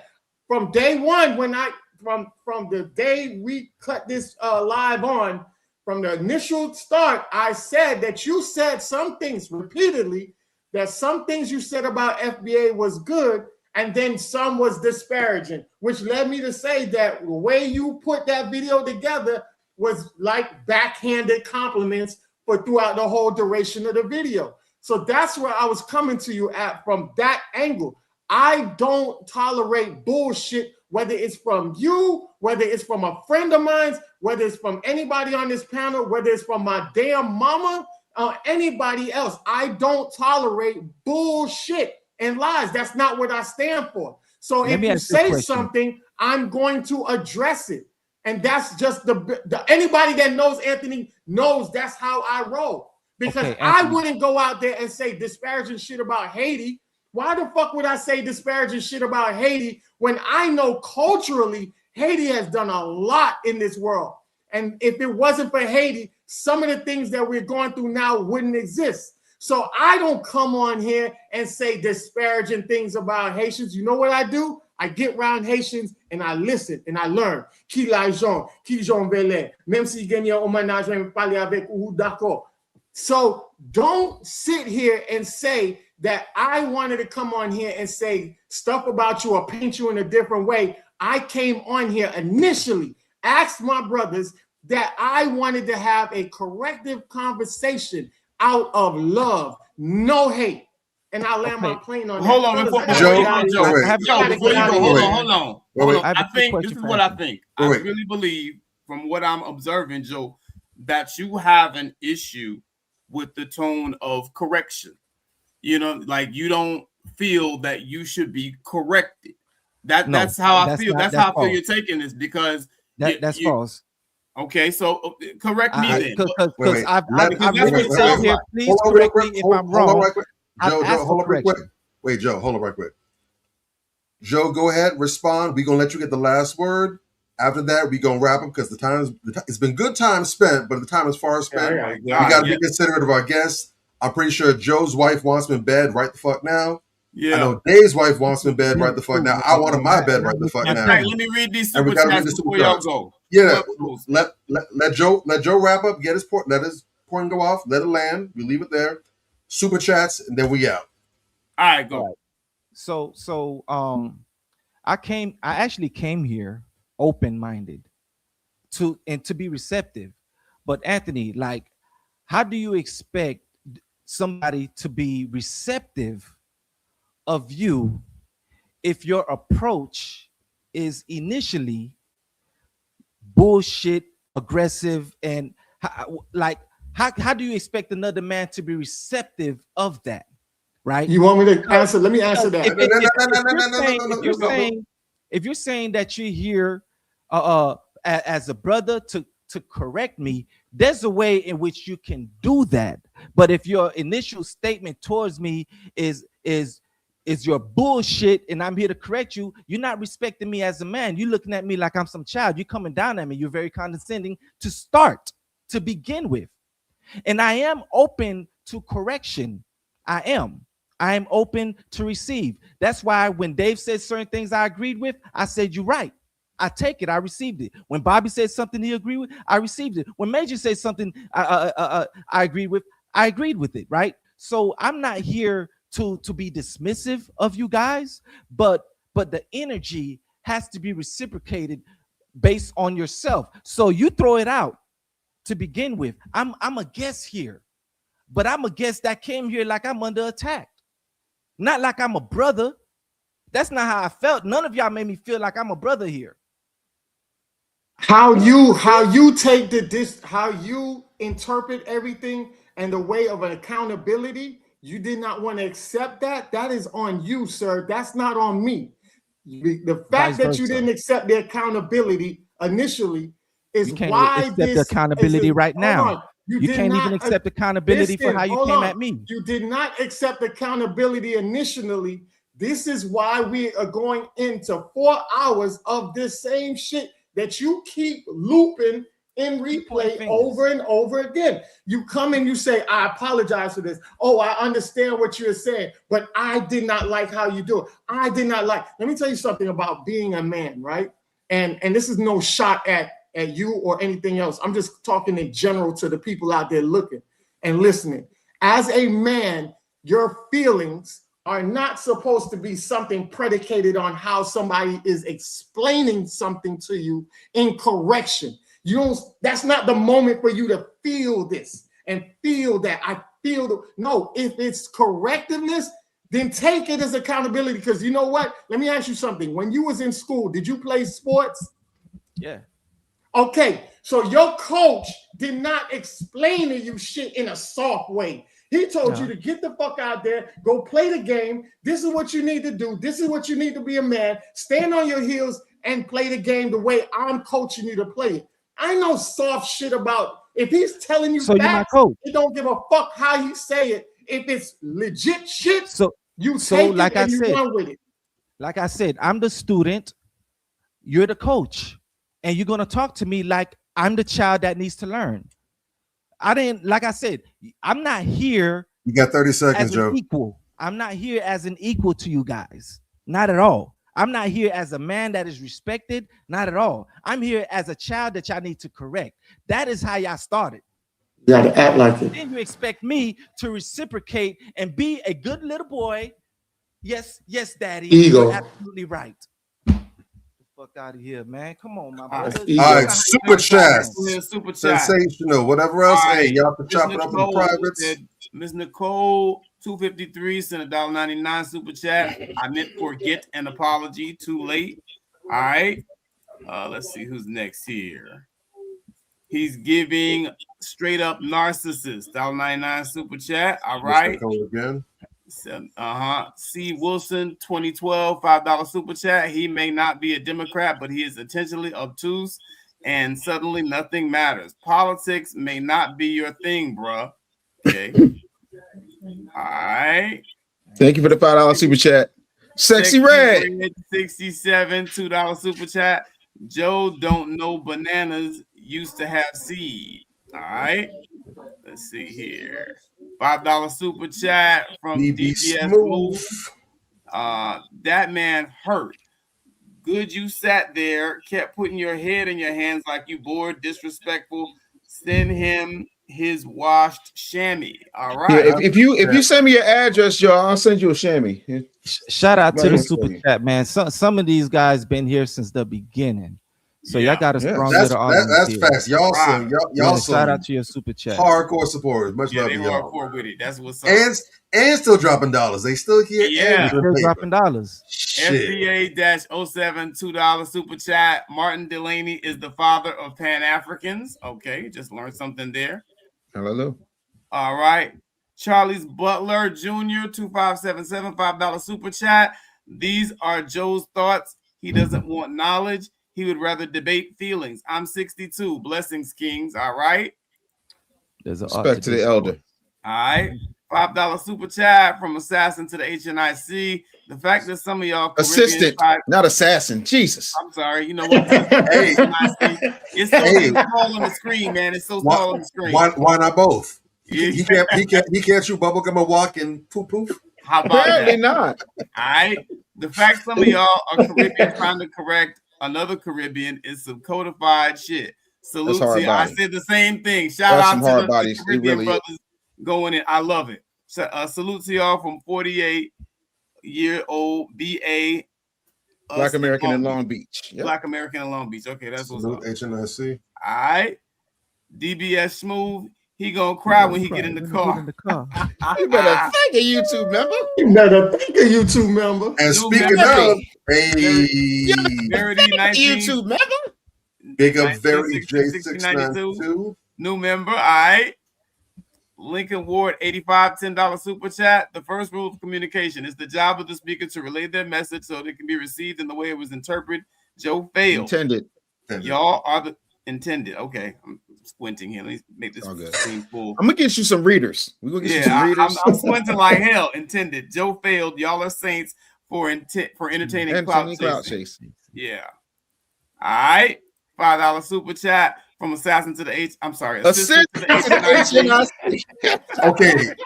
You got one more. I don't know how many more super chats. You got one more time, Major. You got one more time. You officially gonna be trying to get him cased up. I gotta put eye drops in next time before I do this. He hurt about getting roasted. He's trying to be black. Little Joe. He's getting a Rico on the man. That's real. How you heard about getting roasted, but you grew up in the hood with Black Americans? Because that's what we do. Who said I'm hurt? No. Wait. I can explain this one. Wait. I can explain this one. Man. Look, you said you was hurt, Joe. Listen. You did say you was hurt. You didn't like the tone, and people are saying you said that. No. I got you. I'm trying to save you right now, Joe. You gotta understand. Lil Joe said he grew up. No. Shh. Lil Joe said he grew up in the church. You know them church kids. Yeah, I mean, but two type of church kids: the ones that just go to satisfy their daddies, and the ones that are scared of anything out in the world. Okay. Take from that what you will. Thank you for the $5 super chat. Let's keep going. There you go. Bro, you in the Survive Brown Sub Projects, boy. You know, Joe. You know, you used to live down here. Being and living is two different things, bro. You after midnight. Let's get these super chats. Don't matter. I started off growing up in Little Haiti. Elevated Engineering 6515 in the church in Little Haiti. $5 super chat. All this anti-FBA stuff is cute online. It's going to hit different in person when your financials and livelihood is affected by the anti-FBA talk. Real talk. All right. $10 super chat from Charles Butler Jr. 2577. All right. I swear I have this issue with my son to be divorced wife. With my soon to be son. He meant soon, but yeah, he meant soon. Soon to be divorced wife. Narcissistic gaslighter. My God. Oh my God. Guys, I got to get out of here, right? It's been a real one, guys. Listen, thank you so much for having me. Thank you so much, Dave. You know what? Thank you so much, Joe. I appreciate both of y'all for coming on. Listen, let's just do this because we disagree on quite a bit, but I think that the common ground, I feel like we can all come to a conclusion on. Can we be more careful in putting information out when, especially serious information that is going to affect a large group of people? Can we be more cautious and more thoughtful about the information that we put out? Absolutely. All right. Absolutely. If we can start there, we're doing very well. Make sure everybody, you like, comment, and subscribe to Manversations 2020. We lit out here in these streets. All right, shout out to Dave Anderson, the business bully. Yes, sir. Follow his channel as well too. Joe, absolutely. Joe, wait, hold on now. I want everybody to get themselves a copy of The Real Black Agenda. You can get it wherever you get books, Audible, the whole nine. Go ahead and get this book. It's my 23rd bestseller. It's The Real Black Agenda. It's written for all Black people who really understand what foundational Black Americans are going through. And there's an actual plan with actual solutions in here. There is absolutely, I can say this unequivocally, I have had this book tested independently. There is absolutely no shucking, jiving, splaining, or tether babble anywhere in these pages. So I want to make sure that you get this book immediately. It's going to change your life. And you can get it. Click the link in my bio or go wherever you go to get books. Thank you so much. And follow Dave Anderson on all platforms. Hey, Joe, real quick before we get out of here, Joe, tell the people what a tether is. Give them the definition of a tether. A tether is someone, it doesn't matter if they're Black or not, someone who comes shit on Americans and take advantage of everything that they have done, especially shit on Black Americans and take advantage of the Black American success stories and stuff. So that's pretty much it. And right, somewhat right. Yes. Yeah. Because the ones who misinformed me about tethers, it was some FBAs that misinformed me about tethers. So yeah, I just wanted to arm you with that because of that. That's the whole opposite of what you said on the video. So I'm glad. I appreciate you for coming on, my brother. I appreciate. Well, thank you for having me, Joe. And if y'all want to have me again, maybe on another topic. We'll do something, bro. We'll do something. Speaking of, Joe, before we cut you loose, in the paint, I really do. You know what I'm saying? Because I know it wasn't easy. Go ahead, Bobby. Joe, before we cut you loose, right quick, you might not be the people's choice tonight, but you might have one or two new fans or supporters or curious people in the audience. Where can they find you if they so choose? There you go. Man, I'll wait till the next episode because Dave said, according to the they're gonna come. Dave said, hell no. People who literally pay $5 to tell you they're going to ruin your finances. But I'm not going to get treated like Target. I'm not like y'all not gonna Target. treat me like Target. I love Target. I didn't stop boycotting Target because the person who said boycott Target was a scammer who waited till he got his bag and then said the boycott is over. This is not about Target. Foundational Black America. So you're being treated like Rick Chow, and the people who support Rick Chow are being treated. You disrespected our people, and it's up on you. That's what you chose because you sat there arrogantly. That's on you. That got nothing to do with me. I'm looking at what the chat said. What did the chat say? I think with all of you brothers, I think we have a lot more in common and a lot more that we actually would agree upon than what happened tonight. So, but Fair anyway, enough. thank you for having me. A wise man once said, "Good night, Mrs. Calabash, wherever you are. Deuces." Peace. You already know. Blessings. 2020 on all platforms. Go. Manifestations. Man up. Manifestations. Man up. Manifestations. Man up.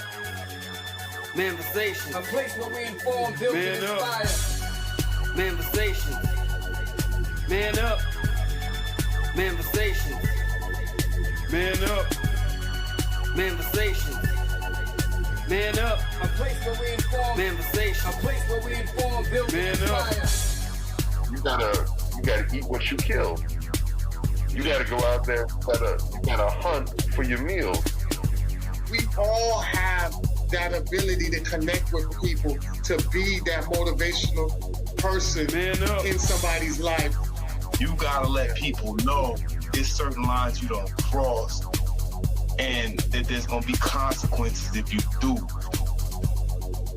Man up. If you are an adult and you are in a relationship, that person's emotions are not your responsibility. Man up. Manifestations. Man up. Manifestations. Man up. Manifestations. A place where we inform, build, and inspire. The devil, during slavery, destroyed the masculinity or manhood of the so-called Negro. No man. No man. Right now you got to be trained all over again to be a man. When someone is obligated to do something, it is binding upon them to do it. And failure to do it causes reaction. Man up. Position make you rich. I don't have that type of richness. My richness is life forever. If black people knew their glorious past, if black people knew their glorious past, if black people knew their glorious past, then they would be more inclined to respect themselves. I'm not saying I'm going to rule the world or I'm going to change the world, but I guarantee that I will spark the brain that will change the world. And that's our job, is to spark somebody else watching us. A place where we inform, build, and inspire. Manifestations. Man up. Manifestations. Man up. Manifestations. Man up. A place where we inform. Manifestation. A place where we inform, build, and inspire. You want to tell me about yourself? Go get your friends. I'll tell you who you are based on who your friends are. Don't just live and die. That's an ugly existence. Make your life matter, make your life count. Live a life where people can actually mourn you for the things you left behind, not just because you were around and existed. We need strong black nuclear family. Yes. Yes. That's what it is. Mother, father, son, daughter, all in the same house with a focus on the family unit as a whole. We had Tulsa, Atlanta, New Jersey, Detroit. We had Rosewood. We had Black Wall Streets all over. The Republicans aren't for us, but the Democrats aren't for us either. And we should have no alliance to any political party. We only have alliance to what is in our own best A interest. place where we inform, build, and inspire. Manifestations. Man up. Manifestations. Man up. Manifestations. Man up. A place where we inform. Manifestation. A place where we inform, build, and Man up. inspire. At the end of the day, as men in the community, we must stand together and be counted, because people look to us for guidance, leadership, and protection. And if we are not about that business, we are not on our job. Here we have grown-ass man conversations in the spirit of that purpose. Anthony Malcolm, Bobby Drake, Major Gage, we are. This is Manversations 2020. Manversations. Man up. Manversations. A place where we inform, build, and inspire.